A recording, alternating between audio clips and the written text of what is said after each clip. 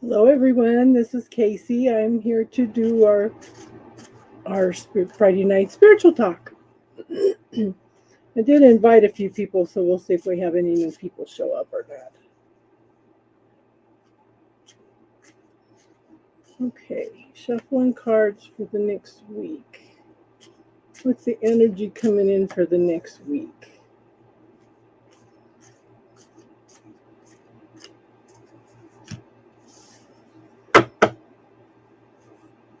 Energy for the next week.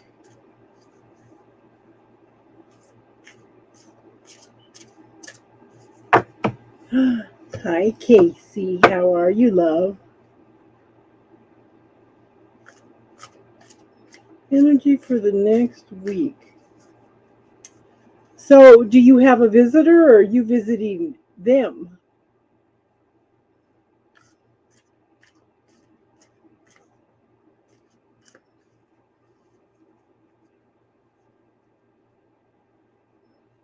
Okay.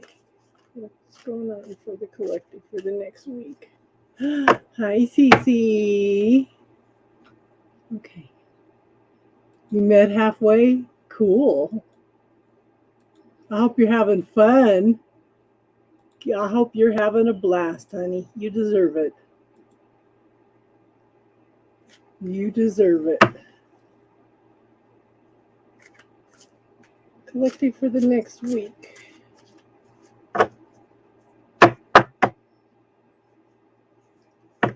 Okay.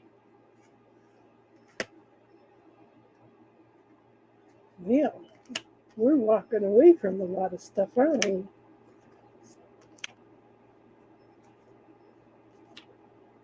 Ooh, this week looks better than they have been. Okay, so the week starts out with the Ten of Swords. So you've come out of the depression, the anxiety, you've come out of all this being overwhelmed, overloaded, not knowing what to do, out of this nightmare scenario, and you're coming out a much wiser person. Now it's time to clear up the last of that energy. Bubble technique. Clear out a lot of that old energy. It's just hovering. It's in that recycle bin, okay? We're always talking about the recycle bin. You've cleared it, you've worked through it, but it's been thrown into that recycle bin. Now it's time to clear it out, finish clearing it out of the recycle bin. The universe is opening up some new pathways for you, okay? Then we have the sun. There's wonderful things starting to come in because we're clearing away this old stuff. And a lot of this stuff that's going on with the planetary stuff, we're having two super moons this month. We're having a blue moon this month. We're moving into retrograde season for Mercury. We are also moving into eclipse season. So there's a lot going on, okay?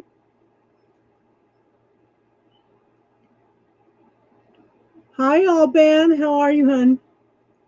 Yep, yep, yep. Yep. Hi, newbie.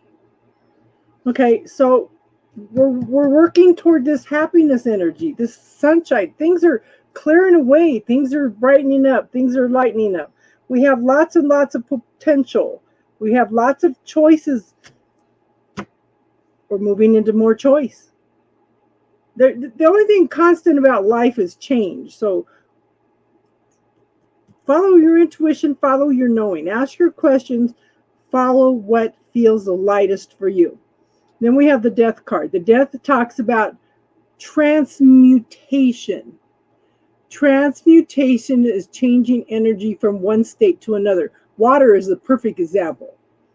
Water can be frozen into ice, but when it melts, it comes back to water. When water is boiled, it turns into steam, but yet it comes back to water. That's all transmutation. Okay. But to me, the death card is you making choices and decisions that is best for you, but you have some choice in this. Okay. It's the end of something, it's the beginning of something new. But to me, the death card also, to me, you have some power in this situation. You're choosing, okay? You're choosing to transmute things. How does NASA throw a party? Yeah. So, but we're moving toward 10 of Cups. Happiness, joy, celebration. Is there a lot of family reunions going on? I had one this last Saturday. Actually worked out pretty good. I was surprised. No trauma, no drama, nothing. So find your joy, find your happiness, follow that right now, pursue it, focus on it. Because we have a, okay, so the end card for the week is there's lots of potential, lots of options. There's lots of options to learn new things this next week. The thing is, all this energy may be coming in so fast all at once that you may feel a little bit overwhelmed. Try to focus on one thing at a time, okay? Focus on one thing at a time, but it's all good. It's all good stuff. It's all pentacles, okay? The thing is, regulate it, regulate it. Yes, yes, yes, yes. We all need to hear some good news. All of us.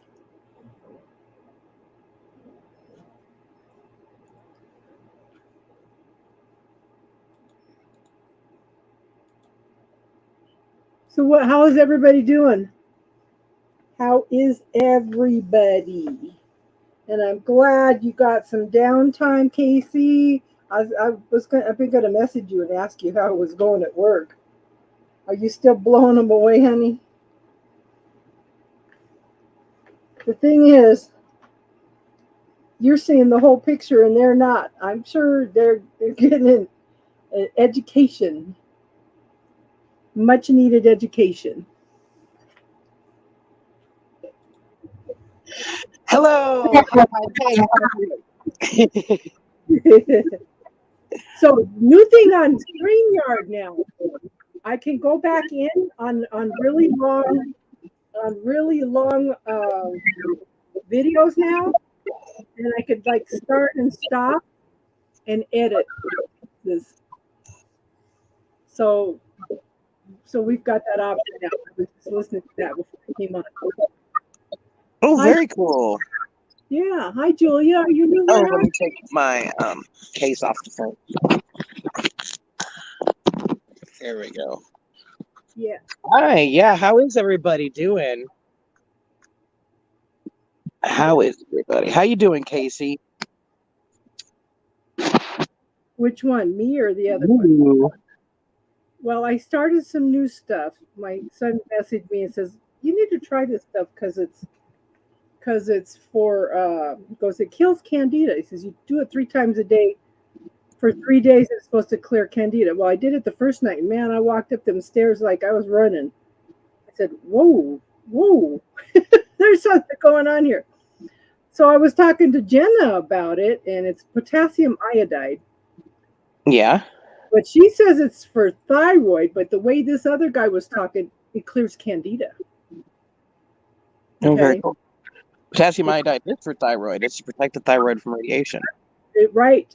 So, and my thyroid's been all over the place. It's just been absolutely wacko. All my blood test numbers are going wacko. My doctor tells me, "It's your kidneys, it's your kidneys." No, when I was doing research on what what each one of the blood tests was and stuff, again, starts with digestive. Yeah. Digestive problems is also cause these like metabolic syndrome where my blood is too acidic right now. Oh yeah, makes sense. So it's but I've started that, and she said she got a selenium and something with an M2, but we'll see about this. But it seems to be helping the digestive. Okay. Good. Pass the link for Julia. Cool. Julia, you going to come in and talk to us? Hi, Jano. You'll be back on in a few hours. Sound good, Jano. Ooh. Me is using 3 bitters to kill candida. This one is J. Crow's Solution 2%. Okay, but it seems to be slowing down some of the digestive stuff too. It says he was listening to um, what are the old timers talking about what they used to use stuff for too. You have cartoons blaring in the. Well, tell us a little bit about it.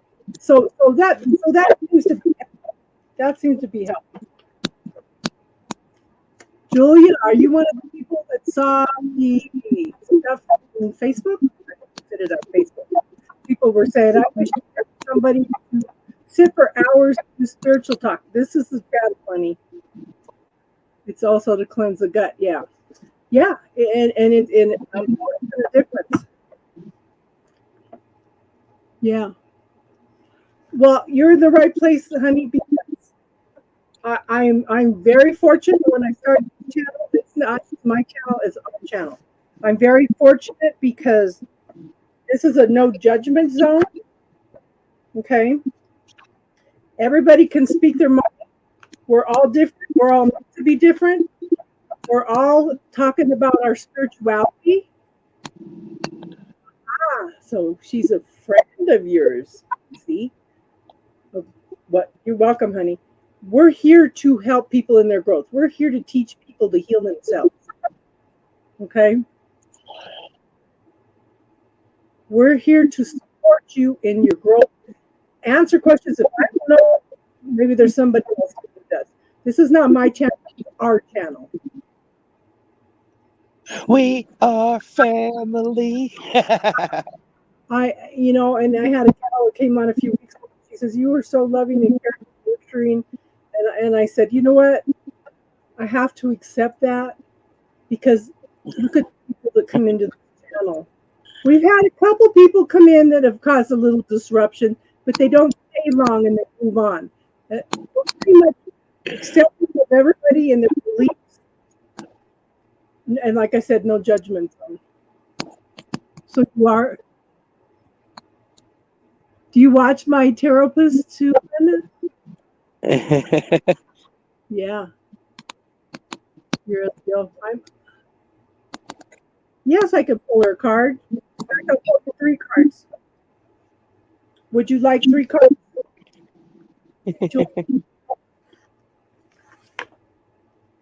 I've met Julia before. Changed.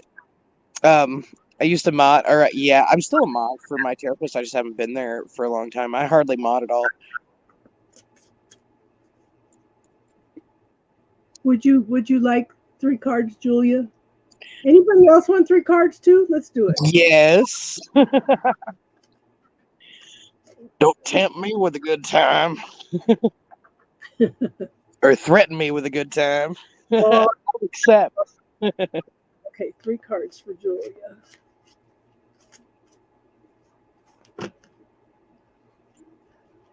Like I said, we're all meant to be different. We're all meant to learn different things.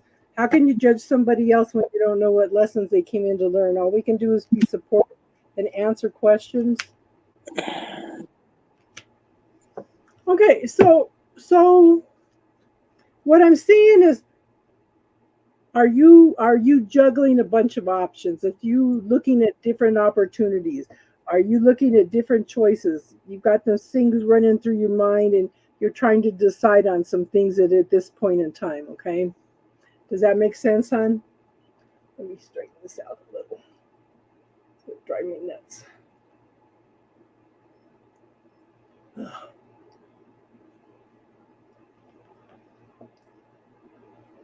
Yeah, but I'm showing the 7 of Cups, lots of options, lots of potential, working through the healing, working through the transmuting, finding peace and growth and clarity and tapping to the chakras and yeah. So you're on the edge of the very early beginnings of something of an emotional nature, okay? Because I have the Page of Cups.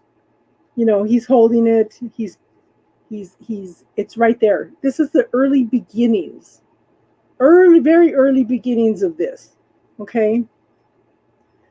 Now, remind me, Julia, and we'll show you how to do a couple techniques to help clear some of the stuff that you're trying to clear through, okay? But it's here. It's here. The early beginnings of it. Emotional fulfillment.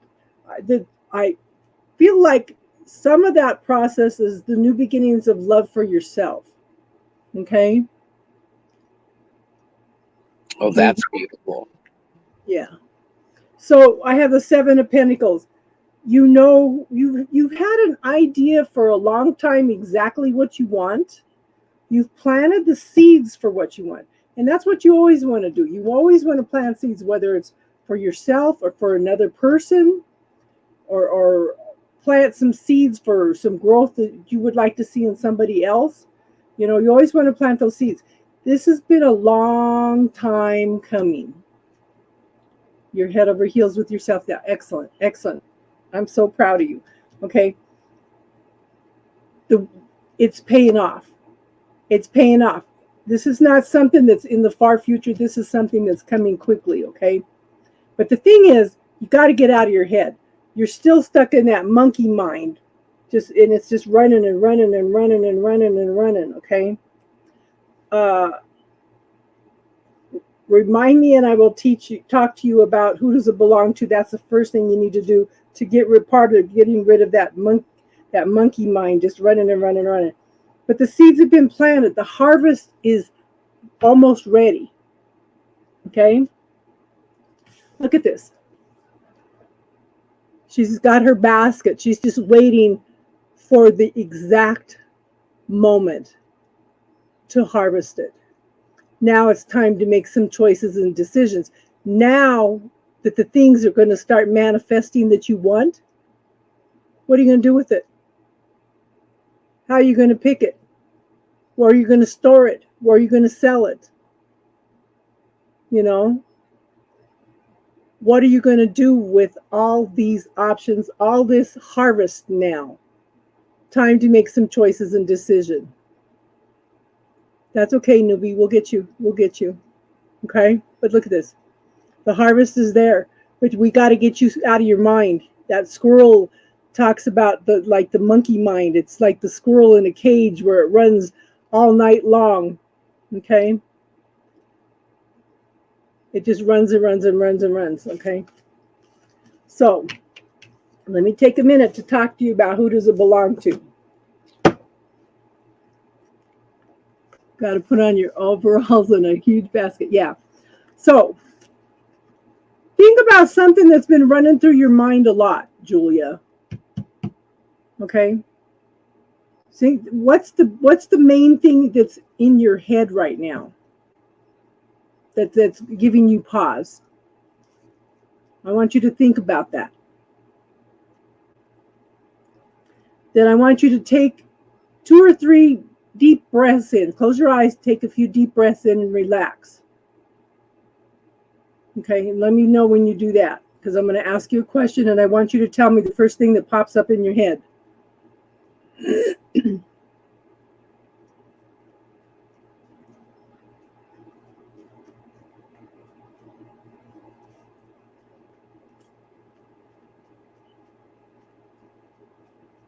Okay, so what percentage of that problem is yours?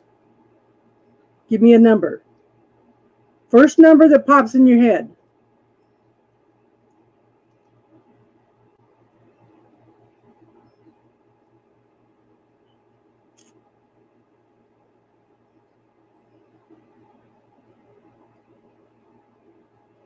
Okay, that might be a little bit high, but we'll go with that, okay? So what I'm trying to show you is 50% of that is your energy. Okay? 50% of it is not your energy. So I want you to say this now. All the energy that I am carrying that is not mine, I'm going to send it back to Source for healing and see if you don't lighten up. I did that last night after not doing it for a couple weeks, Yeah. and I woke up amazing today. Good. Because we all forget to use the tools. I have to remind myself sometimes, and sometimes you guys remind me, It's so easy to forget the tools when you're in the midst of living in the monkey mind. Yeah, exactly. Okay. So all the energy that I am carrying that is not mine, I'm sending it back to source for healing. Yes, this is a huge tool. Okay, because we are empaths. We are picking up on everybody's energy all the time. 50% of that energy is you picking up from everybody else because you're empathic. Okay? You don't have to know the number every time. Just remember a few times a day, or when you're angry and you don't know why, or you're overwhelmed, or you want to cry, or whatever. It can be emotions, anything that's going on, a problem that's going on. Just 3-4 times a day. Just take the time. All this energy that I am carrying that is not mine, I'm sending it back to source for healing.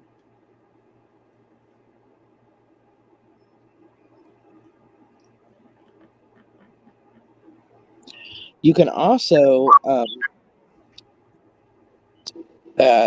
envision, after you send back the energy, you can envision a white egg around you, 3 feet in all directions of protection from source. Yeah, that's what I do. I put the white Christ light of protection on. It's a white egg shaped protection, and then I expand it out into eternity throughout all infinity. Yeah. But see, this should help you, Julia, when you go out amongst other people, when you start feeling all of that, to send it back to source for healing. Okay? If you have something that's coming from somebody, if you have something that's coming from somebody specific, sometimes you have to send it directly back to them so they can learn whatever it is that they're not learning. Does that make sense? Because I try not to do no harm, but sometimes when it gets persistent, sometimes you got to send it back directly to them because they need to learn their lesson. They're projecting it onto you, okay?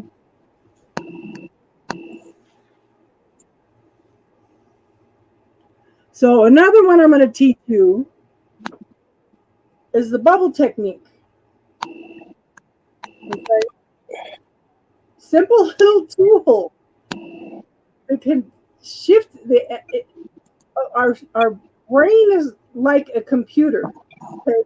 We have all these programs that are stored, our parents, from society, our teachers, our culture, our government, our religions, that tell us how things are supposed to be.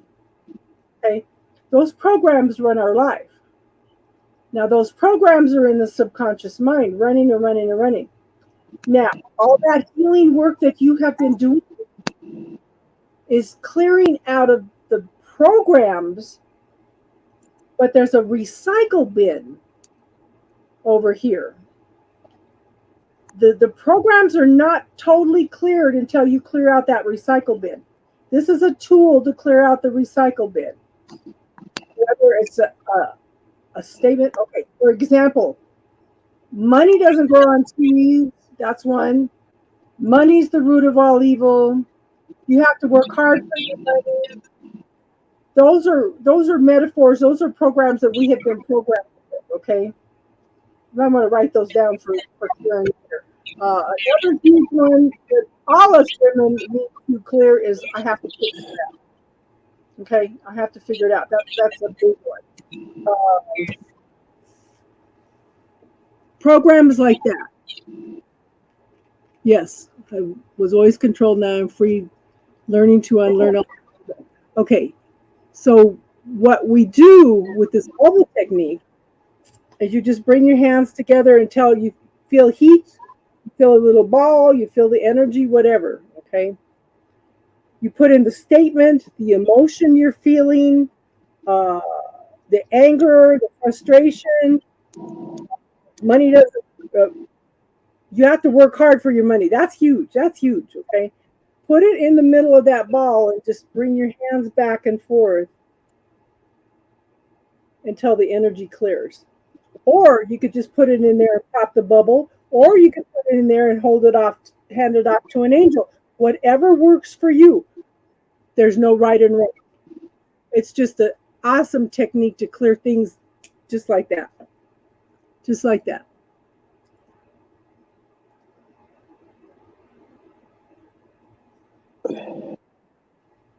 Yeah, it's hard. It's hard, Cece.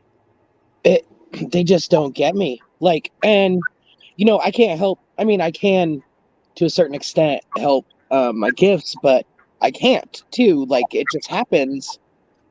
And so I told them about some events that I sensed were going to occur, and it came to pass. But it was it took some time for it to come to pass. And then then they freak out. Well, Yeah. I don't know if they really freaked out or not. I mean, kind of, but like I don't know. It's just people don't like it, when you have a sense like that. You know what I mean? Like they feel Hi, Jojo.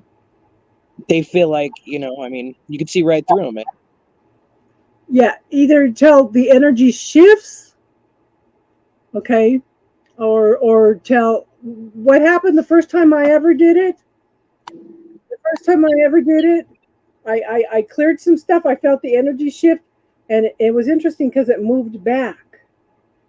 And then all of a sudden, I could see another statement in there. I said, "Okay, yeah, that's valid." So I'd clear that, and then that would recede in the background, and then something else moved in. I said, "Wait a minute, what's going on here?" And it was coming from the right. So I looked over here. There was a whole line of statements that are waiting to be cleared. I said, "Whoa, my body's been waiting for this." Right? That's how I feel. Up. Oh my gosh. And so I did it until my body said no more. I can't no more. Can't do no more tonight. So I just just clear them a little bit at a time now. We had a gal come in that Casey brought in. Her name's Amanda, and I love what she posted on the video. She says this stuff works. Okay, she says she says this stuff works. She goes, at first it felt like two magnets repelling each other. And she says, and then I cleared that. She goes, but I went back again and tried to clear it again. And there was no energy there. It had cleared it all. Oh my God. I love the way she explained that. I had go ahead. Sorry. Go ahead. Over the last couple of weeks, I had the tail ends of some old traumas pop up that I had to clear out. Mm-hmm. And that shit was heavy. But I got through it. I mean, oh my God, it sucked though. I was like, I thought that was done with all that, but nope. We're never done. If we're ever done with clearing out all that stuff, we have no reason to be here anymore. Right? Kelly? Well, no, I mean, I thought that I was done with those in particular, but that was not the case. But, the thing is, Julia, whatever pops up, the most persistent is the one that your body wants to clear right now. Okay? Okay, so we're here. We're here, honey.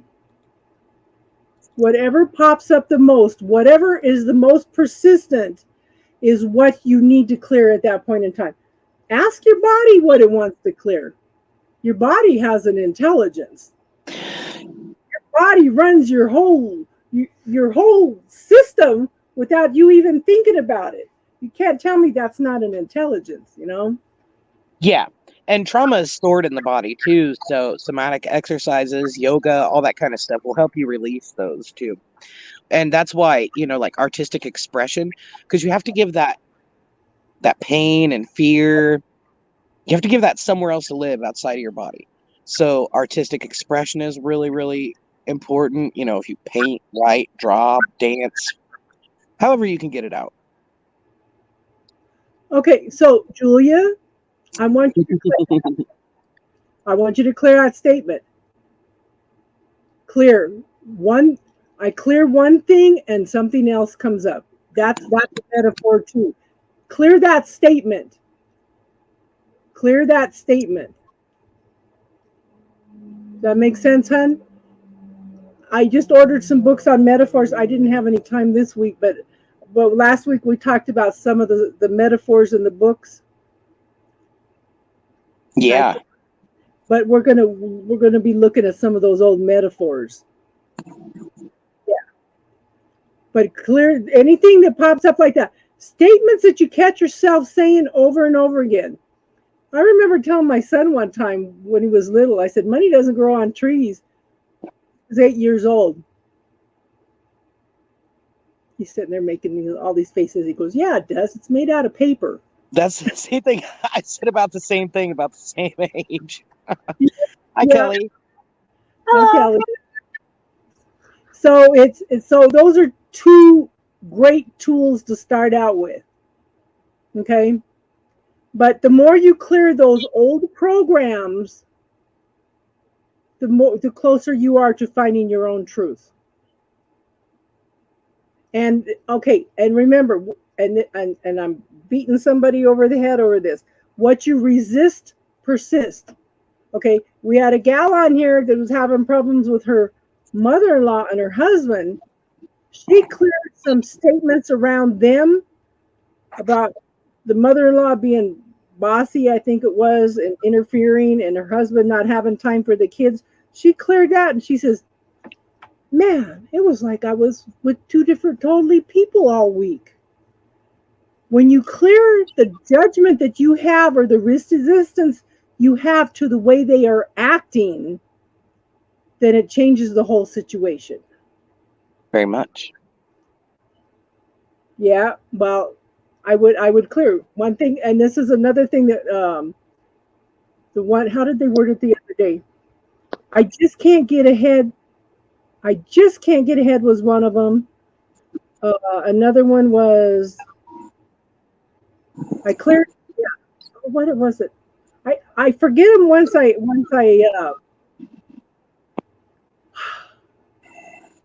I forget them once I clear them. But anything that pops up like that, watch what comes out of your mouth. Watch the Watch the statements that come out of your parents' mouths about relationships, about people, about money. Okay. Oh yeah, that's because all connected. It's all connected. It's all conditioning too. You can't clear it for them.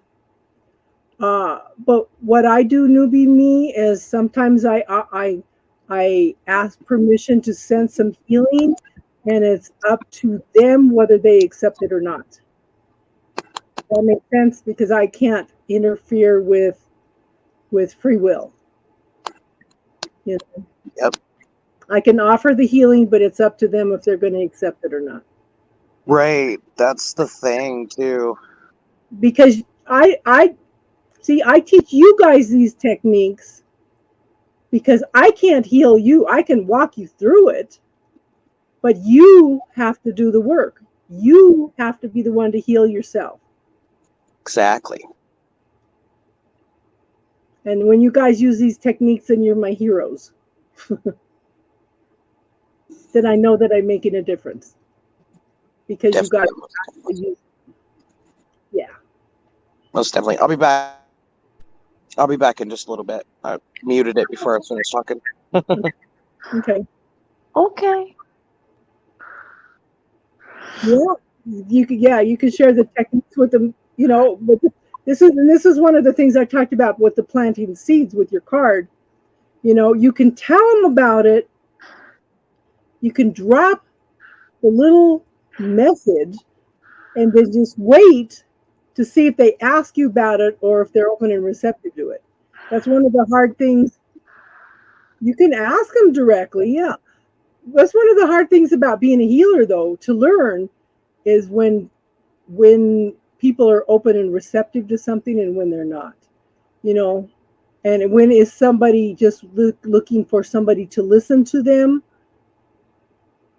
and somebody who actually wants to do the work.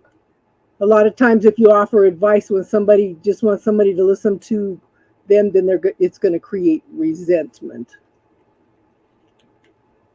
So how are you doing, Kelly? I have been trying to take better care of my physical health so I can get to the point of all the stuff you're talking about. But yeah, my physical health has come from the forefront. What kind of problems are you having? Joint pain in my knees because of my psoriatic arthritis. Can't delete. Yeah. Leadum will help. Hmm? Leadum, homeopathy, Leadum, Ledum. Ledum. Or Russ Tox, that's for arthritis.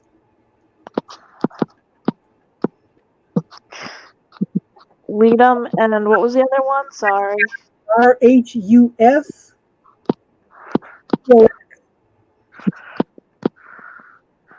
RHUS, is that it? Russ Tox, TOX. Is it one word? No, it's 2 words. TOX. Yeah, you can get them in the health food store that sells homeopathy. Are they both homeopathy? Yes. Yep. Thank you. Welcome. The Leadum was what I used instead of the pain pills when I had replacement knee surgery. I'm also having unhealthy dopamine level that I'm trying to correct. That I don't know. I'm working on my thyroid stuff. Apparently, well, I don't know. The stuff's supposed to be good for clearing the candida too. Seems to be doing something is for digestive, so I'm using it. So I might have major improvement before they finally get around to doing my tests. Wow. Okay. Sorry. Forgot I was posting. Okay. So, okay, Crystal left. She'll be back. Okay, so newbie me, are you still here, hon? Even if you come back later, we'll do it. Thank you for asking, Casey. Yeah. Come back. Let me know when you're back, Casey, and we'll do your 3 cards. No, it's talking to you. Newbie, you ready for your 3 cards?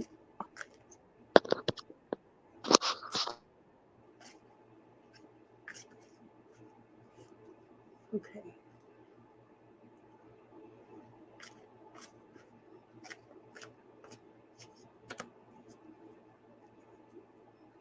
I've been trying to get to all of JoJo's premieres. Hi, Jason. Jason, how are you? Did you check into that formula that I sent you, hon? Okay. What does newbie need to know?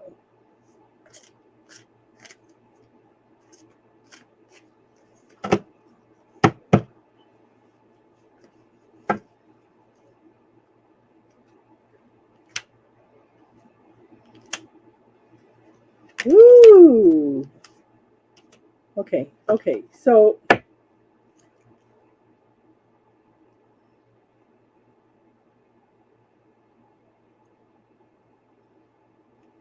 okay.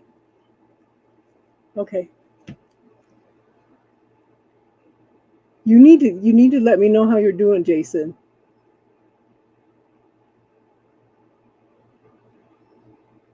Okay. So, newbie, 2 of Cups. So, are you okay? So we got 2 scenarios here. Did you just meet somebody, or are you working on loving all aspects of yourself?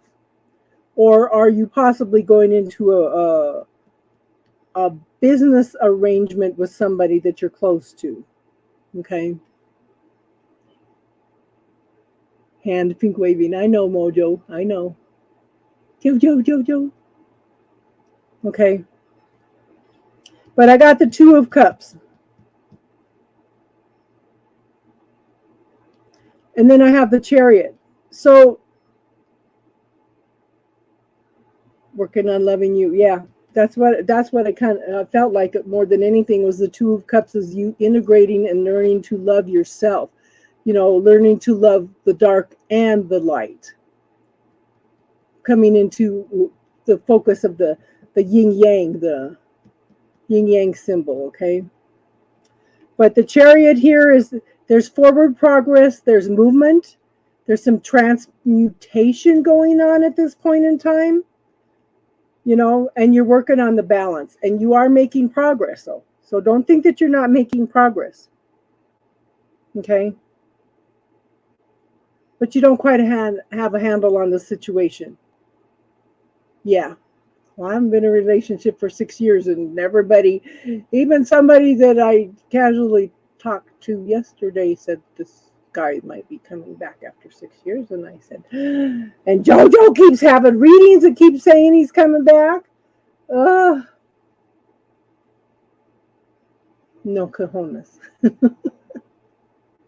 Okay, but you're in a relationship with yourself. That's the most important relationship of all, okay? But I do think that there's something that you regret. Okay. The only thing that's holding you back right now is you've gathered up your resources. There's a couple things going on that you need to work on that you have regrets over. Okay. You need to forgive yourself for that. You need to work on forgiving yourself because this is holding you back. Okay.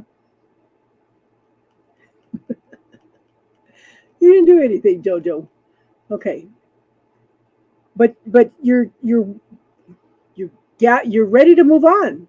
You're ready to move on. But what is okay? So I keep getting. I wish I would have did it differently. Okay, I wish I would have did it differently. I would give yourself permission to forgive yourself. Give yourself permission to let it go. Give yourself permission to not beat yourself up over it anymore.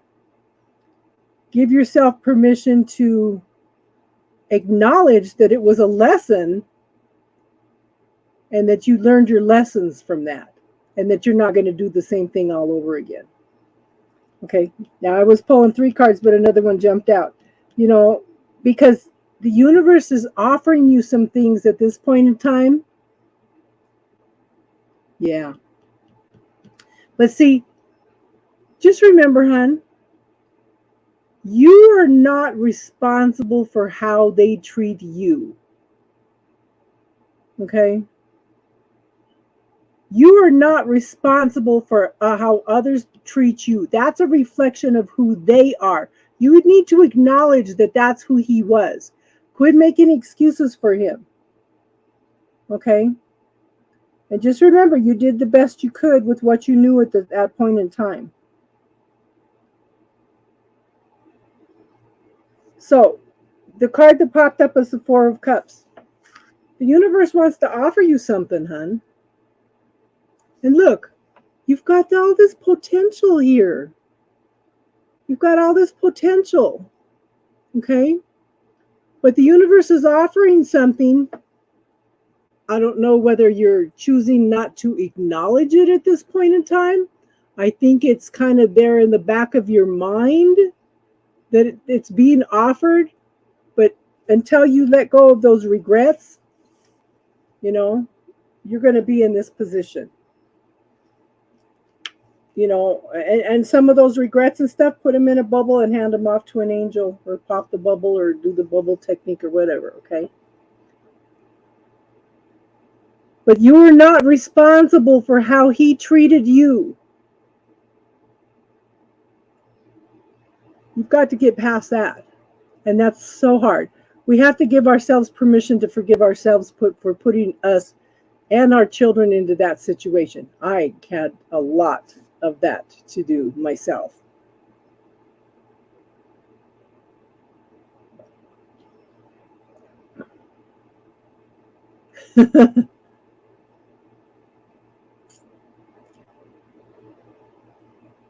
But the potential at this point, it may not be a relationship.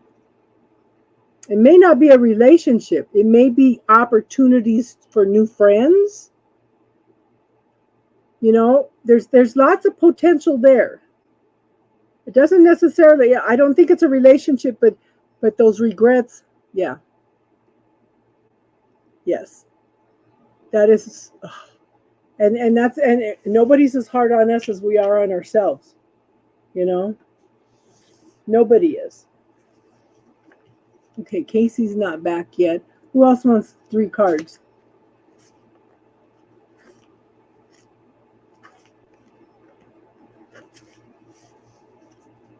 I feel.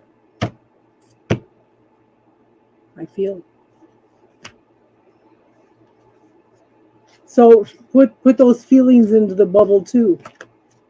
Okay, Kelly. Kelly. Do you have a specific question, Kelly?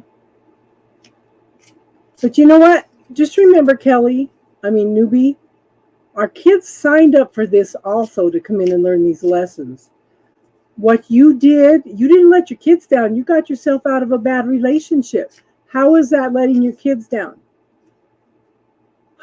I know. This is one of the things that I had to clear. If only I'd left sooner, the kids wouldn't have been hurt so bad. You know, I had to do a lot of work around that. Because I was programmed that if you love them enough, they'll change.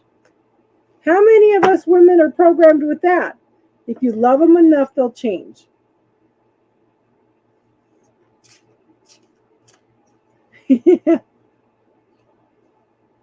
So, Julie, what you can do too, what works for one of my gals, is she does large ones like that. The bubble technique didn't work for her because, you know, a lot of people do individual.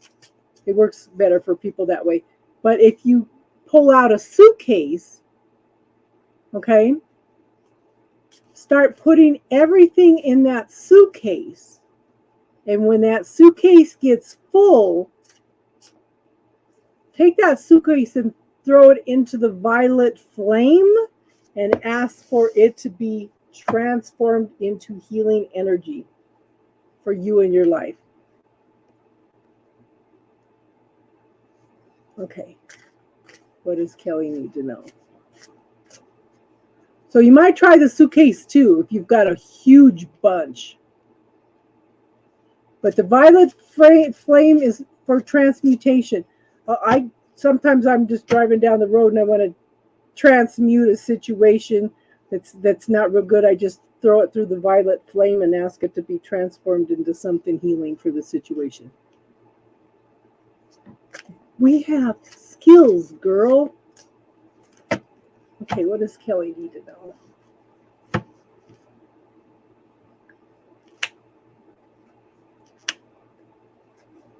So Kelly, you need to let go of feeling like you're being left out. You need to let go of feeling like you don't have enough, like things are not working out for you. You're focusing on some negative energy. You're blocking some healing. You're blocking some possibilities from coming in.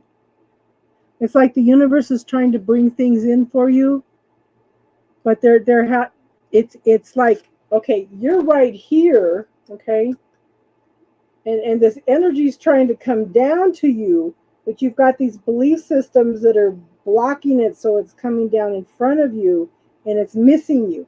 So you need to start clearing your negative self-talk, hon. Okay, start clearing your negative self-talk. I want you to start offering some love for yourself, hon. Okay? I would set some boundaries also. I think you really, really need to set some boundaries, and I think you need to be nice to yourself. Again, that's work on the negative self-talk, hon. Okay? And instead of looking to other people for your answers in your life, it's time for you to stand on your own 2 feet and start asking your own questions, okay?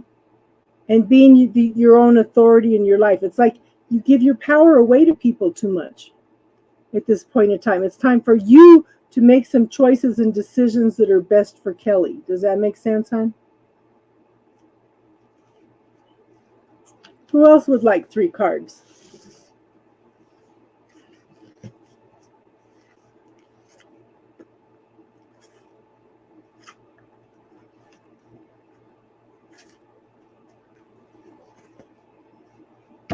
Okay. Anybody else want 3 cards? Jason? Jason, yes.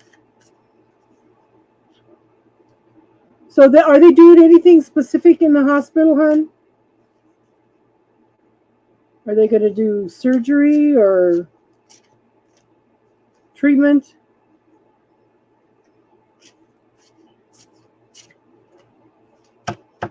And okay. You could come on, Jojo.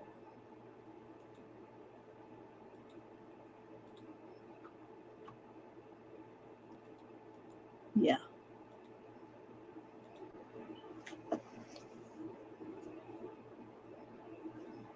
Jojo's been knocking him out of the park here. Yes, radiation only shot I'm giving him. Yeah.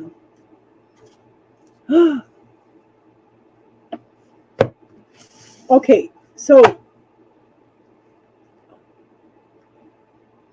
Jason, start asking the universe what else is possible. Do not limit what could come through for you. Does that make sense? Don't limit what they can do for you. Just keep asking what else is possible here. What do I need to be aware of? Yeah. Okay, what does Jason need to know? Well, that's too many cards.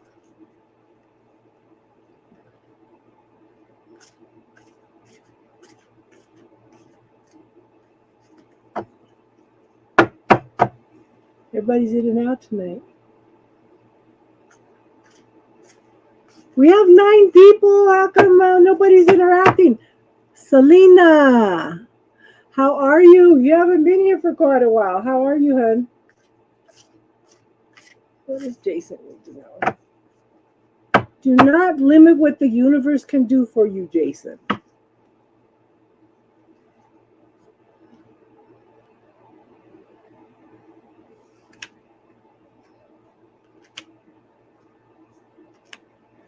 I would look into the microbiotic diet also. Hi, baby girl. What are you doing? Jason, every time we pull for you, I get good cards. I have the Ace of Wands. Honey, you're not going to give up. You're not anywhere near giving up. I have the Ace of Wands. That's new beginnings of what you're passionate about. You know, you want to shift and change this. You do. New beginnings, passion, desire, creativity. It's going to be a long, slow process, but don't give in to the fears, hon. Don't give in to the fears. And quit looking at the past. I want you to focus on moving forward. Okay? Ask anything, Julia. Anything. Do not be square. There's no such thing as a stupid question. What's stupid is not asking the questions. Yes. Yes. Justine is my daughter.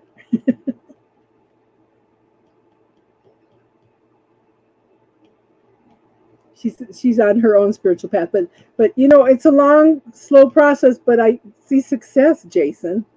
Okay. And then the Page of Pentacles. Look at this pentacle, Jason. Oh, you can't, you're driving. The pentacle's huge. So I want you to focus on the gratitude. I want you to focus on the healing. I want you to focus on the beauty in life. Yeah. Yeah. Look at how far you've come. Look at how far you have come, Jason. You can do this, hon. But focus, I have the peacock. Focus on the beauty in life, the prosperity, the abundance. The pentacle is huge, but it's the beginnings of it. You know, getting through it all. Like I said, it's a long, slow process. But I show success, you know. Yes, gratitude changes everything. Everything. You want to come on and talk, Justine?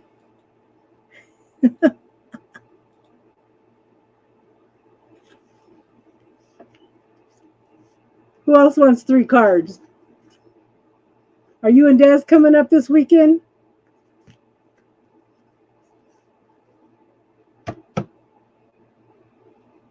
You're not coming on live. Are you and Des coming up this weekend?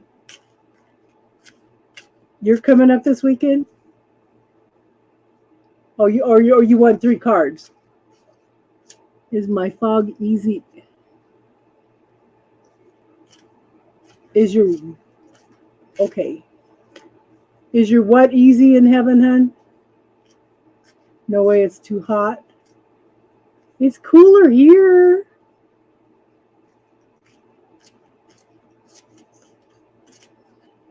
Okay.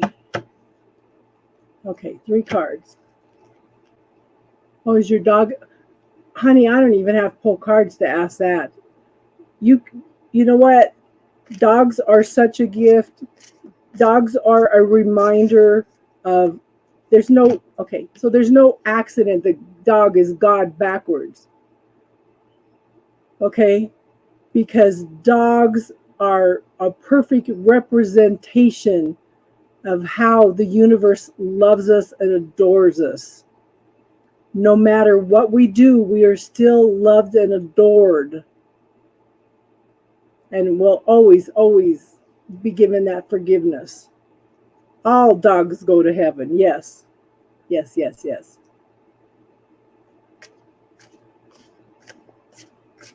Okay, Justine. You're not with Des tonight? I thought you girls were going to a concert tonight.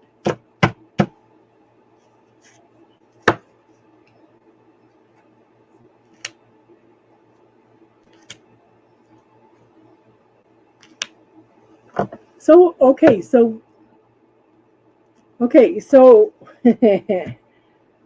we have the Temperance card. You're still trying to find that balance between what you want, what you desire, what you feel. You know, you're still trying to find that balance in there. There's lots of healing going on. Just be patient with yourself. Start forgiving yourself for some of the things, okay? And the 4 of Wands is, you know, success, family, you know, people coming together and celebrating. There's reasons to celebrate, you know, but you've got to deal with those fears and those illusions that you have around everything, you know. And I know you've got a lot of stuff coming up lately because look at everything you've gone through, you know. It's starting to shift and change, but you know, you've got to take it a little easier on yourself, okay? And the 3rd card is the 3 of Wands. You know, you're waiting for the success and you're waiting for your ship to come in and you're facing the ship. So that's telling me, I know it's hard to be patient. It's telling me that you're open and receptive, which is which is important because we have to allow our ship to come in.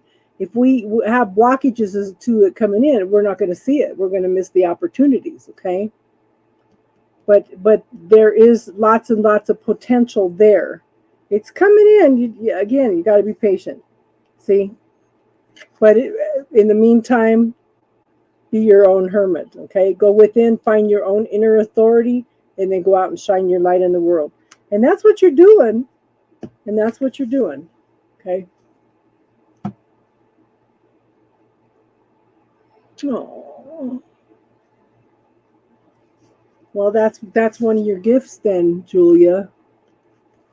It may not seem like a gift sometimes, but sometimes you can say prayers for them before they pass, you know? Does that make sense? Yeah. You're in total hermit mode, yep. Yep. Justine, have you met JoJo?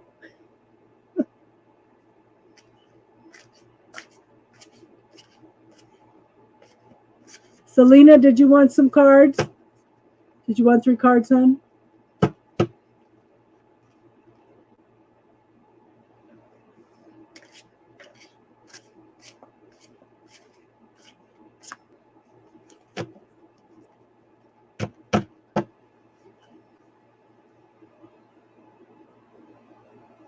Hi, Justine, brace yourself.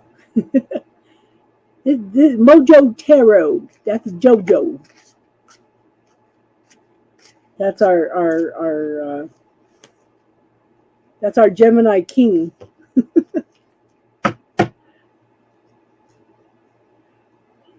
Justine is a Capricorn Queen.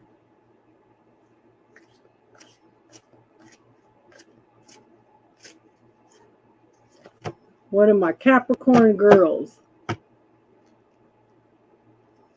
Yeah, that's what Casey was saying earlier, that it's hard, that one of those things that I have a hard time with learning to be open to.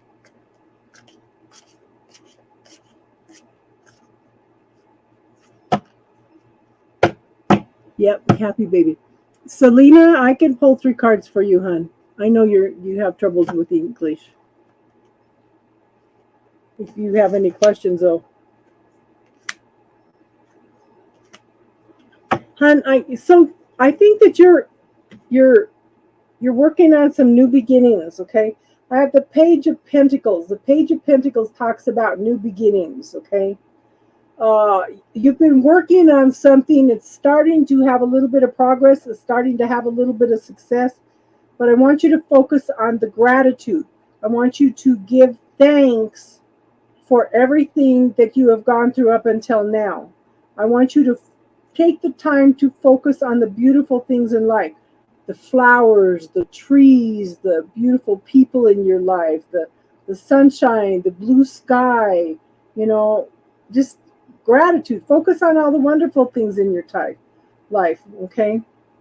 But at the same time, there's still some situation to where you need to step back from the situation. You need to take a break. You're very, very on edge. You're very defensive at this point in time. So you need to step back from the situation and take a break from it, okay? But at the same time, I think you've got a lot of messages coming in. I think that you've got some happiness coming in. It's new beginnings of communication and just moving forward. Just moving forward. But in order to move forward, sometimes we have to take a step back. But see, look, his swords. He's got, look at the little bluebirds of happiness on his swords. He's cutting through things. He's cutting through, you're trying to find the truth and clarity in the situation, but at the same time, you're finding your own happiness, okay? Does that make sense, hon? And everything is practice. Everything. I was wondering if you had...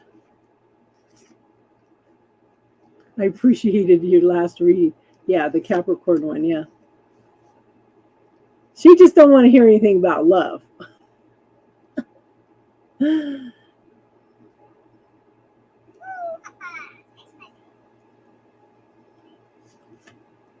But sometimes, you know, it hurts for when they're going to pass, hon.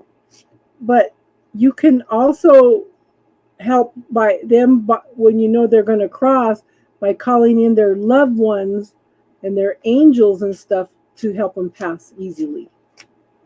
You know.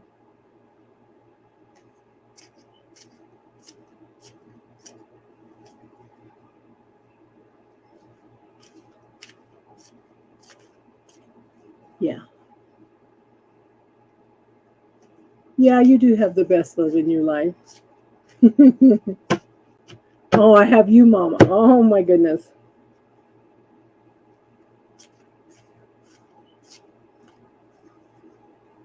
Jojo, did you want to know about something specific, hon? Our Gemini Queen. Our Gemini King, I mean. Yeah, passing is always hard. It's like I didn't know I had the gift of mediumship. I didn't know I had the gift of remote viewing. It turned into more than remote viewing, though. Yeah, that was quite an experience.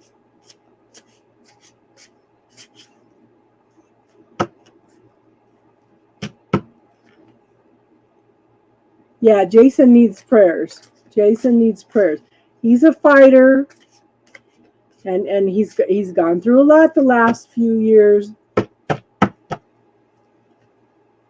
but he's a strong man.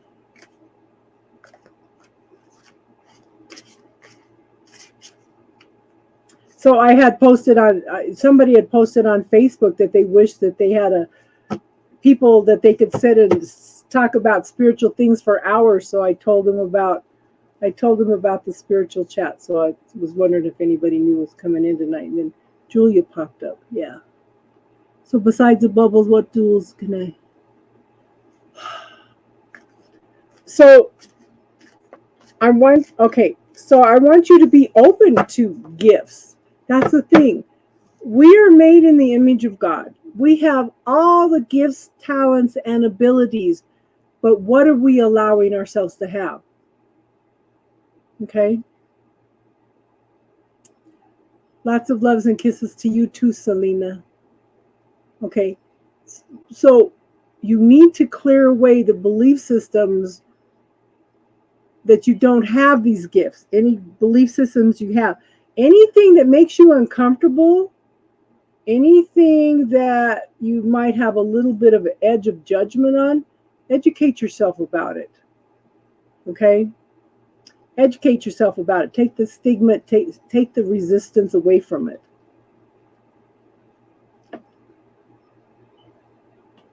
Yeah, we limit ourselves. We have all the gifts, talents, and abilities. You have to believe that you have these gifts, talents, and abilities.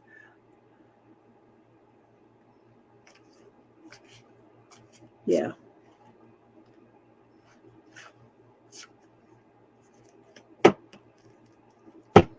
I would check into that recipe I sent you also, Jason. And I would check into a macrobiotic diet. Okay. Jojo, what does Jojo need to know?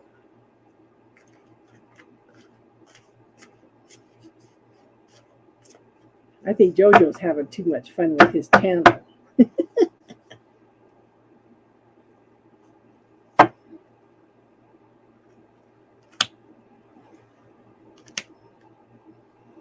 Look at this. All three major arcana. Ooh. Stepping into your power, Jojo. The man of the hour. Okay? Taking charge, taking action, being successful at everything that you do. Okay? You're not there yet, but you're heading there.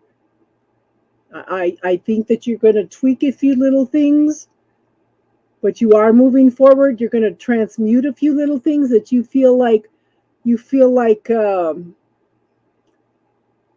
feel like you haven't quite got it the way that you want. Okay. And I know you'll be tweaking it for a little bit. Yeah. But forward movement, success, okay? Lovers, choices. Okay. Integrating both sides of yourself. But look what's happening. You're tapping into the masculine and the feminine, but the feminine is being open and receptive and asking the questions, being open to receiving. And look, yeah, the divine is bringing in all that energy for you. Follow your intuition, follow your knowing, hon. Yeah, Gemini card. I kind of don't pay attention to what signs the cards are because it's all, to me, it's all a life story. So that's one thing I never did learn was if it's a Gemini card or whatever. But yeah, but this is integrating both sides of yourself and following your intuition and knowing and listening and really listening and receiving. That is so important. You're standing in your power. You're moving forward. You're refining and tweaking things, and you're coming into yourself. Okay, you're coming into yourself.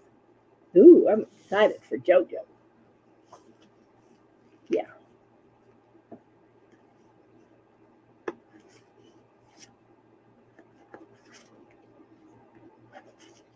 So Julia, tell us a little bit about your journey. Now, my daughter Justine, that child was resistant. Mojo, will you pull? Okay. My daughter was totally resistant. It was funny. I remember the first time I took her to see a psychic, it was William Lamb. He was an astrologer. She was probably maybe about 6 years old. And he goes, I can see why you brought her with you. He says, she's very intuitive and knowing, and you guys are really close. And she told me, yeah, he laid it out. That was interesting. But all my friends that I had readings all said that she was very intuitive, that she was a healer. Man, she kicked and fussed and fought it up until a few years ago. When did you move in with me? The first time. That's when she finally accepted that she was an empath. Oh, this girl drove me nuts because she was hanging around with kids that she was picking up all their emotions and trauma and drama, and she went through a lot as a teenager because she was picking up on everybody else's stuff. Everybody's stuff. Yes, we have time.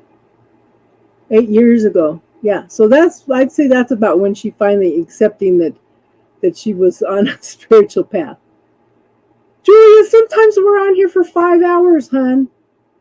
Don't worry about time.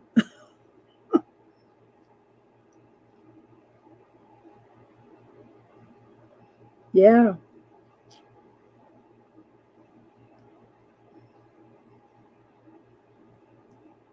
And I asked my youngest daughter one time, I said, I said, how come you never have me read your cards? And she goes, because you told me not to rely on the cards for answers. And I said, well, yeah, you can ask questions but make choices and decisions around them. So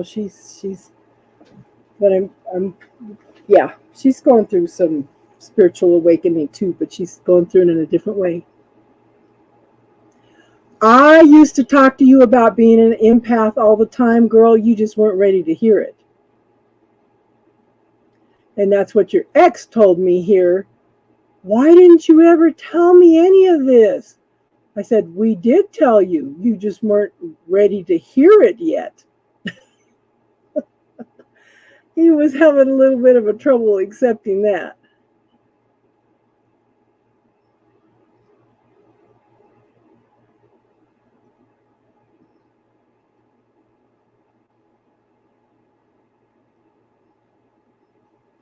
Well, you know, it's interesting how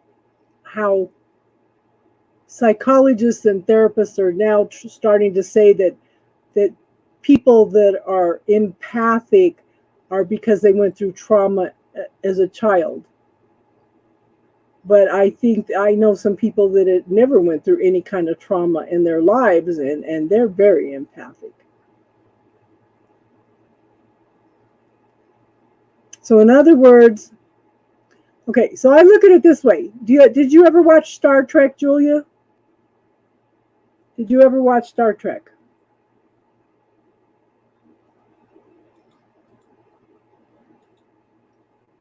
So life is like the holodeck on Star Trek. You go in and you put in the programs, and then you interact with the programs. And then you're sitting at the train station and you talk about some of the things that you put into your programs, and some of your friends say, that sounds exciting. I want to come and experience that with you. I'll help you play that out. So they volunteer to come in and help you go through everything that you want to go through. Yeah. So the holodeck, you put in that program and then you interact with the characters. Now, have you ever noticed that some of the people around you are awake and some of them are just bots that follow a certain program and there's no changing anything? Have you ever noticed that?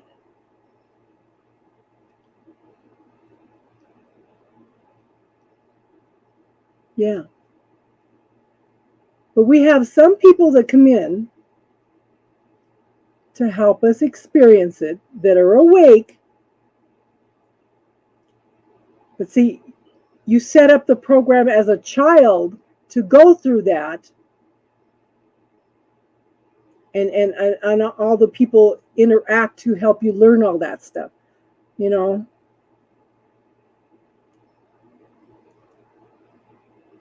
So we know pretty much ahead of time what we're going to do, but we don't always, well, I think the universe knows, because I think that we play out every scenario, every decision, every choice that we make is played out in a different dimension.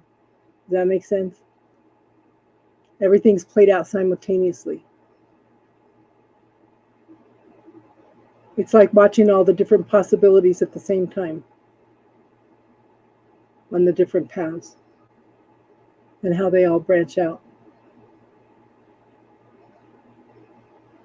But what have you learned from those lessons? What have you learned? Are you letting it hold you back? Are you healing from it? You know? I think that as a child, I seen and heard a lot of things because I was terrified. I mean, it could be 100 degrees out and I'd be sleeping at night with the blankets pulled up over my head because I was scared of the wolves under my bed. I was scared of my dad had a willow tree, great big huge willow tree, probably a good 100 feet tall. Beautiful tree. And when the neighbors would turn their lights on at night and the wind would blow, it would look like worms wiggling on the walls. And that used to scare me too.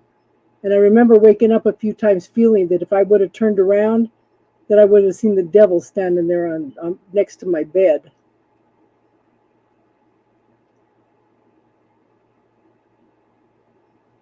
Yes. Now, the thing is to acknowledge the lessons that you learned from all of this stuff too, you know? It's not just letting it go, but acknowledging the lessons. What have I learned from this?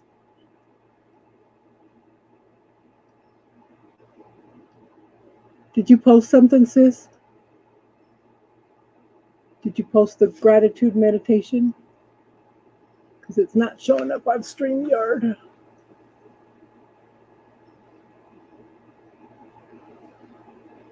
And I think in order to post something, hey Jojo, Hold on. I don't think you can post something on here unless you're a mod. Hold on. Let me see. Uh, Oh my God, I've got too many screens open. Can you hear me?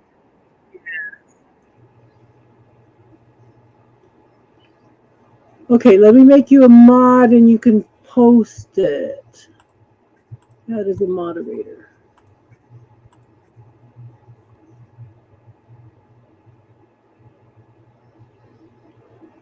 Oh, that's interesting. Hi, White Cloud. Okay, Sissy, go ahead and post it again. You should be able to. You should be able to post now. Go ahead and post the link for that for her. How are you, White Cloud? Thanks for coming in, hun. Yeah. Well, yeah, but see, this is one of the things that made me not popular in my family because I was very, very vocal about abusive patterns. Okay. I know exactly what made me not popular in my family. Yeah. And in order to stop abusive patterns, they have to be brought into the light. Yeah. So Sissy posted Justine posted a meditation for gratitude. Yeah. Yeah, abusive patterns. My dad was abusive. Both husbands were abusive. My boys are abusive. You know, so it's yeah. Justine, what did you want me to pull cards on? I saw your note earlier.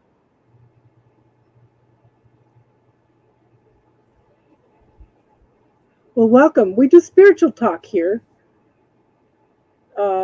We talk about everything. This is a no judgment zone. Okay. She wants a general reading. Okay.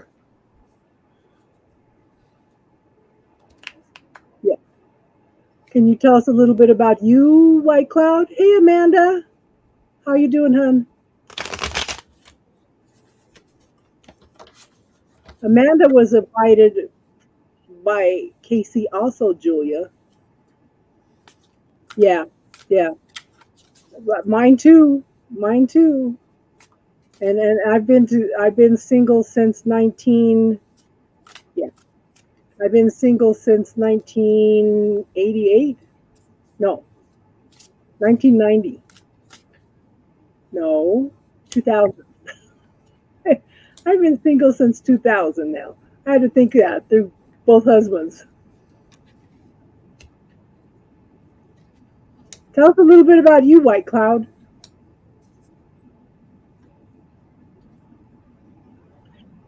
Oh, there's Diaz.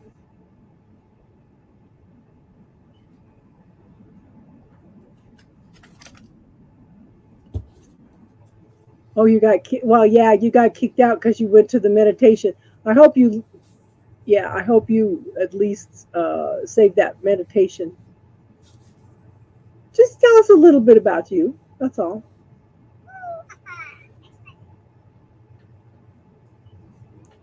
Yeah, you click the link, it's going to take you outside. Yeah, good. You saved it.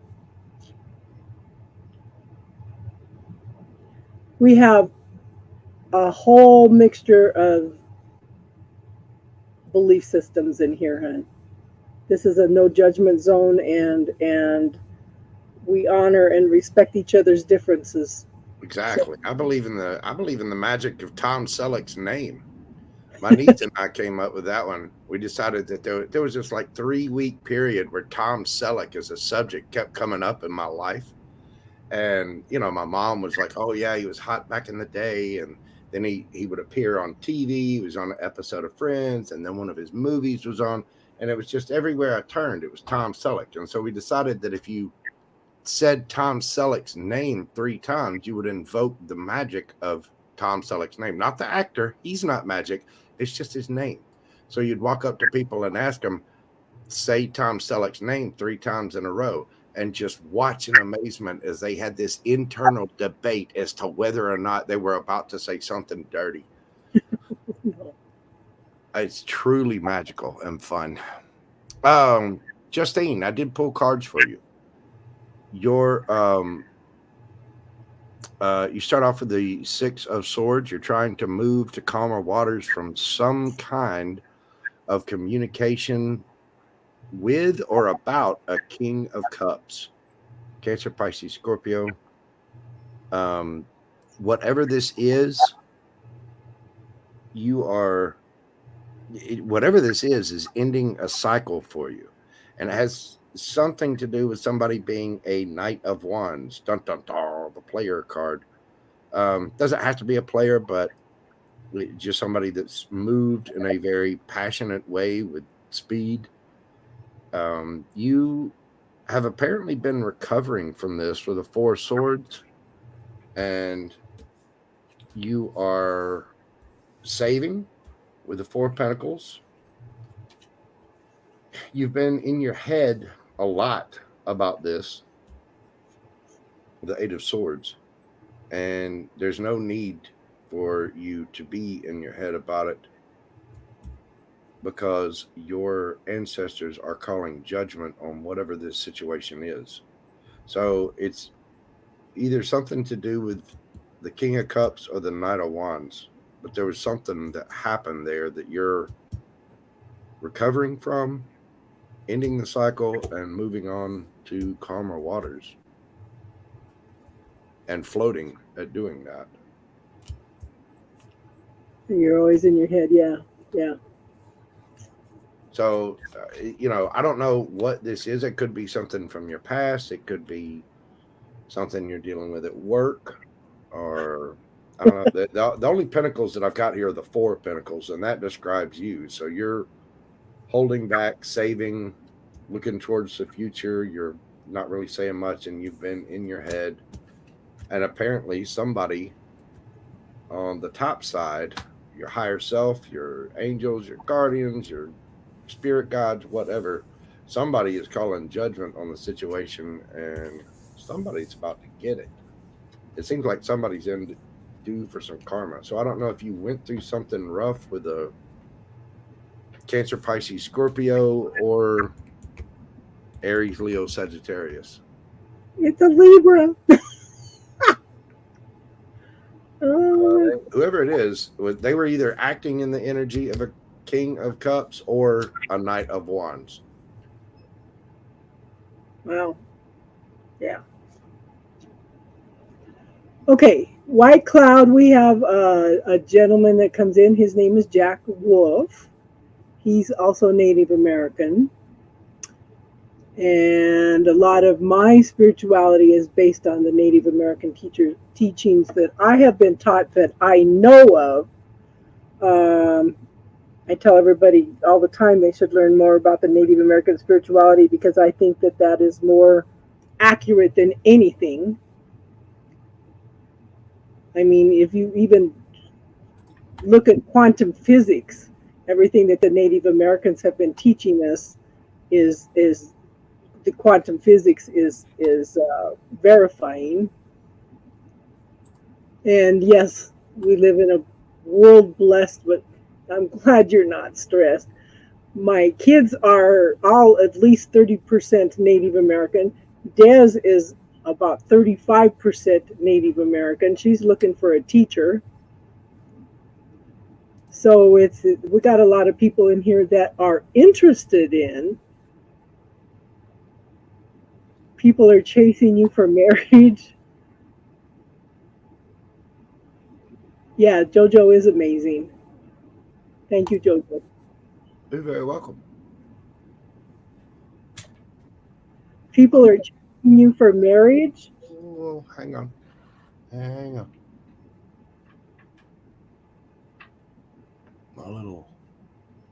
I'm having technical difficulties. There we go. Computers.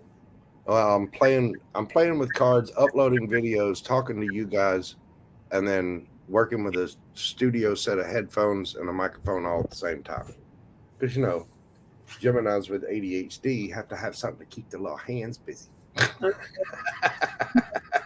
many men can multitask that much anyway? Wow. I'm just, I'm just a regular man, 10 fingers, 12 toes, just like everybody else. Yep, yep, yep.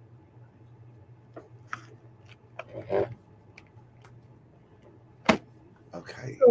So what state are you in, White Cloud?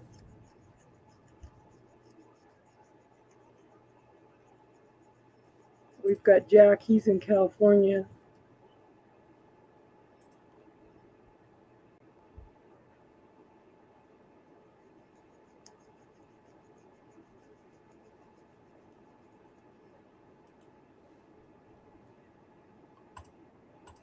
Gemini, definitely find your balance, yeah.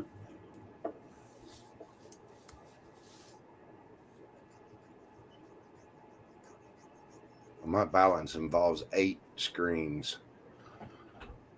Yes, Jojo, yeah.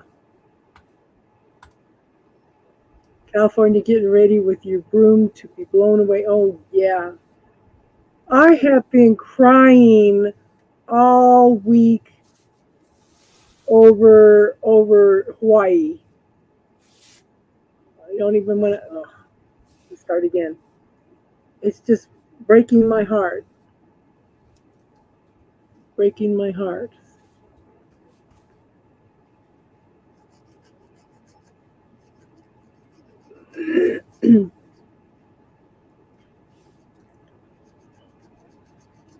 I've been, White Cloud, I have been blessed to be invited to many, many Native American ceremonies. My father was back in the 1930s, went to a lot of them too, yeah. And then it started me on another round of crying again when they were talking about they had let the schools out, they had sent all the kids home, and these little kids didn't know what to do when the fires hit. They had, these are little kids. There's over 1,700 people not accounted for.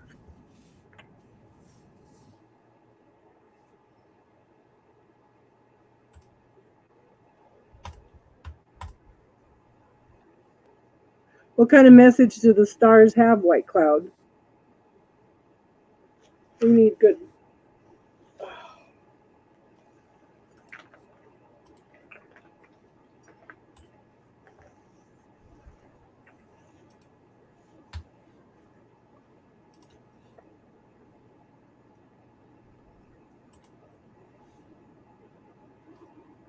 So, how do you feel about your channel, Jojo? How do you think you're doing? Pretty good, I guess. I mean, I'm almost at 300 subs, and I started 10 days ago. Yeah, it took me years to hit 1,000.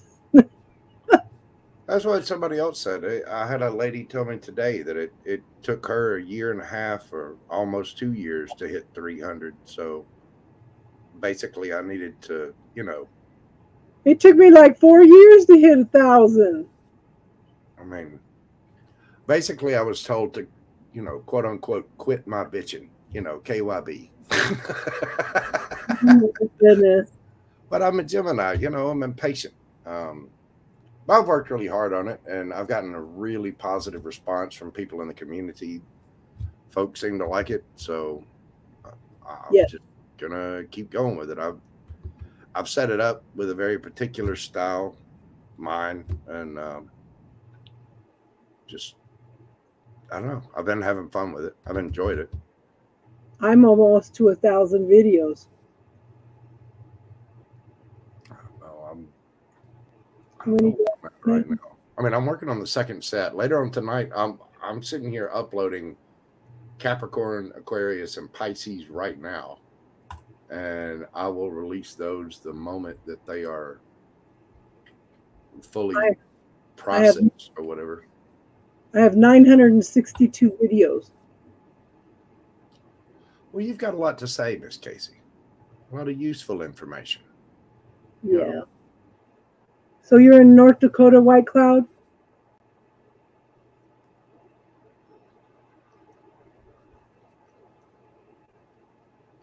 Well, yeah, but see, this is why the spirit. See, I used to. That's how I started out, was just doing readings, JoJo. But then, um, but then, you know how I am. I throw out advice too, Right. and everybody would say, "Oh, can we talk about that after you do readings?" Yeah. So Well, that the spiritual path is a big part of it. I mean, I wouldn't be able to do this without some of the things that you've taught me and various other people. You know, I was a broken shell of a man when the universe just kind of dropped tarot into my lap. Uh, exactly.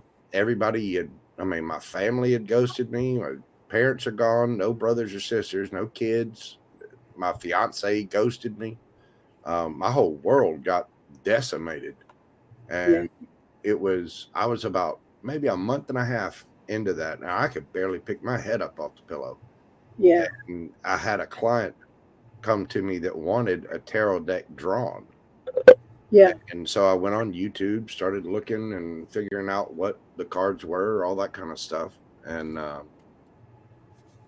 it was almost like the universe came in and said, okay, now you've been through enough hurt, but here is something that will utilize every single skill that you're good at, every, everything. not just skill, but all the life experience you've been through. Exactly. So, I mean, it was the universe was pretty clear on it. I was meditating one day in my studio, and my cat knocked over all the artwork, and then the Three of Swords in the reverse, this drawing that I'd done for a tattoo for somebody, the Three of Swords in the reverse landed right in front of me. And so it was like the universe was saying, okay, here, do this, and you will unbreak your heart. So 2.5 years later, here I am, still, just doing my thing.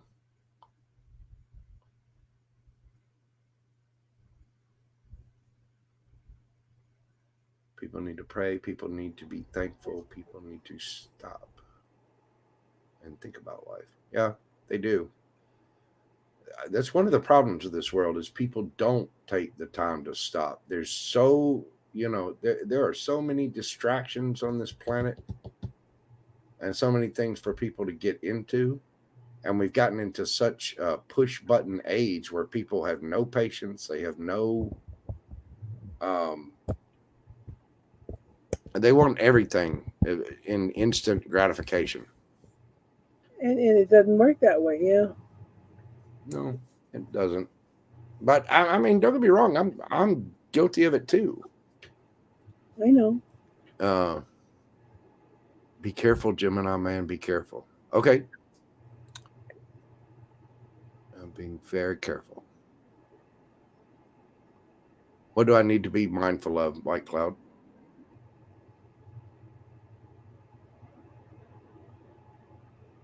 I don't see White Cloud's message on here. People need to pray, need to be thankful. People need to stop, like, to think about life. Yeah. And that's one of the things I stress is focus on the gratitude, focus how far you've come. Yeah.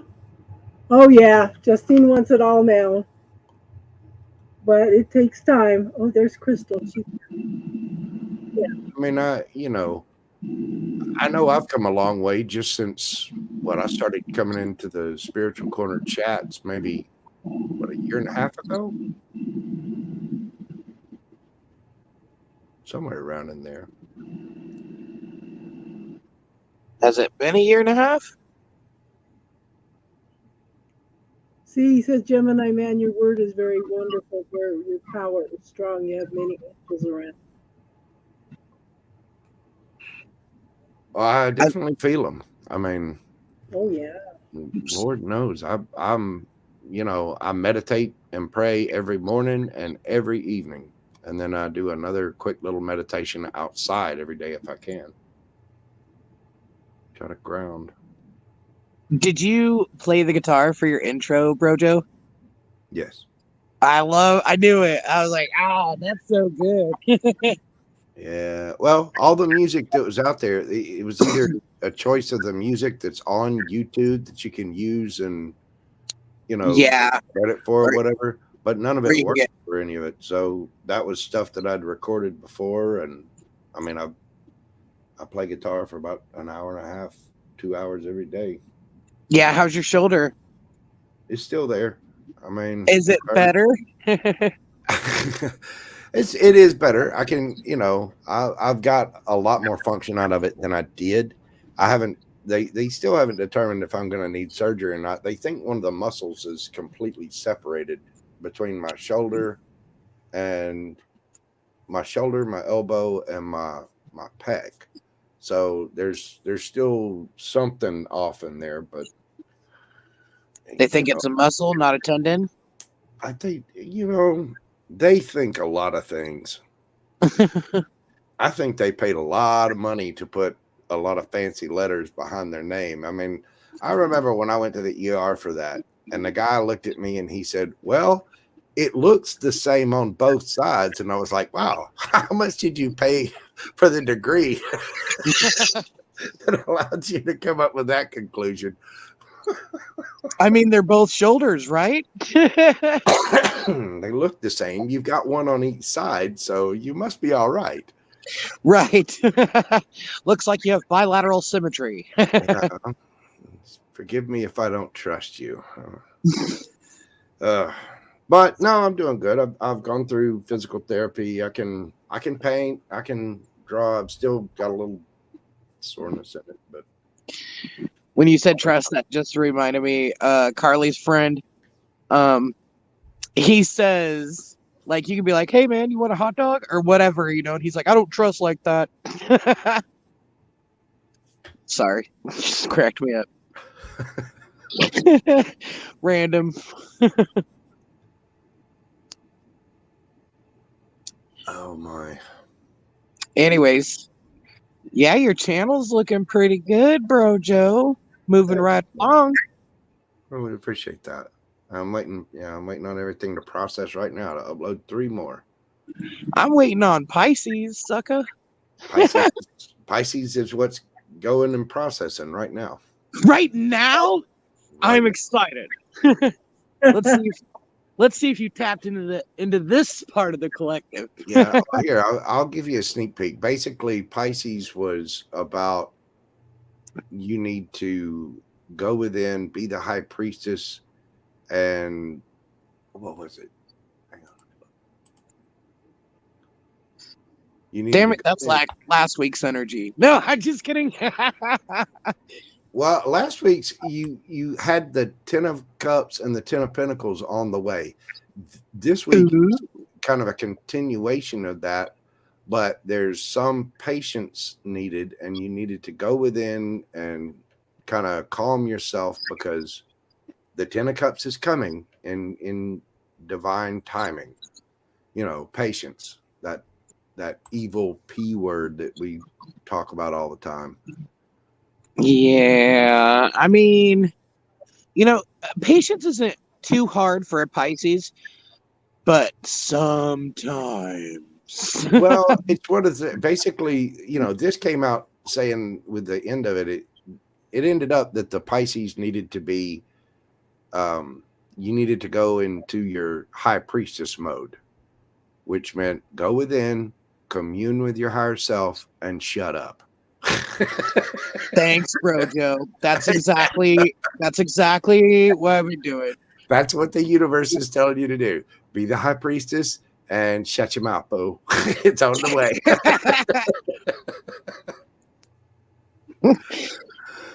Bro, Joe, you're probably one of the only humans who could get away with telling me to shut my mouth. It's not me. It's Channel message, shut your mouth. Yeah, just to be reserved, Yeah. Des says, I don't know how to do that, JoJo. Yeah, don't worry. Hey, listen, it's hard for me to give that advice to people because I don't know how to do it either. I, you know, I have all of the experiences that I've had have led me up to this point, and I've learned from most of them. Most of those hard lessons that I learned have come as a direct result of extreme jackassery. So don't keep my mouth shut. It's hard Do to, what? you know, it's hard to fathom. I mean, but you know, all of our extreme jackassery has made us who we are today. So it was necessary on the Not to journey. mention, I got some great stories. Oh man, whew. Right? That's and some pretty good mug shots too. You got a collection, you got a slew of mugshots. I got a couple, but You the thing should is, you should I- cool. in every one of my mug shots, I'm smiling. Every single one of them. I am. It's amazing that I mean, because I've, you know, okay, yeah, I've had to spend the night in jail. I've gotten too drunk, you know, gotten a Did you little out take of your whole control. spin a night bag? I didn't, but when I did go, I mean, you know, they're police officers. I'm not trying to fight them or do anything. So I Right. You've just got to did what I was respect it. supposed to do, and ended up talking to them, making some really good friends, and Yeah. they, you know, when I You might as well comply. yeah, play with the fingerprint machine and show them some cool stuff that you can do with it, and I had a great mugshot made. I mean, it cost me a fortune, but it was awesome. got to finger paint and I got a picture taken. Yeah, I mean, they were Like good a guys. circus. I kind of look at it like this, White Cloud. Everybody's journey is sacred and important, but some of us just have a little more responsibility than others. Hey, Joe. Yeah. Yo, Yo, what's up, man? How are you doing, sir? Hi, Joe. what up? I'm filling up the dog water. I'll be back in a sec. So my daughter Justine and I attended. Gosh, how many years ago was it, Sissy?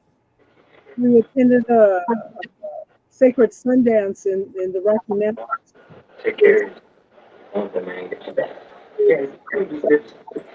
They definitely made a profound impression on her because she was real young. And they just, you know, they don't seem to do the Sundances in the Rocky Mountains anymore. Yeah. Yeah. It had been after, it was probably about 1989. It's been that long. 1990, no, it had to be 88, 89.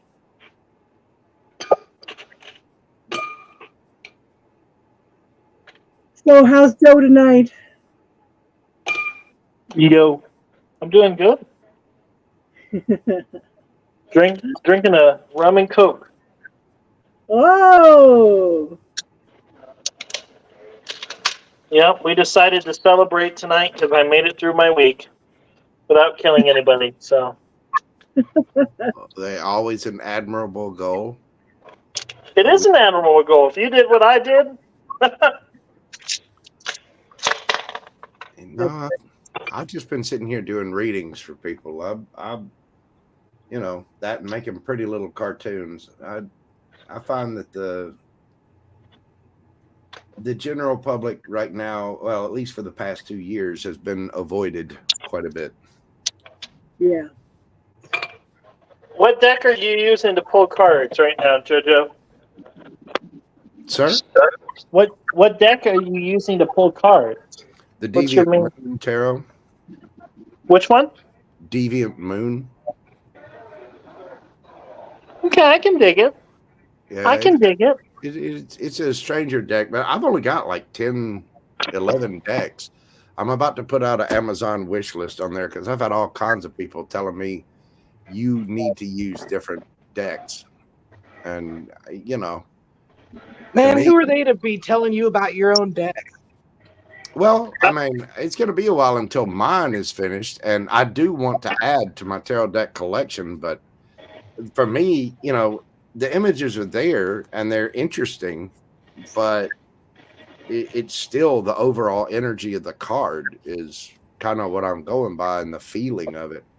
Yeah. Artwork can lend itself to a good bit of it. Obviously, I mean, I'm creating my own deck, but still, it's the importance of the card that gets laid down. So I'm using the decks that I have, and I've had several emails from people and been contacted by people saying, we got extra decks. We want to send them to you. Give us a PO box or put up an Amazon wish list. So I'd avoid that one. I'd avoid that one. I've never had anybody ask me to do that. Never. I don't think I'll be accepting. I'll put up an Amazon wish list, but I don't know that I'll be accepting decks from just random strangers and people.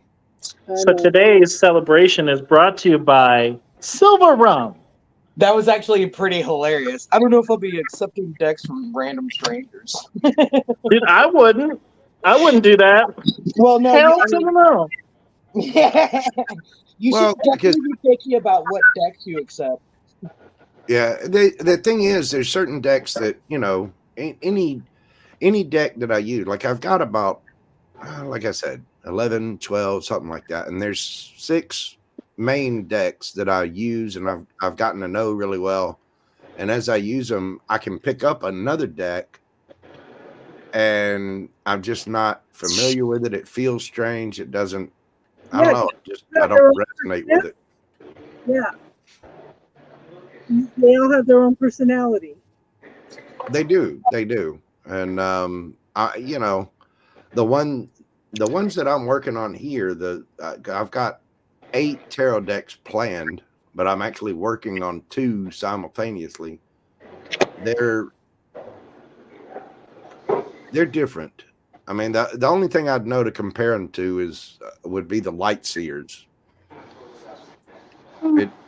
It's a similar kind of sidestep from main tarot, the way that the Light Seers deck is. Yep. Other than that, I really don't know how to describe it. It's just JoJo art. Casey should tell you the deck I want to make.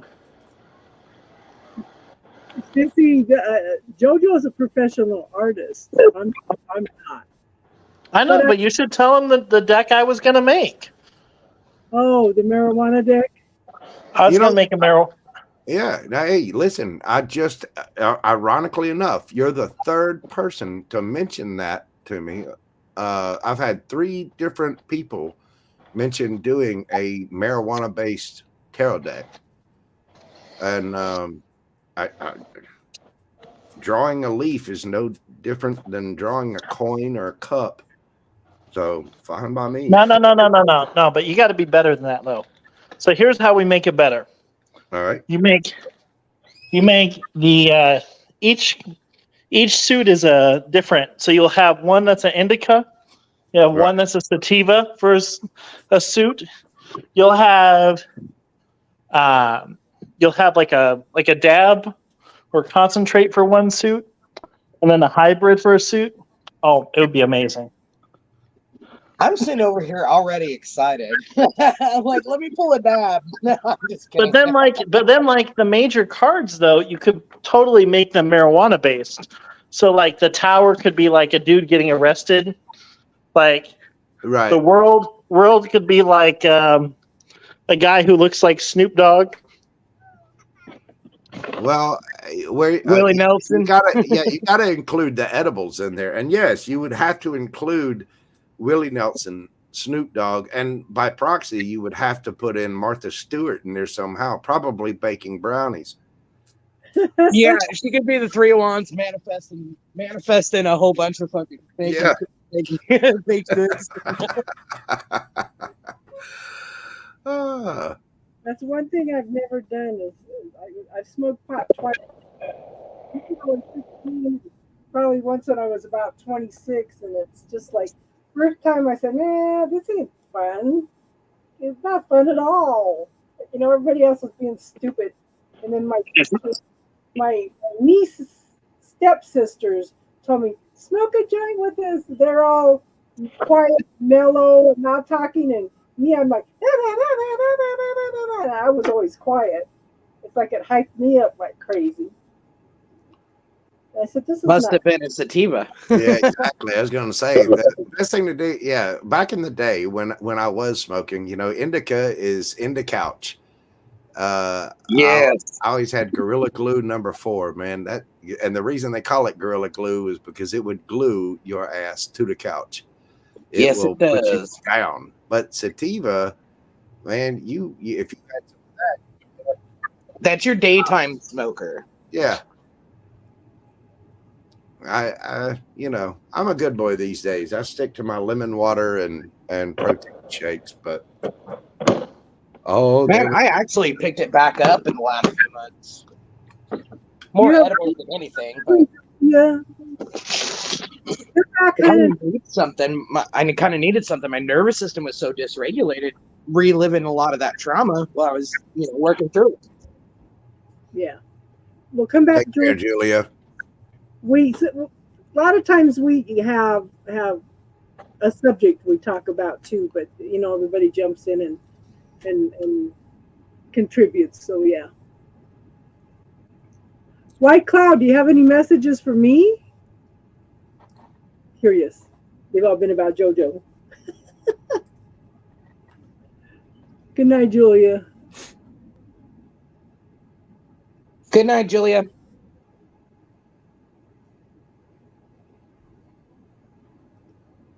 Justine and Des, the Bopsy twins.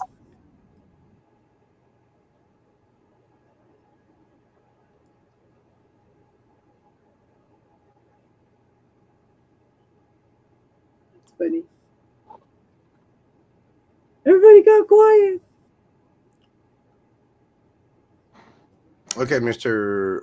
White Cloud, I see your messages on here. So yeah, the doctors are saying that I'll probably end up needing surgery for that. Yeah. We'll see. I mean, don't get me wrong. I'll go with what the doctors for the most part. I'll go with what the doctors say. It says he's going to be in trouble by sea. Is that for JoJo? Yeah, JoJo, I'm trying to avoid the troubles. the doctor said no more monkeys jumping on the bed. I mean, all right.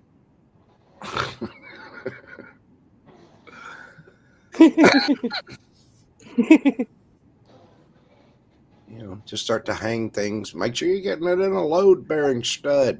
Get it in there.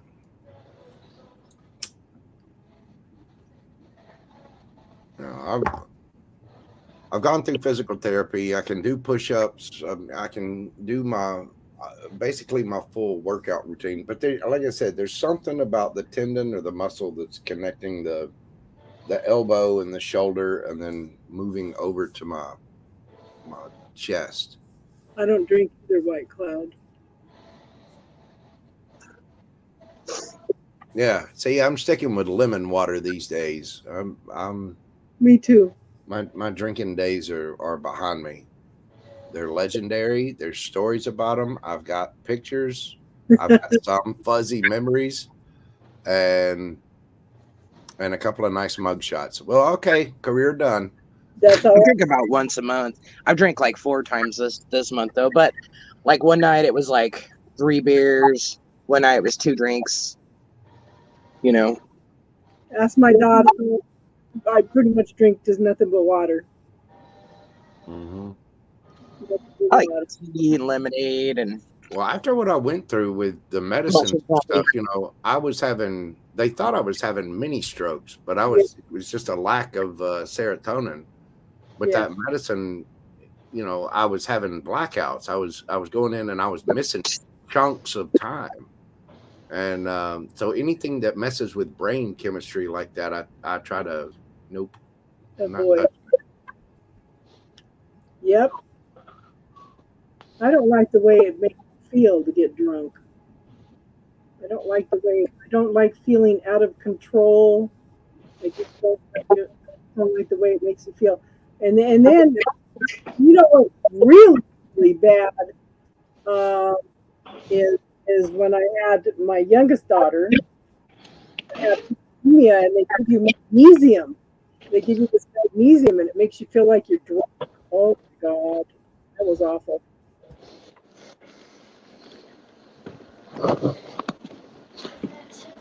So what's the topic I've been missing tonight? Well, we were just tarot. Thank you, Mike. I hope you come back and visit with us again. We'll have more topics later. More topics. Be safe, White Cloud. Thanks for being here. Yes, thank you. Well, I know that, because I do have ADHD, I can tell you this.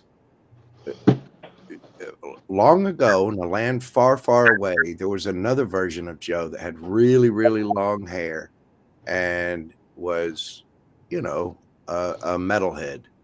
And I can tell you this from experience. People don't get hooked on cocaine because it sucks. That stuff rocks. It is absolutely fabulous. I mean, some of them just like the way it smells. Yeah.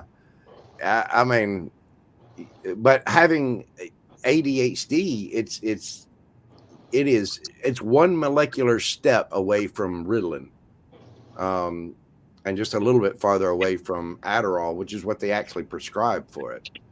So for me personally, I know that was a very soothing drug. Now, obviously that's illegal and people shouldn't do it. It's very bad for you, very bad for your heart. And I dropped that habit a very long time ago, but man, I'm not going to lie to anybody and say, oh, it makes you feel terrible and blah, blah. No, it makes you feel great. Hi, Judy. Thanks, Des. You'd be cool too, White Cloud. Yeah. Thanks for coming. Yeah, yeah. So how many changes has everybody been going through this last week? With all the shifts and changes in planets and stuff. I've been through a few. I've learned that people appreciate my voice a lot more than I thought they did. I've been kind of a crybaby lately. Everybody loves your voice. Oh, me too. I think Joe. a lot. And then I freaking watched a Korean drama and cried through the whole thing. Oh my God. Right. I saw a TikTok with a really cute dog and it made me cry. Oh, I know. That's all I've been doing to crying. I see little things and it just sets me up. And Amanda wants to know, JoJo, if her and her husband can get a reading for your marriage. Sure. Yeah, I was just responding to her in chat. Hey, bro, Joe, I need to know if I can get a reading. Well, yours is going to cost. Wow. No, that's fine. All right, hang on just a second. Casting focus. Yes, Let me see. You take rocks. Amanda, put that statement in the bubble. I'm gonna put that statement in the bubble that JoJo just said. My tarot reading will not cost money. Oh, I just said it would cost. I didn't say it was going to cost money. All right, I'm gonna jump off for tonight. I'll talk to you guys later. Be safe. Hey, it was good to see you, Joe. Have a good Take care, time. Joe. Enjoy your drink. Write down your ideas for that deck. Bro Joe's like, send me pictures of your deck. No, don't disturb me. Sweet mother of Buddha. No.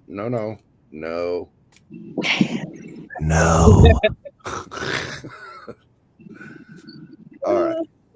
Fasting focus, badass mama, and her husband. So Amanda, here's another one. If you have a whole bunch that pop up all of a sudden, okay, you can visualize a suitcase.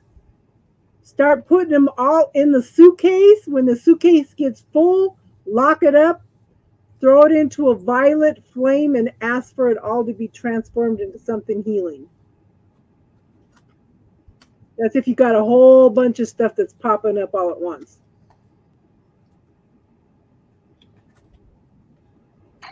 I just sat with it this time, and then towards the end, I was just like, okay, Spirit, help me with this. Like, take it. I think I've learned what I needed to learn. Please. Yeah. Okay. Y'all let me know when you're ready. Go ahead. Okay. Fasting, focused, badass mama, and hubby. A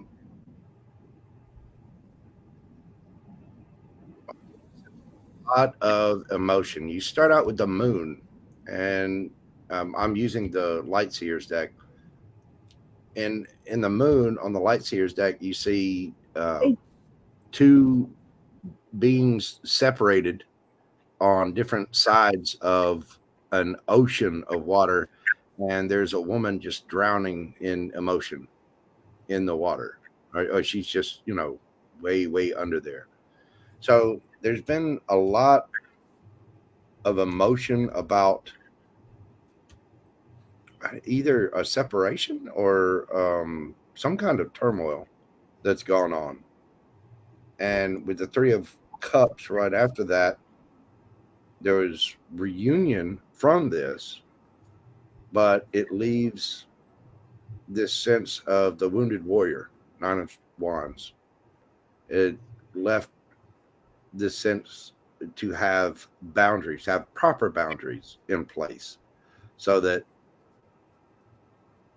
I'm hearing that not, every partnership is supposed to be 50-50, and that's not true. Some days you're going to be 20% and he's going to be 80%, and some days he's going to be 20% and you're going to be 80%. It's always a matter of give and take and support there.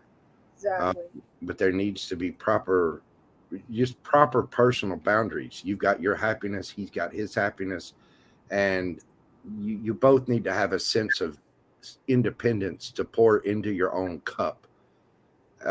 You're together because you like each other, probably attracted to each other, probably hanging up swings. Make sure again that you hit a load-bearing stud, but still, you need to have your senses of individuality, and that individuality is what's going to bring emotional stability on things. As you do this, you will learn to communicate better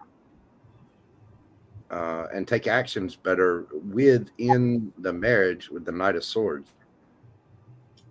Right after that is the Two of Swords. You're both going to have to decide and use your intuition on how to deal with one another. You need to have those boundaries in place and know how to read one another. You don't always have to address every little subject or every little sore spot or every little thing. You just need to understand, okay, mama's pissed. She's going to need a minute to go sit down, or, dad needs to go outside and punch something, or paint or create something, or weld something, whatever. You're going to have to find that little finesse to be able to read each other and learn each other's patterns.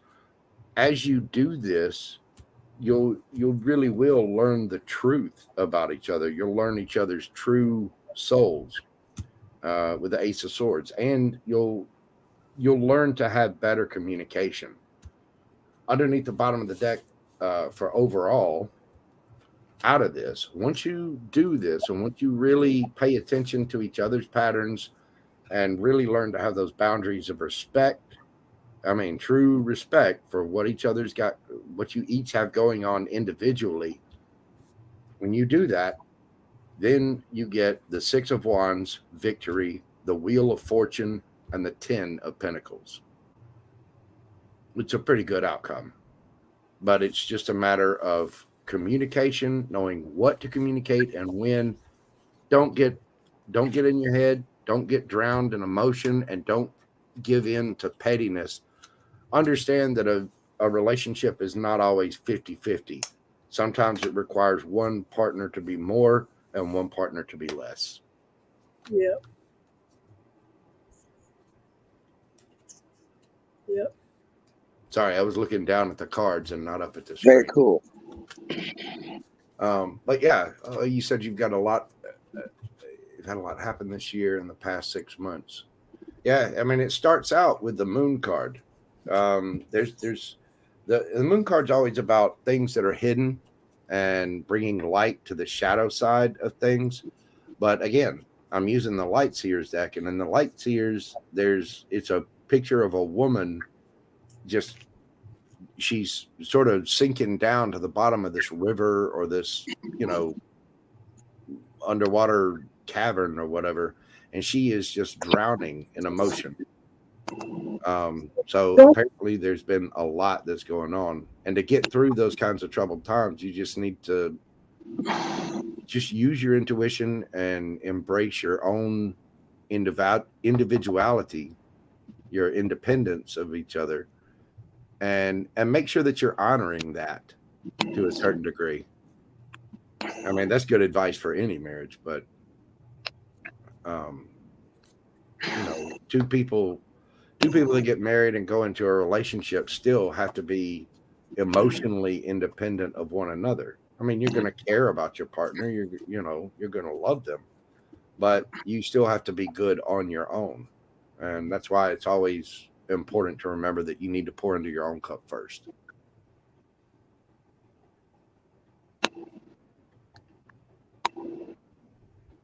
Yes, you cannot pour from an empty cup. No, you cannot.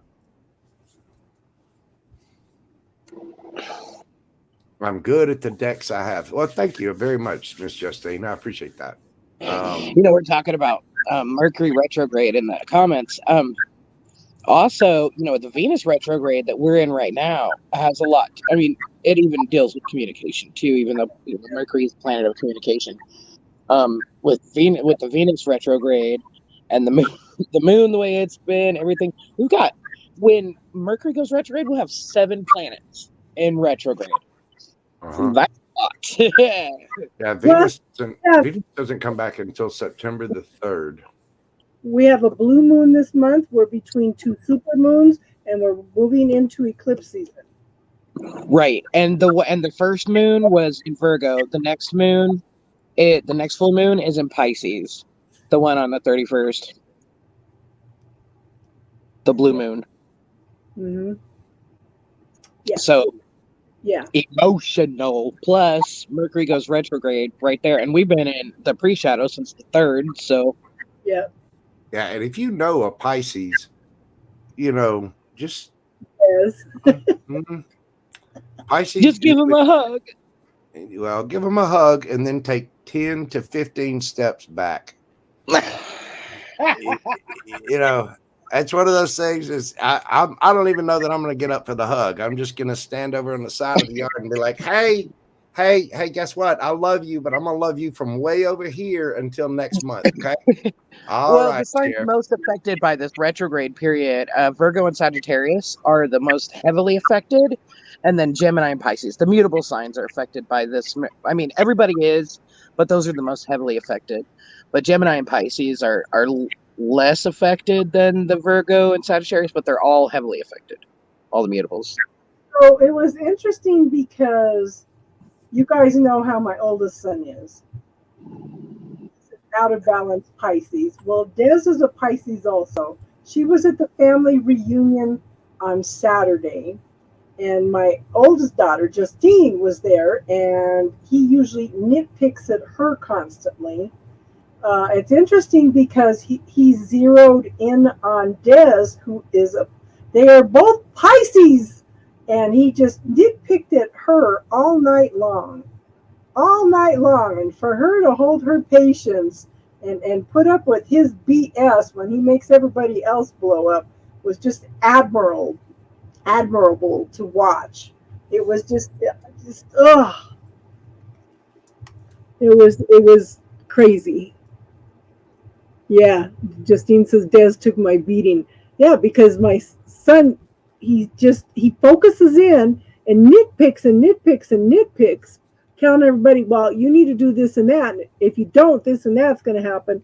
You're right. I'm right, and you're wrong. And then for him to, yeah, instead of Justine blowing up and being the tiger we have to hold back by the tail, he went after Des.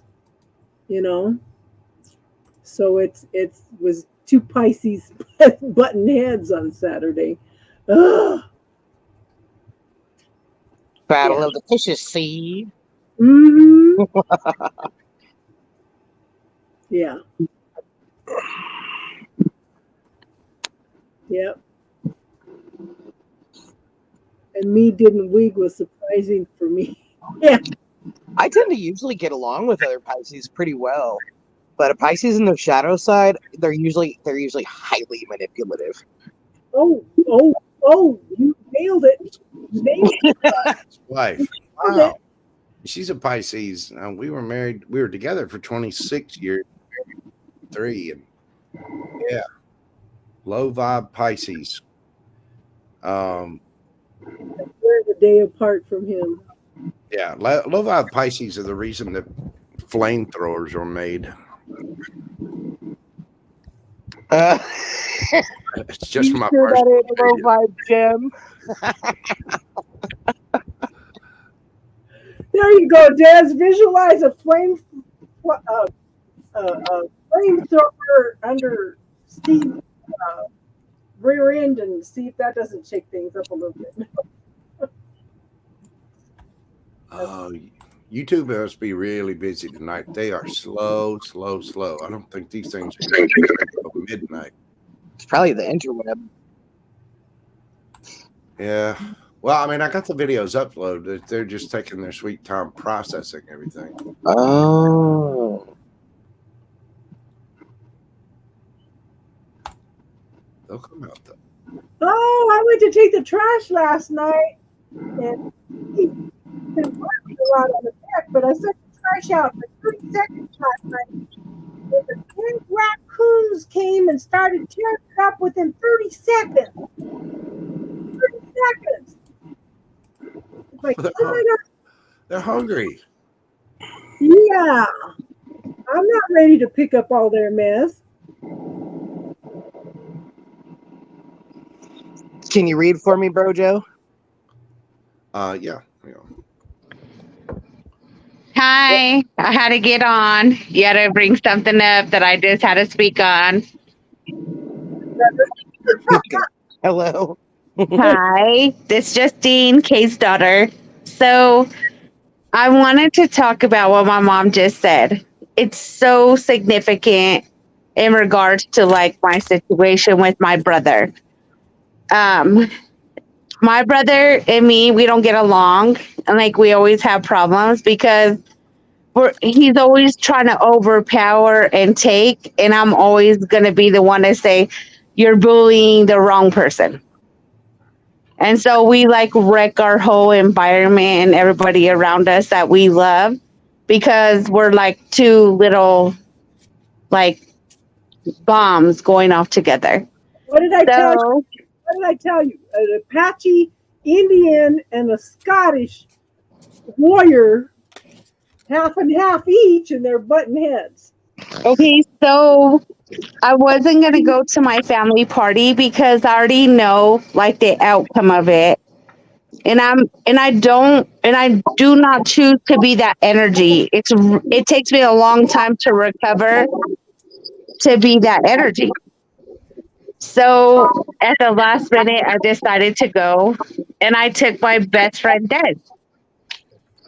And I kid you not, my brother like interacted with her all night long.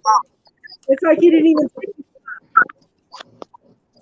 Like my son, this is what my son told me. Buy your best friend flowers and give her something beautiful and amazing because she literally took your beating today. Yep. my son can even recognize that and be like, your best friend came to take your beating and she handled it well. And I'm so thankful for her. And I'm glad that she's so graceful, because if I would have had to take a beating in like the energy that I'm kind of in right now, I would have just wrecked the party. Like, I'm just being honest with myself. You shouldn't have to take a beating from anyone. That's right. Yeah, but because he's the type of person that like knows everything, and he has all the awareness, he has all the knowledge, and like whatever you think you're gonna say or do, like he knows better.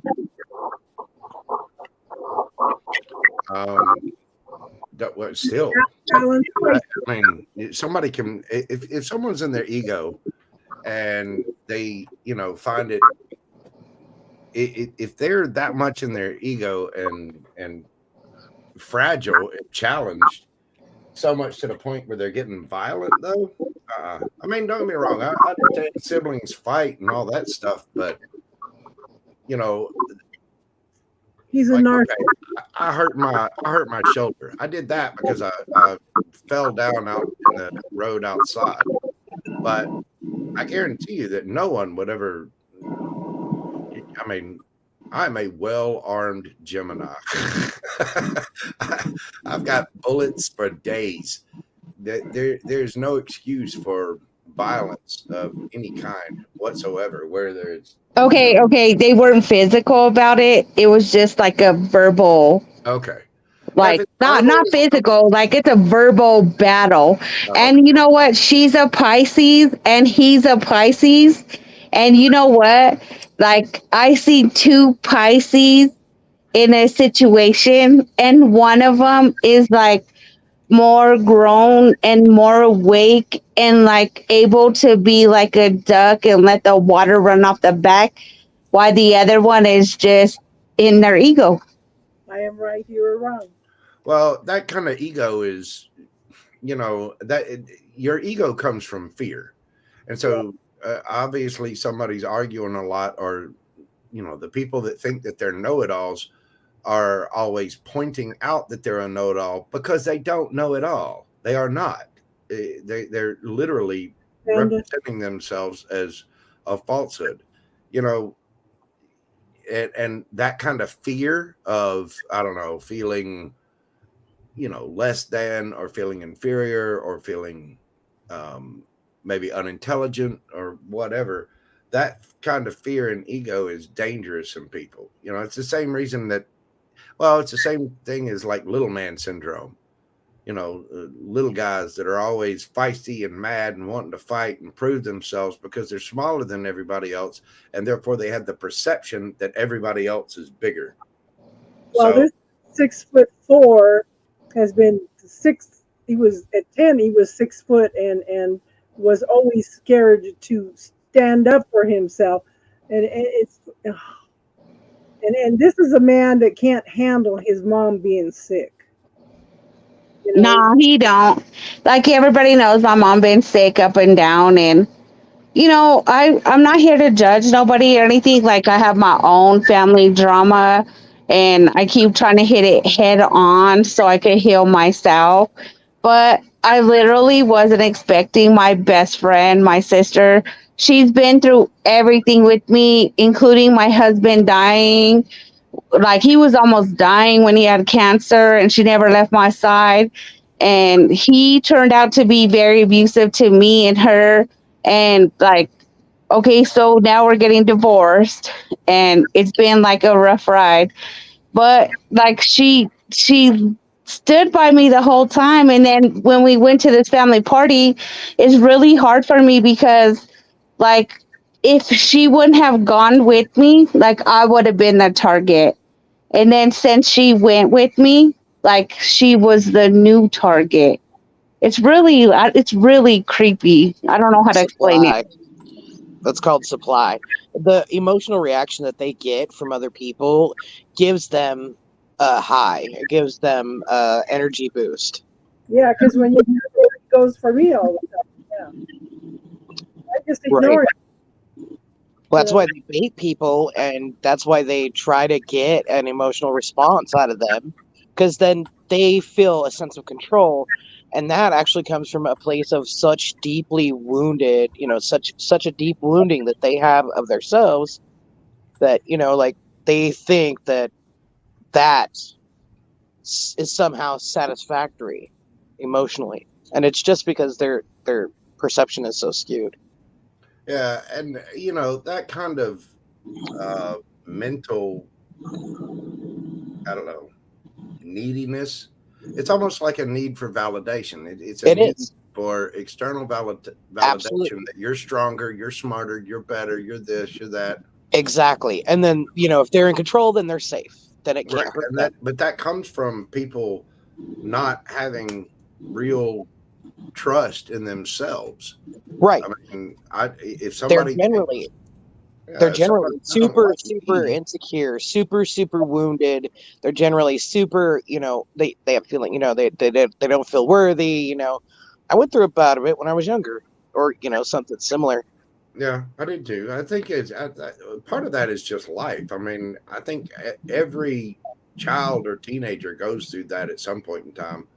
Oh man, and it was even worse for Gen X. Good Lord, we got left out on the playground with a bunch of rocks. There were no cameras, there were no phones, there were no nothing coming back into this house until the street lights come on. And if you're thirsty, go to the garden hose. Right. I went Sad. through that. Yeah, but Gen X got the best of both worlds because we were the first generation that was brought up with that kind of brutal raise it up force. The generation right before us, no offense, Miss Casey, the generation right before us decided to mess all kinds of neat things up. I know I'm a prime example of somebody who decided to raise themselves. I had to raise. I had to raise. My mom died when I was. After that, I was on. Where's all that feedback coming from? I know I've got on headphones myself. I've got your cards ready, Crystal. I'm ready. Okay. You are not leaving something. I thought you were going to say I am not the father. Well, I mean, listen, Daddy. You can't call me that. No, you started out with the Eight of Cups. Now, I normally don't read reversals unless they come out of the deck that way or they flip out that way, and yours flipped out that way. So the very first card out is the Eight of Cups in reverse. There's something that you're not walking away from or you're not leaving. Damn it. And No. it's something you're hanging on to emotionally. And it's the next one is Page of Wands. This could have something to do with children, but the Page of Wands is messages, or I don't know, either a yearning for some kind of small desire for yourself. There's something that you're not walking away from that you want to keep around. And this Page of Wands, it almost reminds me of the Fool. You're having a reunion with it with the Three of Cups. It could be a person, place, thing, situation, whatever. You're having some kind of reunion with whatever this is that you're not walking away from. You had some extra cards flip out, the Queen of Swords and Temperance. There it is. Yeah, baby. Patience. You're gonna have to get real serious. You can be loving and you can be accepting, contemplate everything, but you need to be truthful with yourself and be truthful with others, and only accept the truth from others. And you need to learn to have patience. I know. I'm sorry, Cece. Yeah. And you got the Queen of Pentacles. Queen of Pentacles is the Empress of the court cards, and she is nurturing, she's caring, she makes wise decisions, she's good financially. She's good emotionally. She is grounded. She is on her game. And so what this is saying, especially since you got the Queen of Swords and the Queen of Pentacles out here, is that whatever this is that you're not walking away from, that you're having some kind of reunion with, you need to be patient with it. You need to be grounded about it, and you need to be truthful about whatever it is. The next thing with the Eight of Wands, you need to be mindful of your words and your actions about whatever it is. Because you have, right after that, you got the Eight of Wands and the Ace of Wands. Whatever this is something that you're passionate about. It's something you like. It could be a hobby. It could be a person. It could be an addiction. It could be anything. But You want to know? no. You can tell me after the read. But you're taking action on something, and it's something that you're passionate about, and you're kind of being reminded here, much like the Pisces read. Oh, wait till you hear what's under the bottom of the deck. Much like the Pisces read, have patience, and you want to be truthful about this. You want to be grounded about this, and it's kind of giving you a warning. Be careful, because whatever it is, you're wanting to take action on it, and you are passionate about it. And then under the bottom of the deck, it's giving you almost the same advice as the Pisces reading. You end with the High Priestess, the Ten of Cups, and the Hierophant. Holy crap! So, it's telling you basically you need to go within, seek communication or direct knowledge from your higher self, spirit guides, angels, the universe, the divine, Jesus, Allah, Buddha, Krishna, whatever you want to call it. You need to, it's exactly that. It's telling you to sit down, shut up, and pray. And have patience, because again, there's something that you're not walking away from. So whatever it is, you need to really think about it. I think it's okay, but what the cards are saying here is they're giving you a warning. Be patient, be truthful, be grounded. Don't be too impulsive, and make sure that you're going within, seeking your higher knowledge. And if you do this, then whatever it is will be fine, because you end up with your Ten of Cups. You end up emotionally fulfilled with whatever it is. So just like Faith No More, what is it? Epic. Mojo. That's what I'm talking about. Yeah, everybody. I wasn't. Jojo, can you do mine? So it's a soul connection, and I know it's divinely guided, and I am impatient as hell.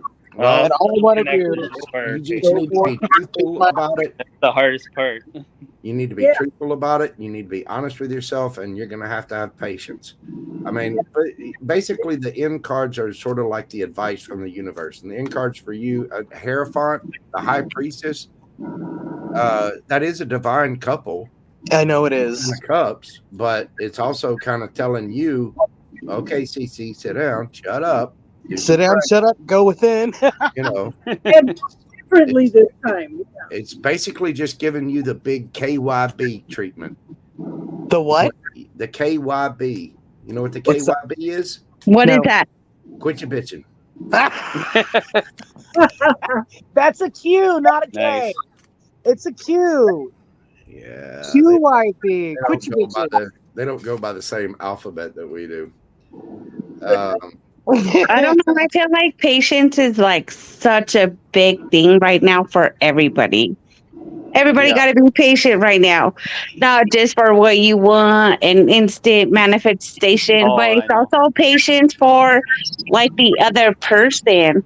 My like whole the other person, the whole like at a when Yeah. somebody I almost got ran over by a semi today.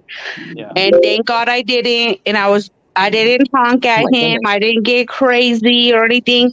I was trying to be like unattached and be patient. Like, Yeah, okay, like I don't know. I just feel like this is a really big topic that has to be addressed because patience is required through this time. And yeah, there's so many planets going retrograde right now. Then everybody better stand in their stands really powerful and be patient while time passes. yeah. My whole Definitely. counterpart journey has been taught me more patience than I've ever had in my life. So Yeah, well, and you know, it is a test for everybody right now because it's a test. a lot of people, when you look around at the world right now, the way it is, people are so used to instant gratification, fast food, Yeah. fast push a button, get it done. You know, just boom, boom, boom, boom, boom. You know, they. My thing is with the state of the world, I don't have time to be patient. Like, But this is a perception that they're promoting. This is a perception that they're promoting because literally I sit here every day and I practice to try to make my heart and my soul better instead of bitter. Like I have to work for that. It's not given to me. Right, and part of that oh, is absolutely, and it's a lot of you have work. to Oh my ground goodness. yourself and disconnect from you know, grounding yourself is getting into reality, right? But there's a different reality. That's why we tell people I'm a Capricorn, I'm a Virgo, and I'm a Taurus, sun, moon, and rising. I'm all earth energy. okay, So well, no wonder your brother fights with you then. You are the most stubborn animal in the world. You're all earth.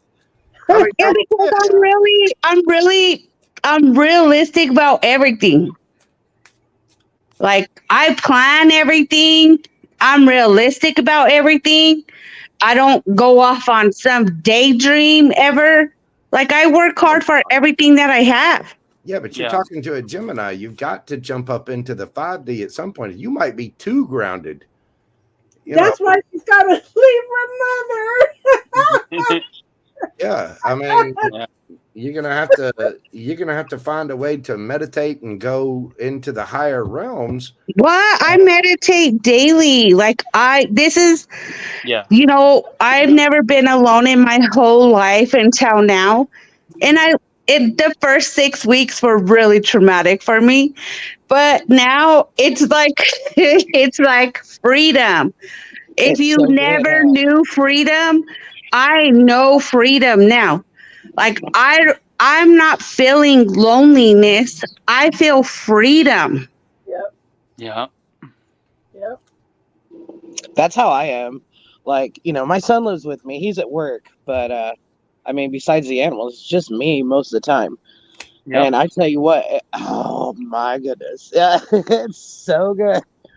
And part of me doesn't want to give that up, but then again, part of me is like, man, sure is fun. Yeah, I'm single now for about 2 years, and I'm happier than I've ever been in my life. 4 years. Oh my God, I'd love to hear that because I swear I'd love to hear that because I feel so happy right now when I'm getting divorced. I shouldn't be this happy, right? I was happy when I divorced your dad. I danced my freaking supervisor around the floor at work, and she goes, "Oh my God, I wish everybody was this happy." I divorced the whole damn family. Justine, it's definitely good that you're learning to, you know, enjoy being with yourself, by yourself. You know, you don't have to depend on anybody. You only have yourself, and that's awesome. I mean, that sense of independence is absolutely wonderful in you. You just need to remember, you know, that at some point you don't want to close off so much and be so independent and that you're closed off to good things. No, I completely understand and respect what you're saying because I can have my independence and keep my heart open.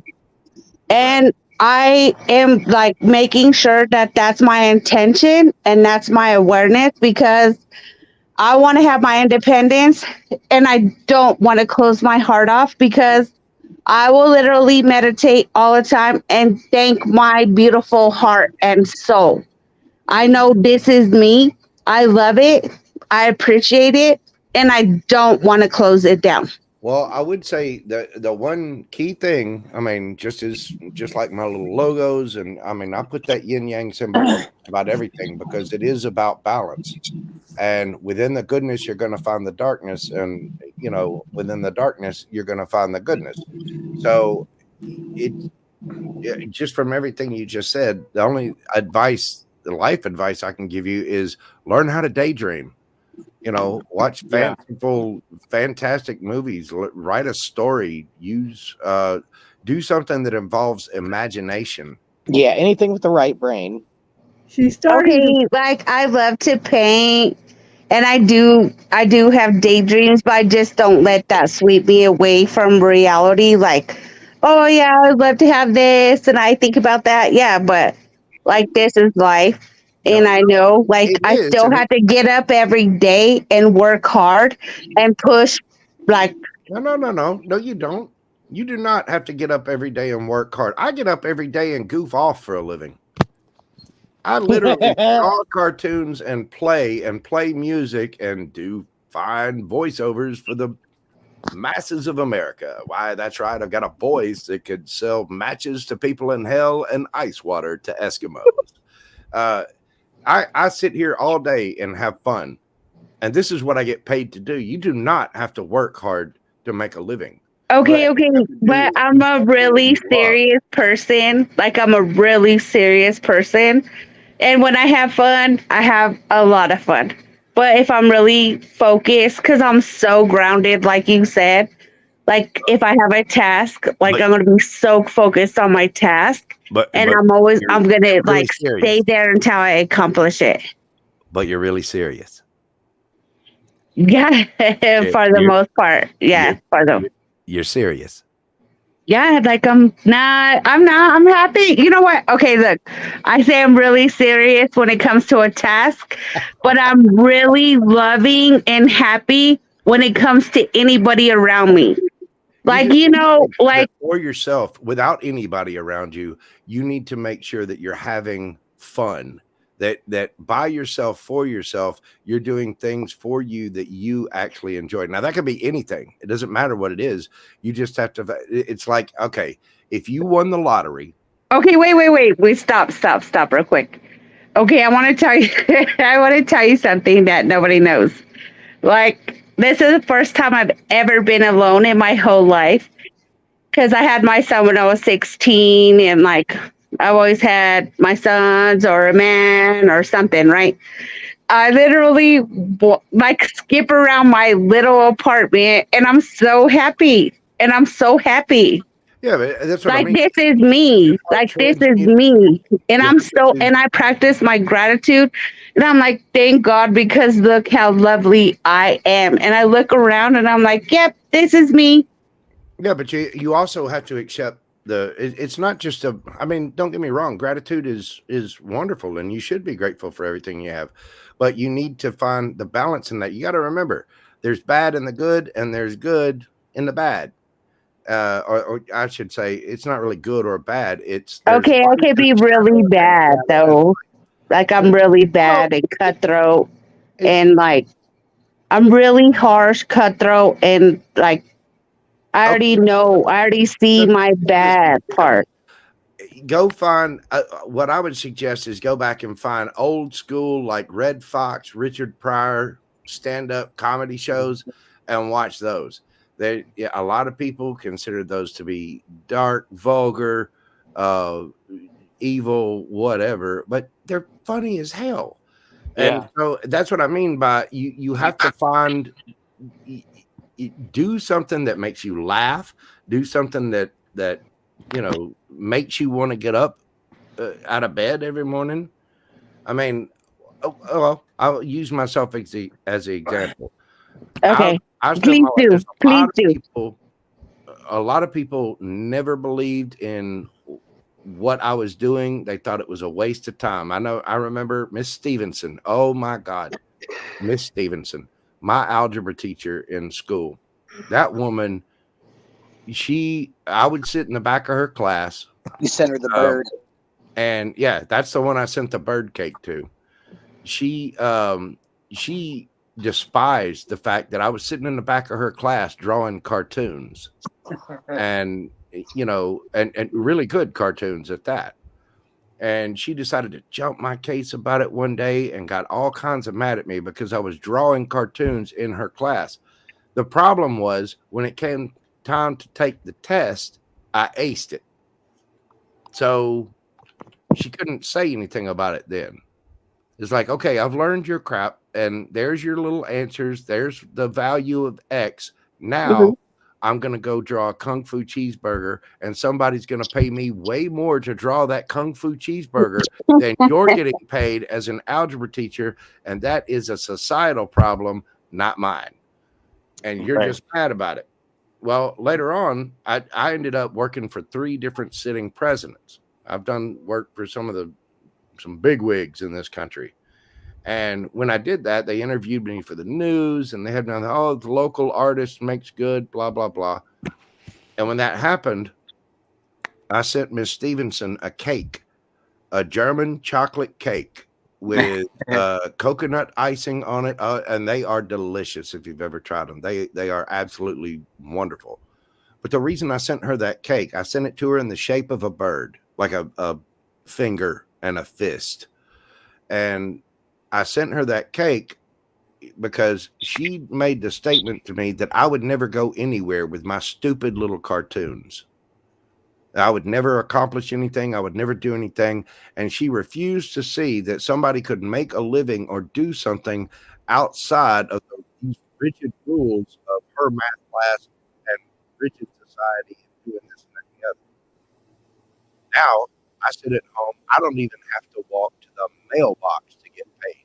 People just send me money via PayPal, via Venmo, Cash App, whatever. And that's what I always said. I'm going to sit at home. I'm going to do artwork. I'm going to do my thing on my time, and people are going to pay me. And the reason that I do those things, maybe it's just a natural curiosity Gemini thing, but I've spent my time focused on the things that I love: playing music, drawing, painting, writing, working on a computer, doing video animations, all these different things. And there were tons of people along the way who said, you can't do this, you can't do this, you can't do this, you can't do this. But I feel like, look, I appreciate what you're saying. I literally appreciate what you're saying, and I feel like this opportunity is in my path right now. it is. Like, And I you just should need embrace it. to be the person that I am, because I'm really calculated. I'm really okay. The best word to describe Justine is calculated. Always, in everything, to the penny I have. Well, the Like in my career. somebody pass her a joint. No. But I am all I'm saying is you can do that, but I would just remember to embrace your imagination and embrace your joy as well. Okay, I do the joy. Believe me, this girl is turning up all the time, having a great time. But now that I'm unto myself, like I am turning up, having a great time, having amazing experiences. But I'm really grounded. I'm really calculated, and I'm really focused. Like nothing changes that. Well, we need to start a bowling league then, because that getting grounded and staying focused on task is my problem. I do have ADHD, and I have various little Oh, process. oh my God! I probably work for somebody who has ADHD, and I am his backbone because he can't sit down and focus. But I can. That's it. People with ADHD can focus. But it's got to be something that supplies a regular dopamine hit. Now, when they find that, for me personally, it's artwork, music. Again, the things I love doing. When I do those things, I hyper focus. I will disappear into it. I can sit here and paint on a painting for, a good 12, 13 hours straight and not move.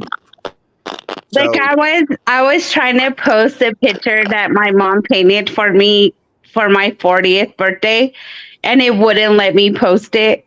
And my mom says she's not an artist. Anyone who comes into my home is like, that's the most beautiful picture I've ever seen in my life. And I was like, yeah, my mom painted that for me for my 40th birthday. There you go. Like, I'm so proud of it. I have my mom's paintings all over my house because she is amazing. She's an artist. Like, this is Casey's like freaking backbone. Nobody knows that. Like, nobody knows that. But I've been telling her, she said, nobody ever told me that. I've been telling my mom for years, make your own tarot deck and sell it. Like, You should, Miss Casey. If you want, I'll help you with the printing side of it. That I do believe. Speaking of which, I've got your cards ready if you want to hear your reading, Miss Casey. Yeah. okay, let's hear it. All right. For Miss Casey, you start out with the Seven of Wands. I'm still using the Light Seers deck, and in the Seven of Wands in the Light Seers, it shows a woman meditating inside a bubble. How ironic. And that bubble. Oh, hell no. In the bubble technique. She's meditating inside the bubble, and she's held up on cushions, supported by all the wands. The Seven of Wands is usually a card of, strife and arguments and all this kind of stuff. But in this one, it's more about, I think for you for your particular reading, it's more about an energetic self-defense. You need to really be mindful of what your, how can I put this? You need to defend yourself energetically. You need to, don't worry about people that are coming at you, trying to attack you, trying to, naysayers and people that just bring general negativity. And with your channel and the things that you could do, you're going to get people drawn to you that are looking to solve their negative energy by unloading some of it on you. So you really need to be mindful and protective of that. Then you get the Magician, Virgo, Gemini energy. My favorite card. You need to manifest your collaborations. You go from Magician to the Three of Pentacles. Ironically enough, in this particular Three of Pentacles, there are three people sitting here painting a little tapestry. So you have the power to manifest the collaborations and the things that you want in life. The card right after that is the Ten of Pentacles. You really should make your tarot deck. You really should paint and do that. And if, like I said, if you want, I'll help you with the printing side of it and get the files ready. That I can do for you. But it's a matter of defending yourself, manifesting exactly what you want so that you are set and you don't have to worry about anything and you can just do what you want. King of Wands, you need to go after your passions, what you love to do. You need to take on that King of Wands energy and be the hell yes guy or the hell yes woman. Do what you want. Next card after that, the Sun. Go after it passionately and you will find your happiness. I mean, that's the card of ultimate happiness, and it'll also be very healing. Next card after that, the Star. It'll be very healing for you, and you will find wish fulfillment in it. I mean, Ten of Pentacles, the Sun, the Star. Come on, woman. I know. I know. Underneath Really, seriously, the Sun and the Star and the Ten of Pentacles, like, woo! Ooh, that's what's up. underneath the Sounds bottom like of the we need a deck for the crafting night. yeah, underneath the bottom of the deck for the overall is the Fool, 8 of Pentacles, and 3 of Wands. Yeah, you need to take a dive into this. You need to take that leap of faith, work on what you love, and your ships will be coming in as you do that. Yeah, I'm starting to get a little more energy to be able to, I'm starting to feel like painting a little bit again. I just haven't had the energy, you know? Okay, because I want to, as your daughter, I just want to say, like, you've always been like the matriarch, and nobody recognized it, nobody appreciated it, and you are that now for real. Like, you have no more sisters, you never had a brother, your mom and your dad are gone, and like you are literally the matriarch of our whole family over everybody. A good Like, bit of a soul family too. oh, she's so beautiful. She's lovely. She's been doing this, trying to get us to meditate since we are teenagers. Like, we're just dumb and didn't appreciate it or like receive it either. Yeah, when you get done with that, dude, hand it to your mom. With that much earth in your chart, there's no telling what kind of a stubborn child you were. Jesus, I can only imagine. No offense, Justine. I mean, we all, we Okay, I'm not taking offense because literally I want what I want and I am what I am, and nobody's going to take that from me. that's very good. That's very good. Told her And I will stand in a blazing hell of fire if this is what I want and this is what I believe. And it could be wrong. But I don't care. Right. So you're stubborn. one time when she was a teenager, I told her, I said, "Are you trying to do everything you could possibly do bad in in a lifetime, in one lifetime?" She kind of melded out a little bit after that. I think I gave her something to think about. Hey, listen, like I said, I've got some fine mugshots in my collection. And there's Okay, I'm going to tell you, I have not one mugshot. Like I told you, I'm really calculated about the things that I do. Never on the fly, never because I had a whim. Like, no, that's not me. Well, Steve doesn't have any shots either, and he was really bad. Ugh. well, let's see. Who is it? Des A wanted some cards pulled. Let's see.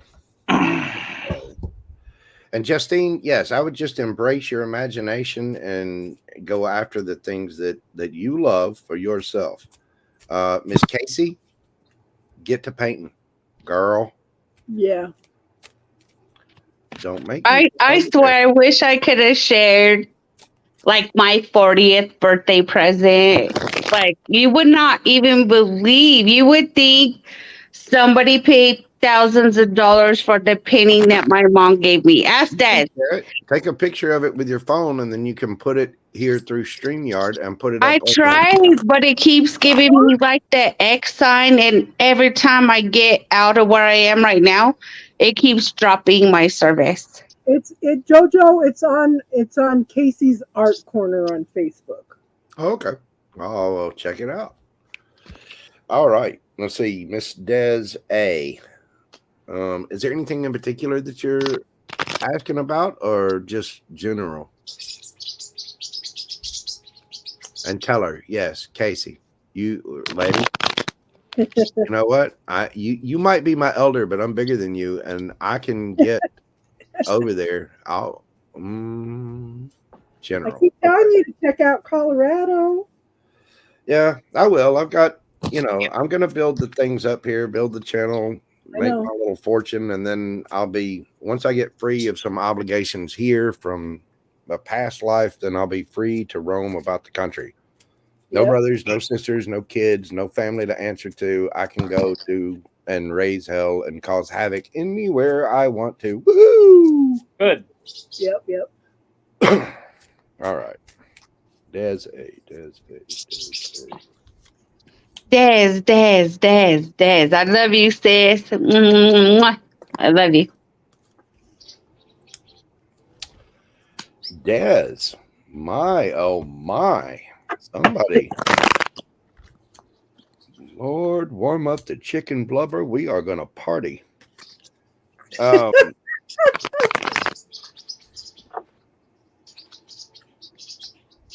Wow.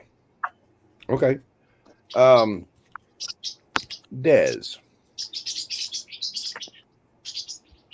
You start out with justice, Libra energy. Whatever has happened, you are about to get divine justice for it. You're finally going to receive the rewards that you have wanted. I don't know if that's inner peace, maybe, or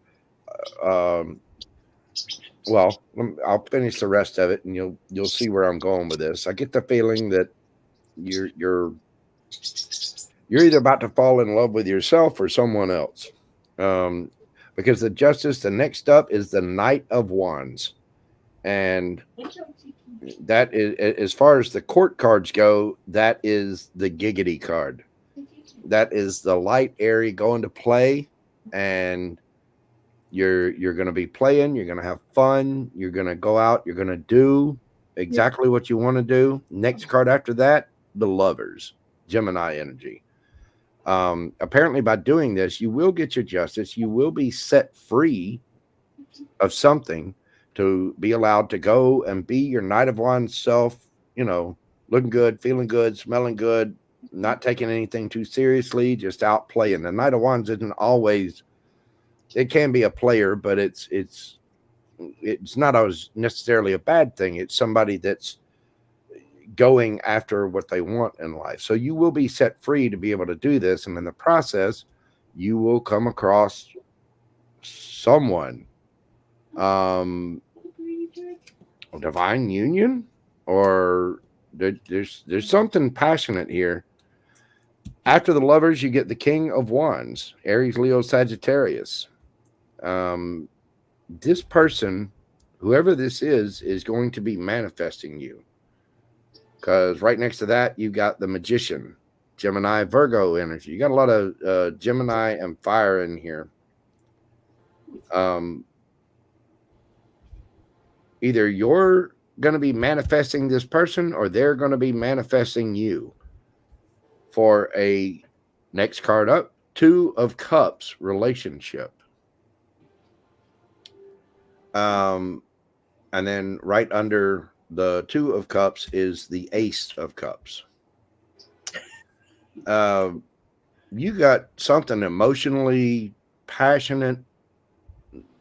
I mean, I don't know exactly what your situation is. I mean, it could be a situation, not a person. It could be whatever. But from the way this is looking, Two of Cups, Ace of Cups, this is, again, start stretching now and buying some lubrication of some kind.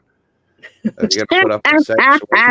Okay, sis, you need lubrication for the time being. The next 2 weeks, take it as hard as you can. Well, lube that shit up. We're gonna, like I said, this is apparently your justice, is to be able to be set free of something and to be not a Yes. that. It could be a mentality. It could be, own personal restrictions and beliefs. It doesn't necessarily have to be about a relationship, but it's not. Literally, your reading is like spot on and so beautiful. And see, like, woo! the bottom Just of the deck, take it for the 2 weeks. Yeah, so you're going to go out. You're going to be the Knight of Wands. You're going to, the Lovers in this deck is two people looking lovingly, embracing each other, but the Lovers used to be called the Choice. So it could be just about having freedom of choice. Then the next one, if that's the case, if it's a freedom of choice, then you'll end up being the King of Wands instead of just the Knight of Wands, and you'll manifest something that you love by pouring into your own cup and fall in love with it so that you have a personal Two of Cups relationship, whatever it is. Thank you. Underneath the bottom of the deck, you've got Bless you, Mom. Knight of Cups and the Nine of Cups. A lot of cups. So She's Pisces. Nine of Cups is personal wish fulfillment. I mean, it's what you want. Knight of Cups can be a love offer from somebody. It can be an apology from somebody. But it's somebody creating movement of some kind. And then after the Nine of Cups, you get the King of Swords. Aquarius energy, could be any air sign, Libra, Gemini, Aquarius. But you've got two major players here on the table, the King of Wands and the King of Swords. So, like, if I were just reading this with, blind, with no outside information, then I would say it's about a relationship. But if you look at the Lover's card as the choice, it could very well be that you are manifesting things for your own passions and doing things your own way and finding something that you do that you love, and you're pouring into your own cup and literally having a relationship with yourself in the things that you love to do. But that takes a search within. Whatever this is, you're being freed from something. That whatever it is, there's justice here, because you are being freed from a mindset. You are being freed from a circumstance. You are being freed from something. It could be freed from a financial burden. It could be freed from a relationship. It could be freed from, are you just getting out of jail? What'd you do? What'd you do, Des? What'd you do? You're getting justice in something, and that is putting you in the Knight of Wands energy. You'll have a little bit more gusto. You'll have a lot more energy. Again, the Lovers could describe a relationship, or it could describe a choice. If it's a choice, you become the King of Wands energy and manifest the things that you love. You are offering that self-love to yourself, finding wish fulfillment, and becoming the King of Swords, somebody who's logical and on top of everything and will only accept the truth. If it's about a relationship, then it could very well be that you find true happiness. You got faint, Jojo. Huh? You got real faint. Yeah, you've been breaking up a little bit here and there. So 5 screens need to go back down to 2. Yeah, I hear you. Well, if it's about a relationship of some kind, then you've got either a King of Swords or a King of Wands that's about to approach you. And either they're manifesting you or you're manifesting them, but it comes out to Ace of Cups, 2 of Cups, 9 of Cups, Knight of Cups. It's just a big old pile of giggity. I had to pull some cards on this now.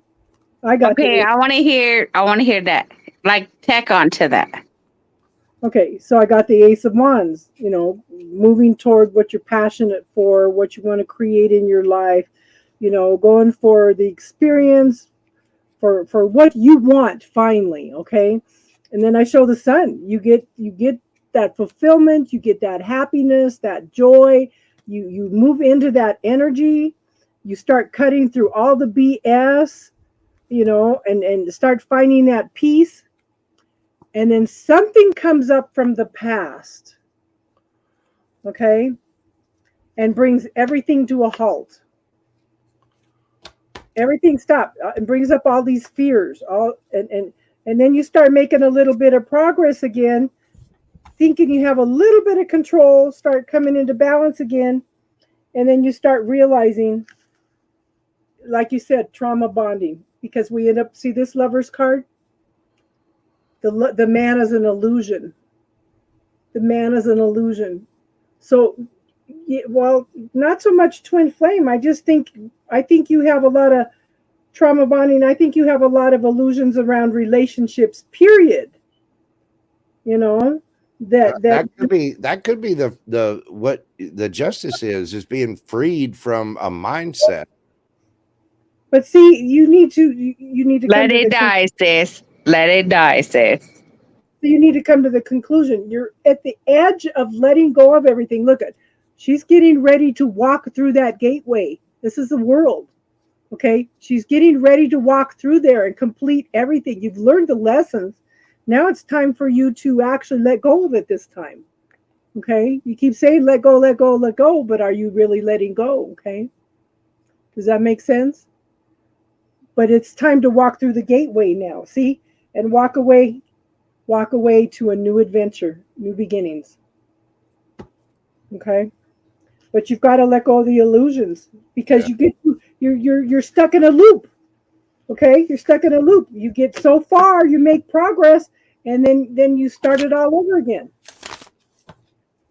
Does that make sense? Yeah.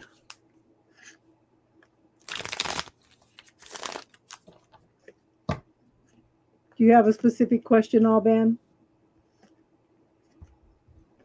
Judy. My beloved Judy.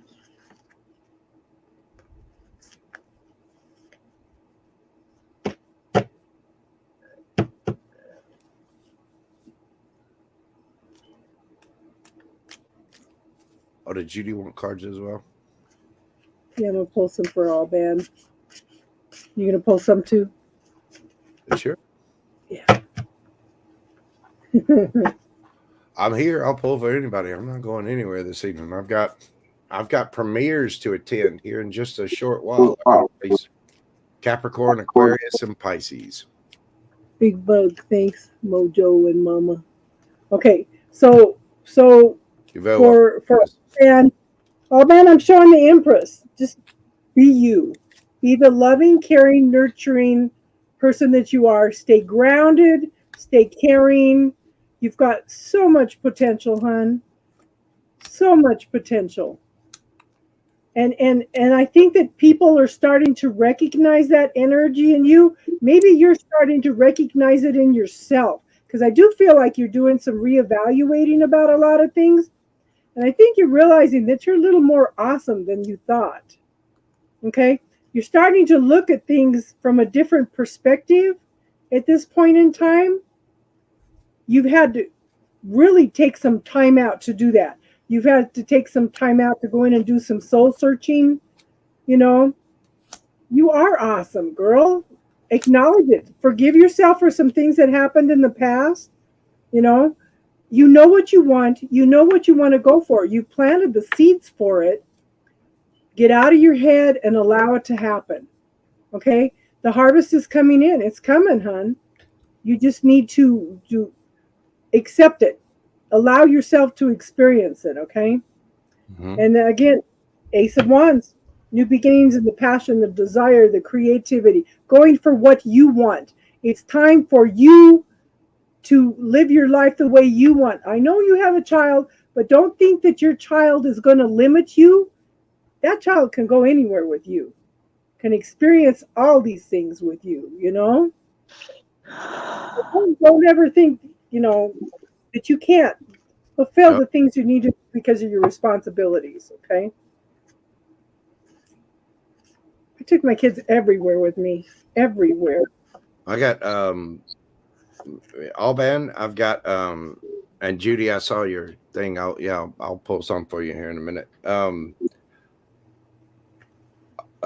Well, you start out with the Page of Swords, which is, it can be a card of spying, but it's mainly a card of can be messages, good or bad, or it can be studying, gathering information, things like that.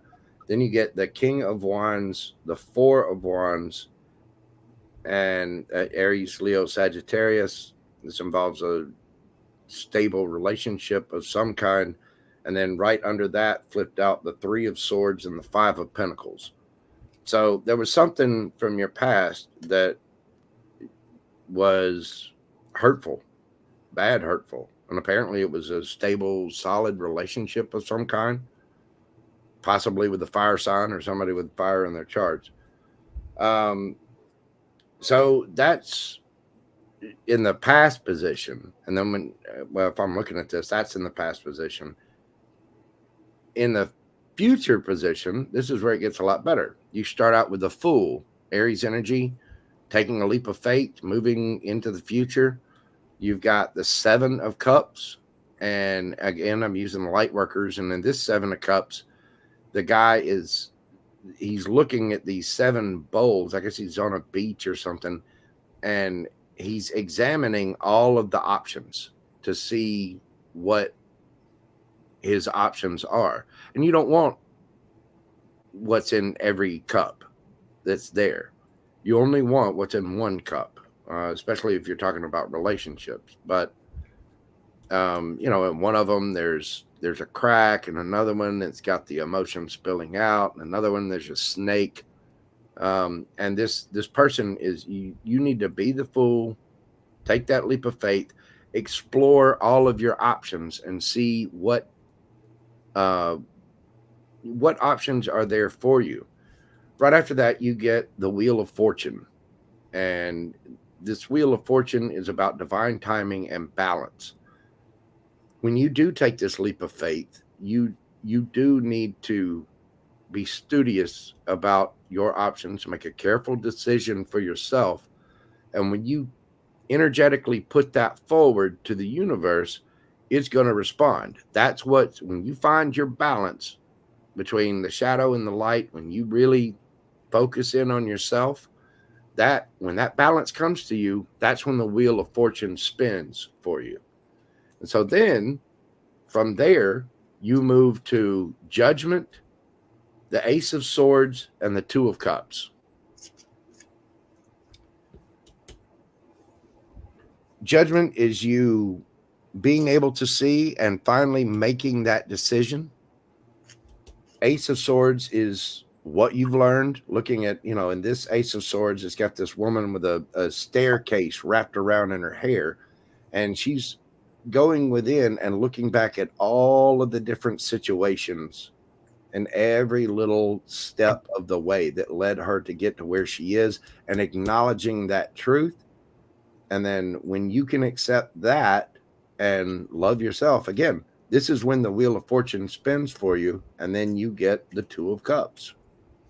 Then there's something that shows up that's brand new, Ace of Swords, you know, brand.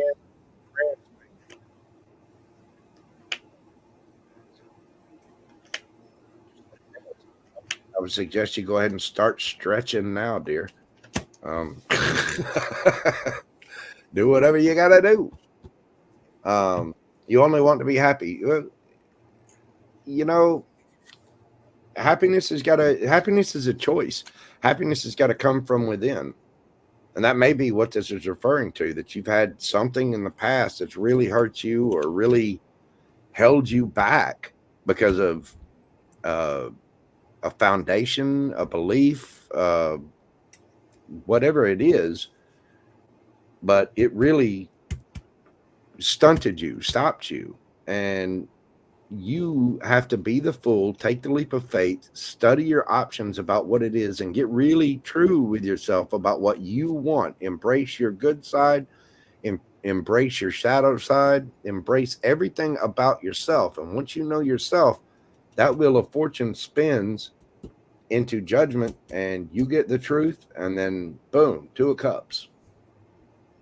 I mean, it almost as soon as you do that, it's just Ace of Swords, Two of Cups.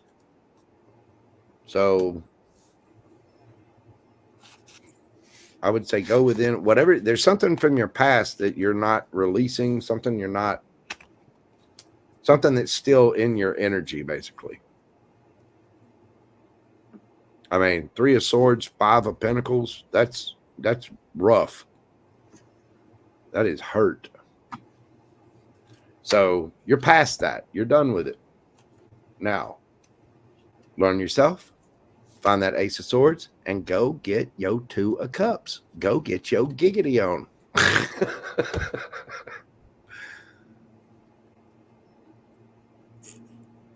All right, let's see. I pulled some cards for Judy too. Okay, go ahead. So I have the King of Pentacles. That's someone that's feeling very secure, stable, loving environment, has everything together. Okay. Um, Focusing on the gratitude, and just moving forward, getting all your needs met and everything. You've gone through lots of transformation to get to this point. Okay. You're feeling more secure about a lot of things. Okay. And hon, I think you're recognizing your value more. I think you are actually seeing your self-worth, if that makes sense. I feel like you are finally acknowledging, I don't have to put up with this BS anymore. I don't have to put up with this trauma and drama. It's time. You're recognizing your value. And then it's I have a Knight of Pentacles. That's a very, very slow energy moving forward. It's you're still dealing with some fears, with some illusions. You're clearing up the residue of a lot of the stuff that you're leaving behind now. You're still going to have things that are pop up. You are still going to be looking at the past for a little bit, but hun, you've got to the point where we've got Nine of Swords. That's the end of the nightmares, the depression, the anxiety. You're moving more into stability. You're coming out a much wiser person at this point in time. And then I have the Page of Swords. That's new beginnings in communication, new beginnings in truth and clarity, new beginnings in new goals, new thought processes. I think that you are reevaluating and you're setting your priorities and your goals for different things now. Okay, and the card on the bottom, things are moving forward. Three of Pentacles. You're still juggling things a little bit, but there's forward movement. Okay, there is things moving forward and it's looking good. Okay.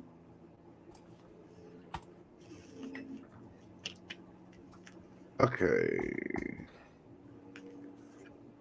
You're very welcome, Alban. Glad to do it for you. Okay. Quite similar for Miss Judy. Mine starts out with death and rebirth, transforming some kind of situation. Ironically enough, the very next card, King of Pentacles, just like Miss Casey's pull. Just as she said, this is somebody very grounded, stable, mature, got plenty of money.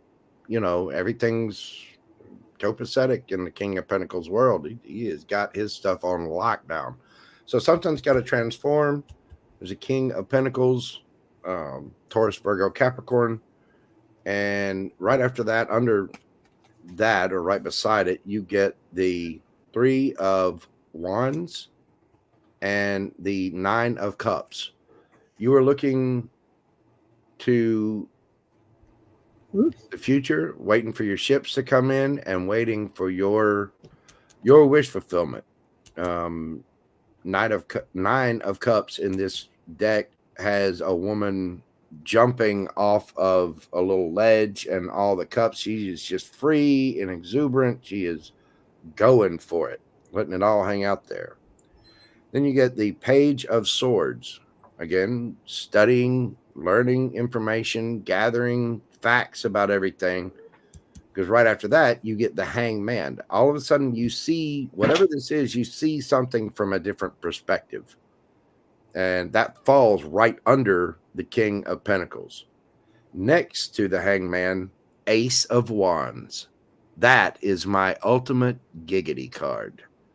That is a brand new, passionate offer and beginning. And in this one, if you've seen the Lightseers deck, it's a picture of a woman's face with her third eye is on fire. So there's something about whatever this new passionate beginning is, there's something about it being spiritual in nature. Are you seeing with your third eye? You go under the bottom of the deck. Go ahead and sit down or get the champagne bottle ready. You're going to love this. You have the Chariot, the Wheel of Fortune, and 10 of Pentacles. Chariot's a card of movement. It's a card of victory. Can be a card of Cancer. Might have something to do with travel. The Wheel of Fortune. In this setup, it seems that the Wheel of Fortune is spinning in your favor. And 10 of Pentacles. Stability, all the good. I mean, this 10 of Pentacles has a picture of a family.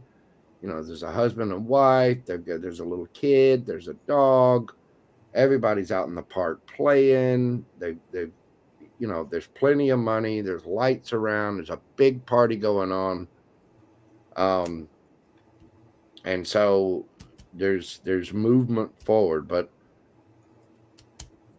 I mean, it very well could have something to do with the King of Pentacles, or you may be the King of Pentacles. But all of it comes after this transformation, death and rebirth. Something has got to change, or has changed, or is changing. But there's something that has to be transformed, transmuted, whatever. And the King of Pentacles is sitting there with the 3 of Wands and the 9 of Cups, like, yeah, baby, it's only going to be a day or two, and we're going to be on our way to Cozumel drinking tequila, and, you know, just go ahead and, you know, pick out what color dental floss you want to wear, because we're going to the beach. Woo!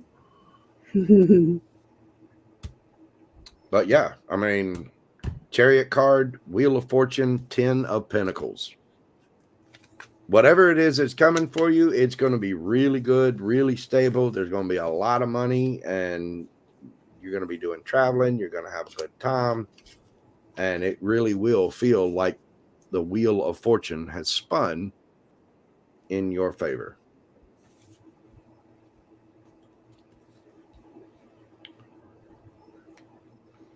Mm-hmm. His daughter Tibet. So I have a question. Right. Mm-hmm. But as a reader, personally, I don't offer it to anybody. Like, I just do it with my little inner circle.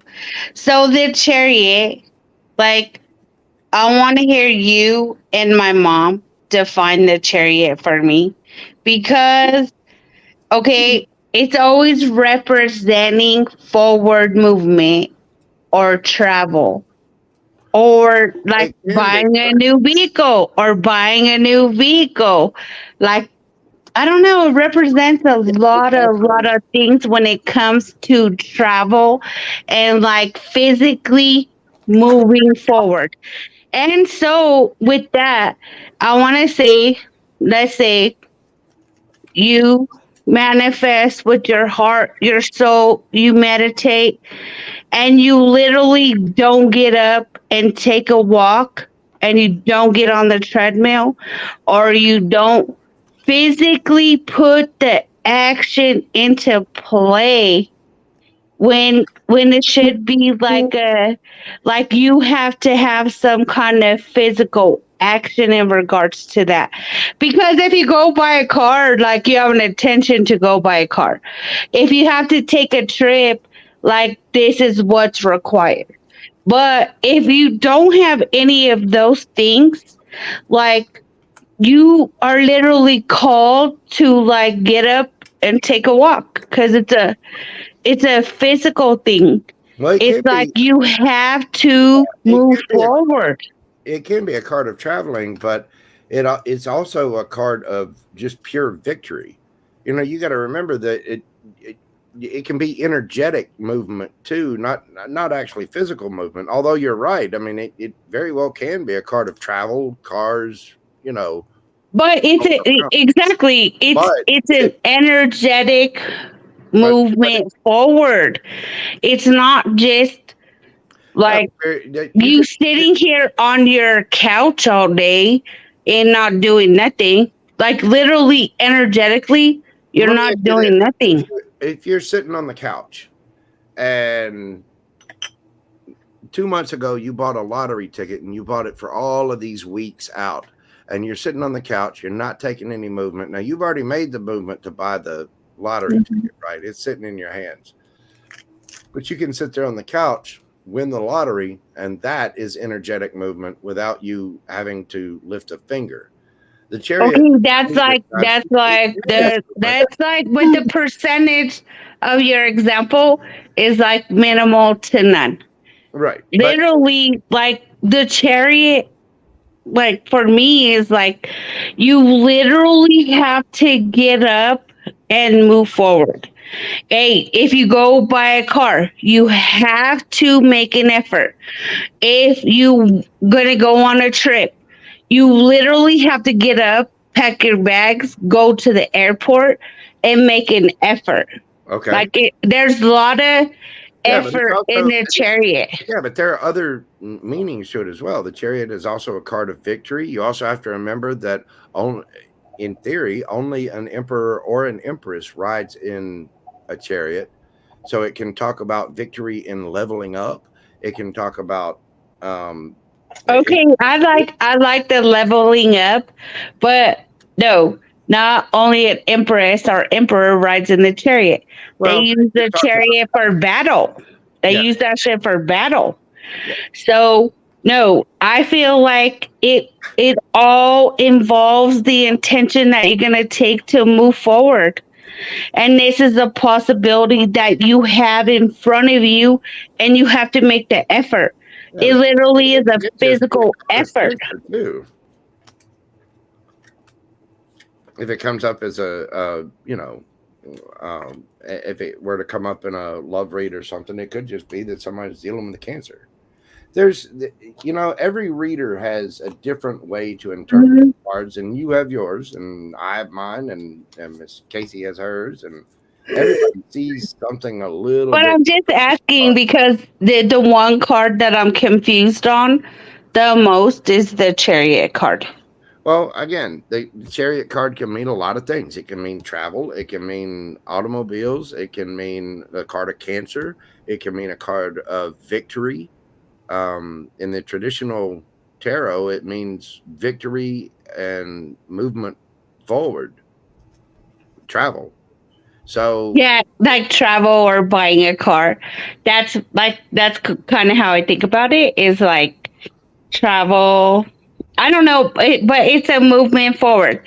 So like, I want to tell you something that I just recently experienced.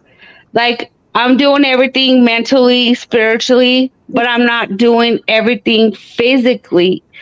And so this is why I'm asking you the question. Because I literally am sitting here meditating, praying, and I'm always trying to be the best person that I can. But I literally put no physical action behind it. And the chariot, like, I don't know, kind of feels like it's a action. Like a physical in your body action to make something manifest. Well, I mean, it can be, but it can also be a moral victory. It can be, there are a lot of different ways to describe movement. And again, it can be energetic movement, it can be actual movement, it can be leveling up, it can be, it really depends on the situation you're reading for and the cards that are around it. Look at the cards that you have. If you look, she has no reins. She has no control. Okay, between her and the Sphinxes. So, you don't quite have control of the situation. It's kind of in the universe's hands at this point in time, But if is it in the universal hands of like a physical movement and intention, or spiritual? And you're saying that what you guys are saying, it could be both.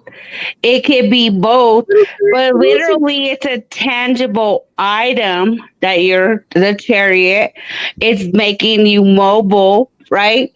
So I feel like it should be a physical movement to do something. Okay. Well, you as a reader, that's how you feel about it. I'm not a reader. I'm just saying that because I remember I told you I'm Earth. It can be a card of physical movement, but I don't always see it that way. It really depends on the read, what you're pulling, what cards are around it. I mean, there are several different meanings to every single card. Yeah. Okay, but this is the one card that I always question and have a like not clear understanding about the Chariot. Right. Like, because if you listen to 1,000 readers, let's say this, right? If you listen to 1,000 readers, like some's gonna be like, "Oh, you're moving forward." Some's gonna be like, "Oh, maybe you're moving to buy a new car, or you moving to this," or but it's always like a tangible thing. It's not like literally it's not a spiritual thing. Like I feel like if it was a spiritual thing, like you would be the high priestess or I don't know. I just feel like the Chariot. Hey, you guys are the readers. I'm putting it out there. I need definition. And you're saying it's according to the read, but it's still the Chariot. It's a physical thing moving forward. I mean, I don't always see it as a physical thing. I don't always see it as a physical move. It's a matter of what you're pulling for, what the situation is, and what the cards are around it. Because the Chariot, again, it has several different meanings. You know, and every tarot card has multiple meanings. I forgot. I forgot travel. Travel is a part of that too. Yeah. So if a Chariot comes in, you're gonna travel. Like there's so many different scenarios. I think this is the card that I have the most trouble with because I don't know. Like So you're next time physically gonna do something, you're physically gonna buy something, you're physically gonna move somewhere. Like I don't know. It's just I feel like that's a really difficult read.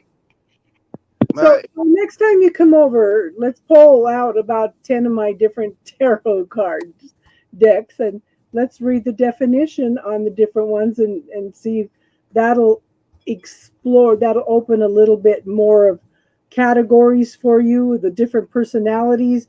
It depends on the card deck. They all have a different personality too, you know? That's why I told Mojo to stay with his decks because he knows them. Because I have several decks. Of course, I'm not a reader and I just play with my decks. But when I look at the Chariot, I always look at it as a physical thing. You're going to move forward. You're going to buy a car. You're going to take a trip. I never look at it like a spiritual thing. Yeah. Some kind of movement. But it's a physical movement. It's not like a spiritual movement. Like it's the Chariot. But it can be either. Yeah. It can be a spiritual movement or an energetic movement. You got to follow your intuition, hon. Yeah, it's one of those things you have to read. It again, it depends on what the cards are around it, who you're reading for, what situation they're asking about. I mean, let me ask you this. Can you pull cards for somebody that's quadriplegic? Of course you can. Okay, then it doesn't always have to be about physical movement. I mean, but it is about a physical and mental intention.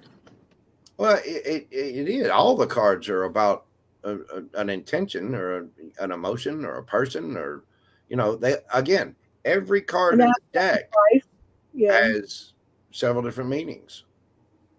Mm-hmm. Nameless.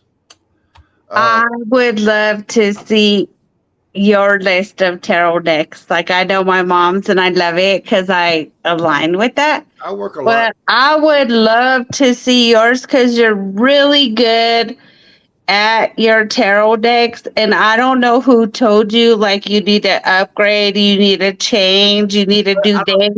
They weren't saying that I needed to upgrade or change. They were just saying that if I got different decks that I might get different intuitive hits from using different decks. And they're right. I mean, don't get me wrong, I want more tarot decks. So it's you know, when I go to read, there are certain ones that I've learned on, gotten used to, Uh-huh. ones that I resonate with. I've got a couple that I'm not. I mean, they're okay, but I just prefer to step aside from them. I mainly use the Standard Rider Waite, Light Seers, the Deviant Moon Tarot. My niece got me the Game of Thrones tarot deck, which I bet that's freaking awesome. I've got that one. I've got the Tarot del Toro, which is based off the works of Guillermo del Toro. No, no, no. Then You know what? I got a gift one time of a tarot deck. I forgot what it's called. Like, I don't even pull it out. It was a gift, and it was so dark. And I was like, I'm not. like, yeah, and let me tell you, Tarot del Toro, that is probably from a print and quality standpoint. I was in the printing industry for a long time. That is one of the highest quality decks. That is the highest quality deck I own. I mean, good papers, solid printing. It's got coating on it, emboss, deboss, degloss, gloss coat. That is a quality piece of printed material. But there are a lot of people that really don't like the artwork on it. Plus, it's a static deck, which means all the lower cards, like the, Four of Cups or the Four of Wands or Four of Swords, the Four of Swords literally just has four swords on it. That's it. Nothing else. Four of Cups has four cups. That's it. And so the static decks really get you to pull more on your intuition. And then I've got another set called the. I like that because it's literally the meaning with no picture behind it. Watch, I'm in my room trying to pull that deck, so I want to tell you what it is. I've got a deck called the Soul. I think they're called Soul cards, and by an artist that did primarily geometric shapes, and it's very, very minimalist in design. But the I pictures, don't know. This one is so dark, though. Like dark. Dark. there I are was like, ew. I don't know. I'm looking for it. a lot of people don't like the Deviant Moon deck because they find the imagery on it to be a little darker and more macabre. But I don't mind it. I grew up drawing comic books. Nah, I love that you told your story. So important because we're all humans. Everybody needs to listen to a perspective because we all are stuck in our conditioning. And the only way somebody gets out of their conditioning is when you tell a story. You tell your foundation. You tell your background. I don't know. That's how they relate. That's how they grow. That's how they heal. Because they're not the only one. They're not the only one. I swear. Now there are plenty of decks out there. I mean, that's why I decided to put out a tarot deck myself, which I'm working I on. want to see your tarot deck. Well, I'm working on it. They're hand painted. My mom is so good. Nobody would ever believe this in the world, but my mom is so amazing, so beautiful, so good. She's an artist. She practiced so many years. Yeah, but JoJo knocks me out of the park. Okay, I'm not comparing. I'm not comparing here. Everybody has their own brand of art. Everybody has their own. I know. That's one of the things I hated in college. What is it called? It's called Notoria. Yeah, that's a pretty dark deck. Yeah, I have it right here. It's called Notoria. Thank you for subscribing to JoJo Nameless. Jojo, have you seen that deck? I don't believe I have. I've got, like I said, Look it up. Look it up. I will. working on an Amazon wish list that I'm going to put up because there's so many people have expressed an interest in me. They want to see me use different decks because the way that my camera is set up, I don't show myself. I show the cards in my hands. Well, give me your address. I'll send you this deck. I feel like it's dark, but your light, you can transmute it. I feel like maybe it was given. I feel like it is dark though. But if you're such a good reader like yourself, you'll definitely transmute it. It's beautiful. The art and everything, lovely. I can't find the picture. Huh? I can't find the picture of your painting on my. What do you know? I don't have a picture of it. Like all the cards are like it depends on the element. So if it's fire, it's like fire. But if it's water, it's still surrounded by darkness. Like I'm really not fancy on it. Miss Kelly, did you want some cards pulled, ma'am? Kelly Galbraith? I'm not sure I'm pronouncing that correctly. Miss Kelly.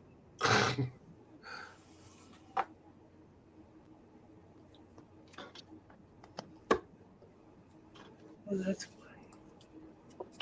All right, and I'm uploaded and processed, so I'll be releasing Capricorn, Aquarius, and Pisces Tag me in Capricorn. next 20 or 30 minutes. Ooh, awesome. All right, Miss Kelly. What do we got for Miss Kelly? Miss Kelly. Sweet mother of Buddha. I hope the chariot doesn't come out. Come on. You might have to Miss Kelly too. Oh hell no. Sure thing, Nameless. All right, Miss Kelly, Miss Kelly. You start out with the Hangman, the Six of Pentacles, the King of Swords, Four of Wands, Nine of Cups, Queen of Pentacles. Underneath the bottom, you've got the Ten of Wands, Two of Pentacles, and the Four of Cups. And then pop out is the Lovers. Okay, Miss Kelly,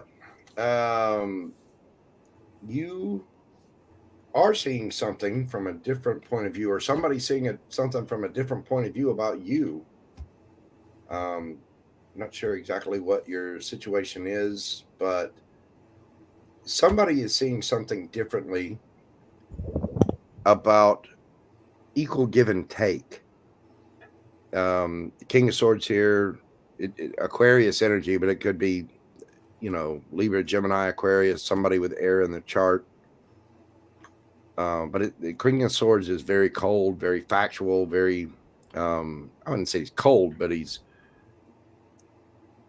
very cerebral and only speaks the truth.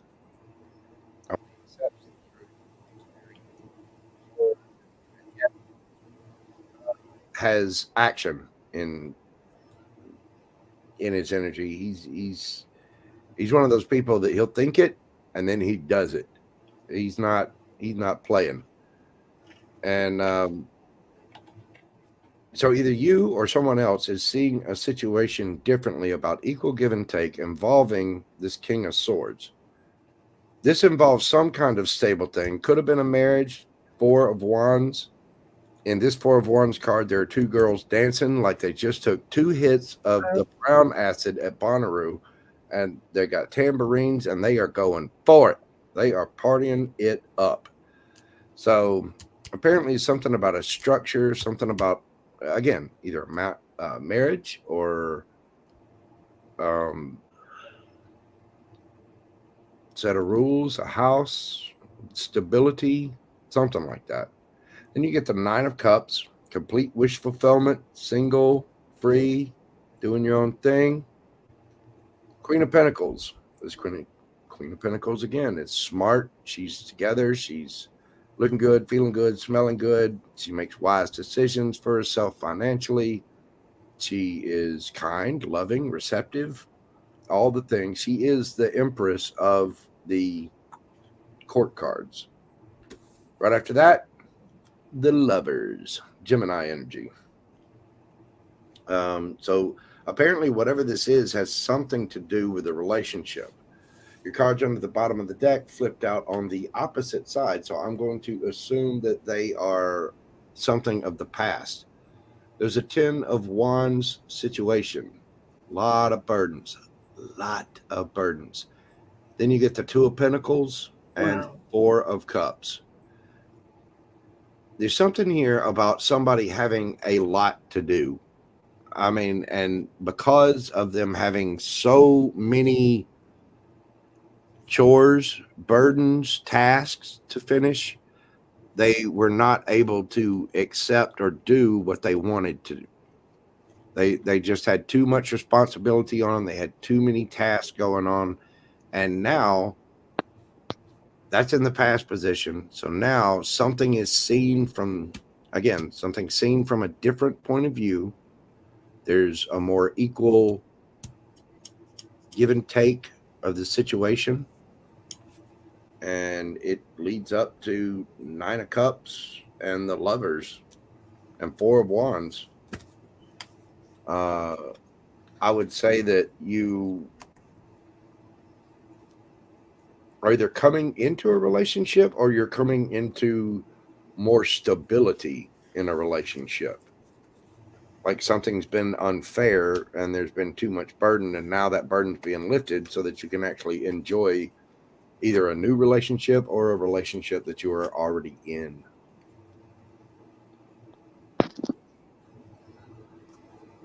Hopefully that makes sense.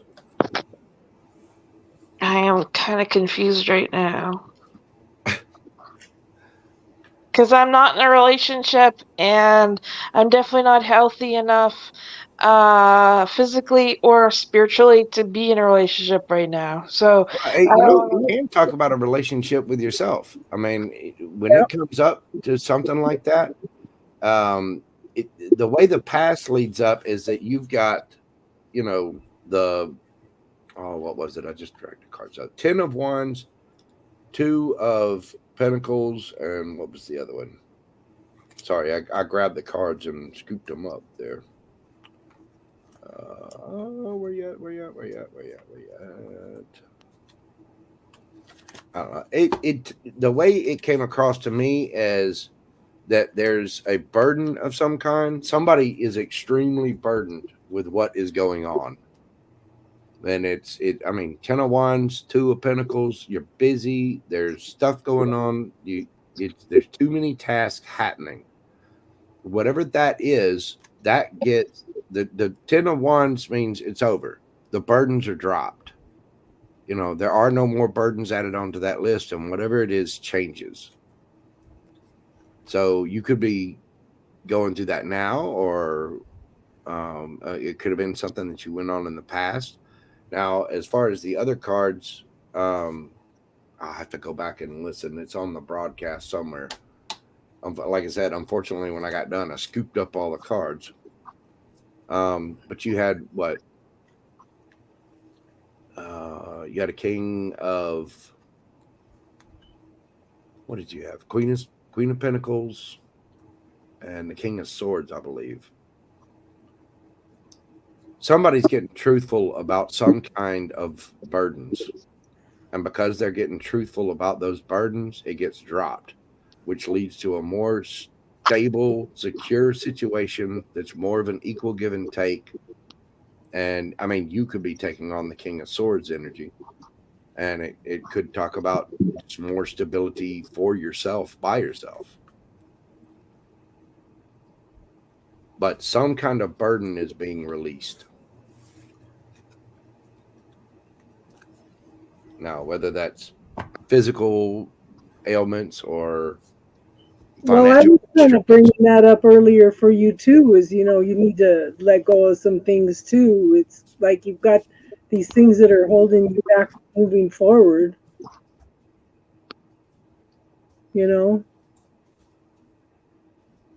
My limiting beliefs? Yes. Okie dokies. That and my inability, oh, it's my inability, my lack of, in the past, not embracing my own intuition. Yeah. I This mean, just on my Facebook. It says, just because someone in your past may have devalued you and you learn from them to do the same, doesn't mean you must maintain their legacy. You are not betraying them if you stop. At any time, you can begin to trust you are worthy of less shame and more love. You can tip the scales in love's favor. You've got this. My love language is reminding you of your power. all right. Who we got next? Nameless. Thank you. You're very welcome. He's Just whatever burdens it is, burdens can be anything. Burdens can be financial constraints. It can be being sick, physical ailments. It can be thought processes, mental blocks, things that are unseen, things in your subconscious. But anything like that can be a burden to you. Like I have a burden. I don't have a burden.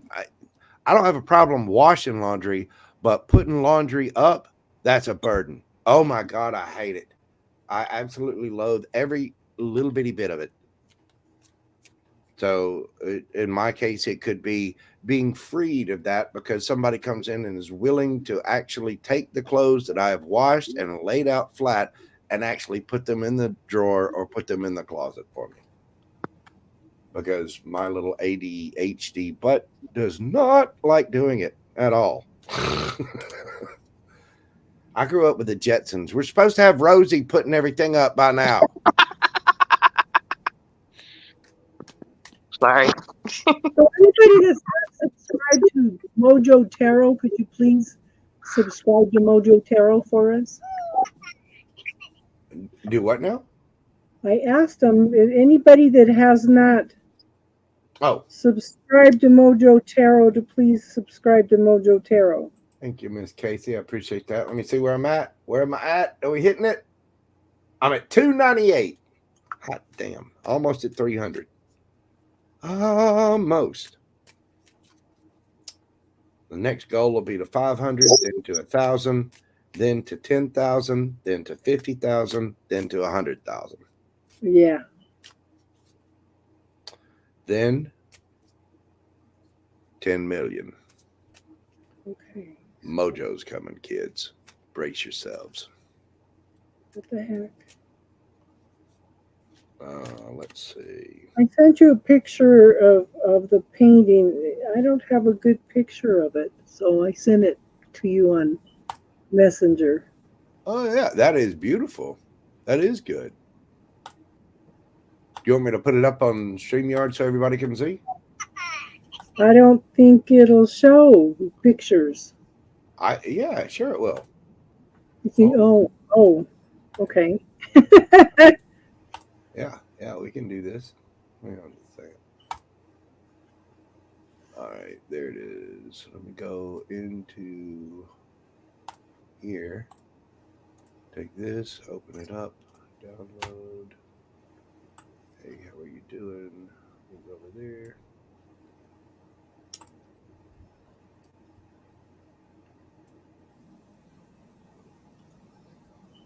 Yeah, that one's not a good picture. It's showing lines and stuff on it. I've got a friend that does photography, and I get him to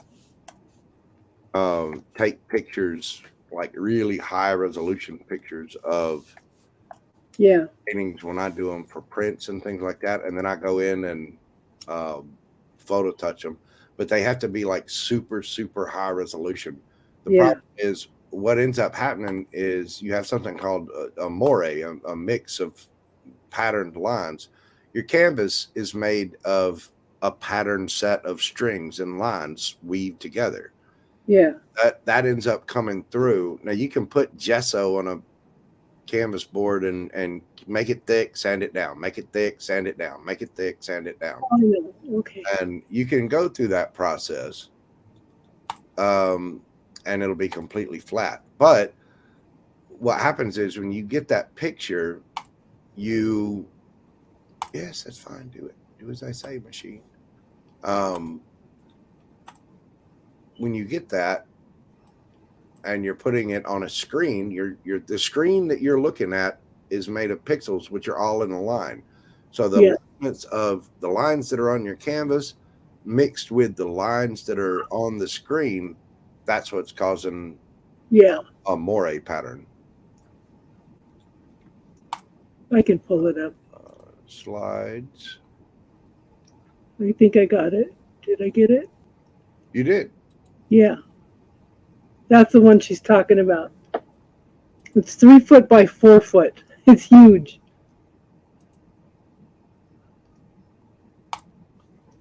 I was trying to get it bigger, but it's not. Wow.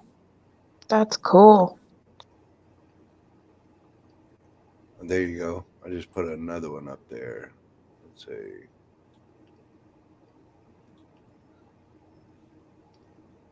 Did I? It didn't show up. No, did I? Oh, I see what it is. Hang on.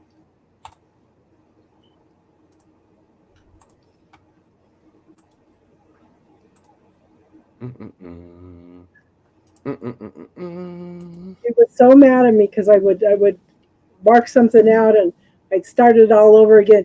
What are you doing? That was perfect. No, that's not what I wanted. That's not what I wanted. It's uploading and boom.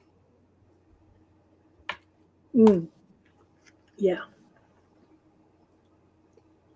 All right. I'm going to go ahead and get pulling cards for Nameless. Well, that's beautiful. He's not home yet, I don't think. He said he's going to listen on his way home.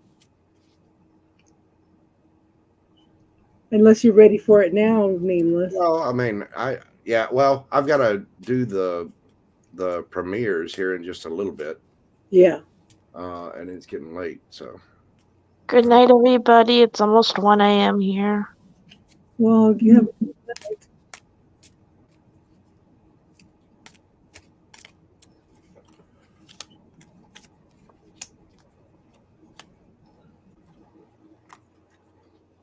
Yeah, wow.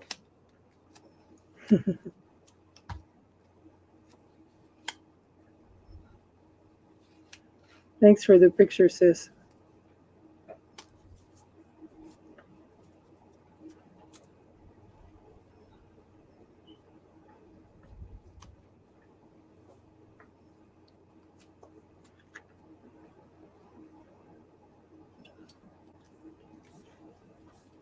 I just do. JoJo's work is just absolutely incredible. Thank you, Miss Casey. I appreciate that. Yeah, that's what comes from my parents were not really interested in raising children. I was a handbag, an accessory to a failed marriage. So I spent a lot of time as a kid drawing, hiding away. That was one of the few things I could do, because I was a real hyper kid. So that was one of the few things I could do that I could sit down and draw and I wouldn't get in trouble for that, I used to, I withdrew from the world after my mom died. That's all I used to do. My dad used to laugh. She doesn't even want to eat. All she wants to do is just draw and, and all this stuff. And it's like, and he was going to send me to school for art until he found out how much it was. And then he backed off real quick. Well, it was one of those things that I loved. Yeah. I just that's one of the things that I hyper focus on. When I start painting or drawing, I go. So I just gave my grandson this picture. And that's my granddaughter. And then that's in black. That's it, the picture in black and white. And then I painted a table, a Buddhist on the bridge. And my son, they messed it up and then they spray painted around it and stuff. So that's my oldest son and his wife. Nice. Those are really good portraits, Miss Casey. And there's that's the story. That's the one I did for Chicken. He's Native American, and we've got the Celtic ancestors. So I incorporated the peace pipe with the raven, which I think is his totem, and then my wolves. Taurus. There you go.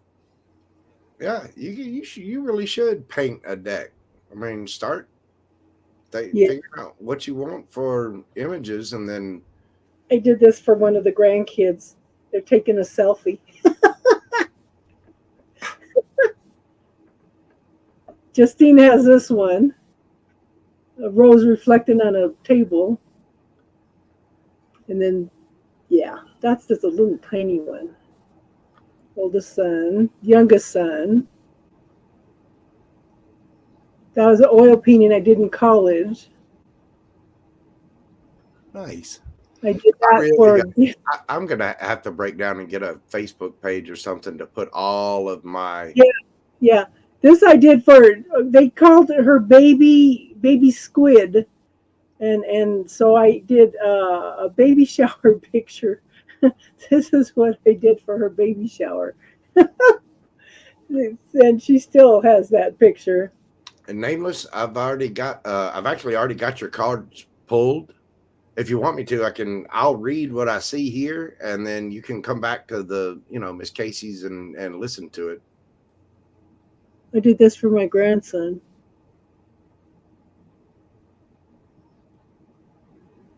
So yeah, that's my artwork. I don't know. I've always been inspired by it's realism, but it has abstract elements in it. The best artist that I know of to refer to is a guy named Greg Crayola Simpkins. If you've ever seen his work, they call him Crayola. He started out, he was going to be a naturalist. He was going to do artwork for like anatomy, and for the ladies that know who Chicken is, that's when he was younger.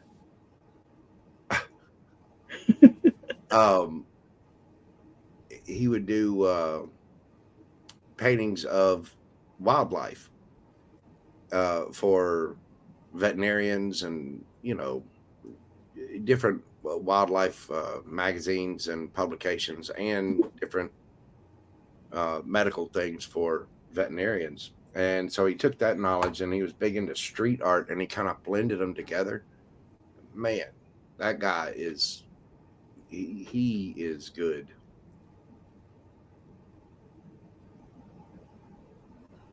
I've always enjoyed it. So I'll have to send you a link to that Russian painter that I like that does landscape. Yeah. One of my watercolor teacher in college was from Russia. She married some guy here, so that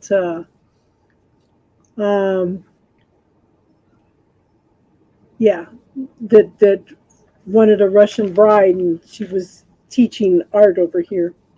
Yeah. All right. Okay. Nameless. Here we go, brother. You start out with some kind of conflict. 5 of Wands. This could be a mental conflict. It could be an actual argument that you're having with somebody. It could be somebody at work. It could be somebody you're in a relationship with. It could be a family member. You could just be arguing with yourself and having an internal debate. It could be your subconscious fighting something out. In this particular 5 of Wands from the Lightseer's deck, you see 5 people. It's a little bit different than standard conflict, because these people on this 5 of Wands actually seem to be trying to work together. So there's some kind of chaos or disharmony that's happened or is happening. And apparently it's coming to fruition, because now, right after that, you get the Moon card. Again, this is the one with the shadow and the light are on each side of the river, and there is a figure, a woman in the water, drowning in the water. Water always represents the emotion, and the moon always sheds light on things that are hidden. It can be about things that are hidden. This conflict could be about something that was hidden from you, or something that you were hiding from somebody. That's where the stress seems to end, because then you get the Hierophant. This is structures that the Hierophant in this deck is a guy that's been meditating, and he's sitting in front of a stairwell that leads up to the light, and he is just the happiest guy in the world. He looks like he is just on cloud nine. He's either high or he's just seen, you know, he's either high or he's just seen Red Fox do stand-up comedy, or you know, he's extremely happy, but it's from his search within. The Hierophant, you know, is rule structures, religion, spirituality. This is somebody that's gone within, knows the way to the light, and has that behind him. So now with that backing him up, there's really not much that can mess with him. So he's just giggling. I mean, just grinning ear to ear. This apparently comes from whatever this argument, whatever this situation was. It could have been something in your past that you finally shed light on, and now that you found that light, you are that happy about it. Then you move on to the Three of Cups. The Three of Cups can be about celebration with friends. It can be about reunions.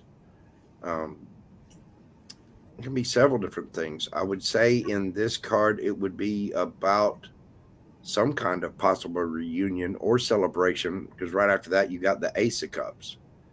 So there's something about this where you are filling your own cup. You filling your own cup and going within and finding your happiness, and allows you to celebrate with other people. To have Three of Cups, have 2 cups to share, and 1 cup still for yourself filled, because that's what the Ace of Cups is. You fill your own cup, and then when it overflows, then you can share. And apparently you'll have enough to share for 2. So you still got your Ace of Cups. And then we come across the good. Right back to back, the Emperor and the Empress, a divine couple. You could be finding ultimate balance within your divine masculine, divine feminine sides, or you could be coming into a union that is a divine union with someone. I mean, rare is the occasion that you get the Emperor and the Empress right next to each other in a card pull. For the overall energy, you have the Ace of Swords. The truth is coming out. The Tower, something is changing. Something is shifting in your energy. And then you have Temperance, which is obviously the divine timing patience card. So it seems like whatever this is might take a little bit of time. You might have to wait for it. When it does come in, though, it's going to be very shocking. Tower doesn't always have to be bad. When you get the truth, it's going to be shocking, and it apparently involves your self-love, celebration with others, and an emperor along with his empress, who is very, very pregnant in this picture. So if you don't want kids yet, wrap it before you tap it, brother. However, to get the divine couple like that, and again, it could be just about you coming into balance with yourself.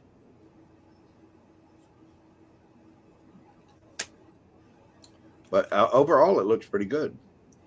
And apparently in here before too long, with just a little bit of patience, you're going to have some kind of epiphany, some kind of, the Ace of Swords in this deck is the woman with the staircase going around in her on her head, on her hairdo. And so that Ace of Swords tells me that it's some sort of epiphany, some sort of awakening. Same thing's true with the moon and the Hierophant right next to each other. There's something about some kind of conflict or strife or chaos or whatever that was going on. There's light being shed on that, and because you're taking the time to go within, master yourself, you've got your own disciplines, your own rules, your own spiritual beliefs, your own religion, and the more you focus and do that, the more your cup is filled, the more you have to share. The epiphany comes in, and you apparently define divine union with someone. But with the Temperance card there, it is going to take a little bit of time. Don't be too impatient. Of course, I've heard you speak before, Nameless, and I get the feeling you've got a lot more patience than I do. There's just too many things in this world that just give me the fidgets.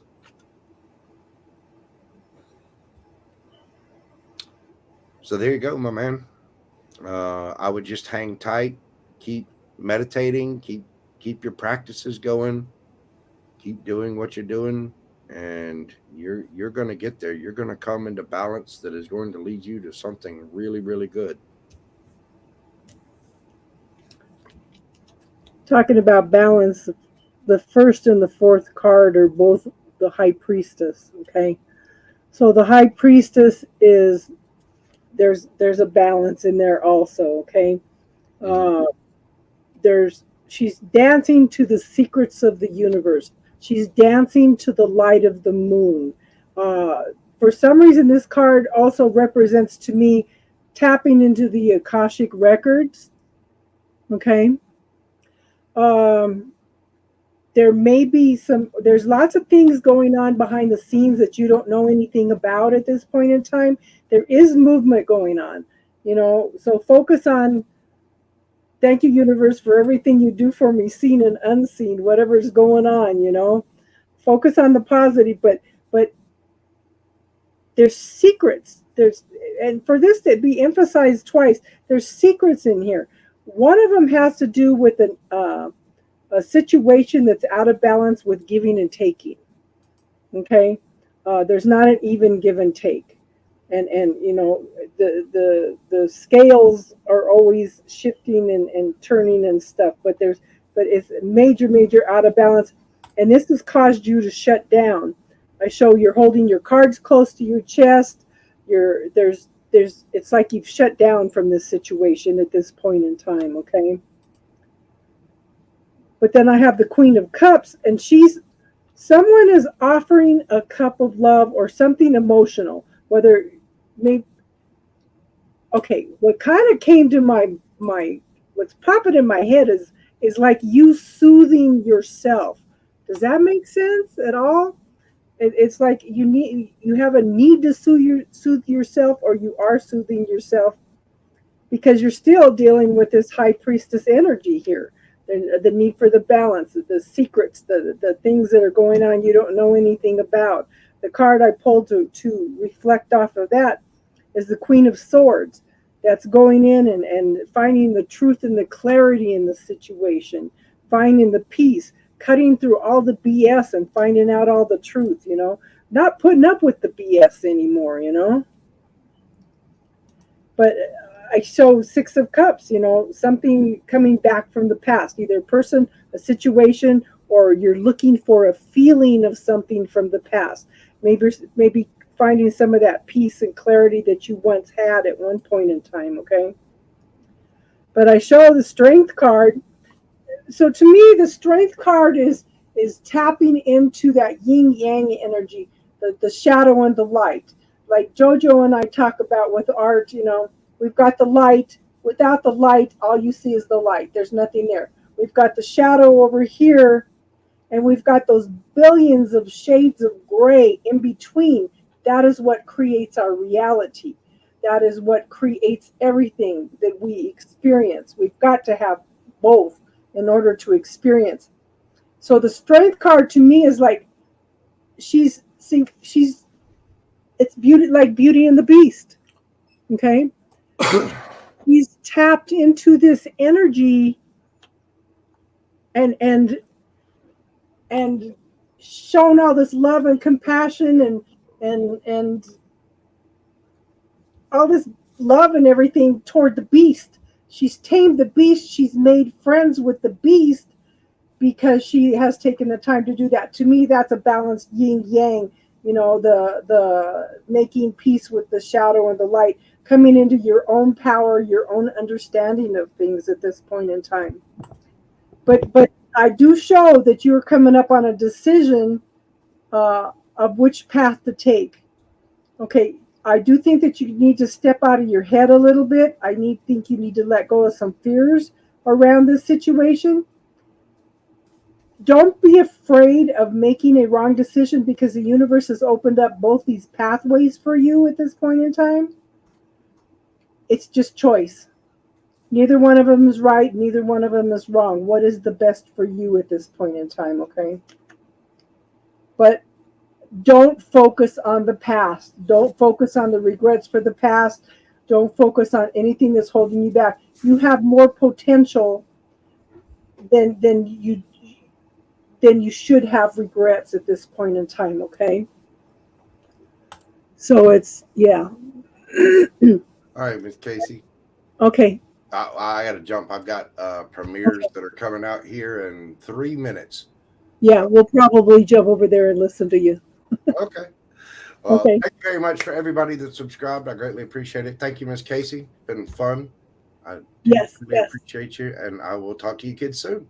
Okay, we'll see you over there. Bye-bye. Bye. But, don't focus on the regrets. This is crying over spilt milk, but what have you learned from the situation? That's the most important thing. What have you learned from the situation? Okay, that's the most important thing. Have I learned my lesson? Have I learned it well? Am I going to keep repeating it? But stay focused, stay open, stay open and receptive. This says you are open and receptive right now, but don't slide back into this because you're waiting for your ship to come in. There is some forward movement toward that at this point in time. And you are open and receptive to it. So I do think that something that you're waiting for is coming in, but you've got to deal with all this other stuff coming up first, It's what you're waiting for is bringing up, I don't know if it's insecurities or something you need to let go of or what, but it's coming. It's coming. Okay. Does that make sense, hon? The Sphinx. Yeah. The Sphinx holds all the secrets. More secrets than we know right in our lifetime, probably.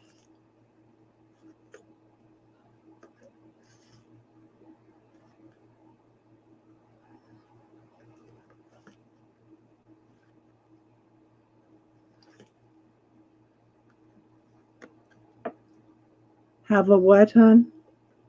Have a H? Okay, it does make sense. Okay. Yeah.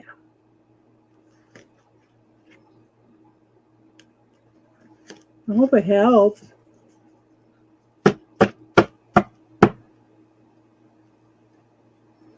Yeah, we miss you coming in on the panels. You'll have to come in one of these nights when you get off. Yeah. Okay, does everybody want to go jump over to Mojo Tarot so we can support? You just pulled in your driveway? Well, I hope that brought some clarity, hon.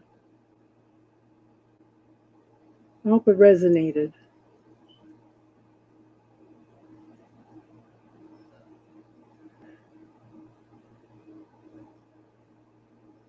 Okay, good. Good. And don't forget, hon, we're in between 2 supermoons. Yeah, it is both external and internal, so that makes sense why we have 2 of them. Don't forget, we're between 2 supermoons. We're in the shadow period of the Mercury retrograde. We have Venus retrograde. We are getting ready to move into the eclipse season, which brings major changes. There's all kinds of stuff going on. Good, good, good. I'm glad it helped. Okay. So does everybody want to jump over there so we can support Mojo? Jojo tonight? Good, good, good. That's what we're here for. Yeah. Okay. So we'll wrap it up for tonight. Everyone have a good one. And namaste. And I'll see you over at Jojo's channel. Good night, everybody. See you over there, Judy.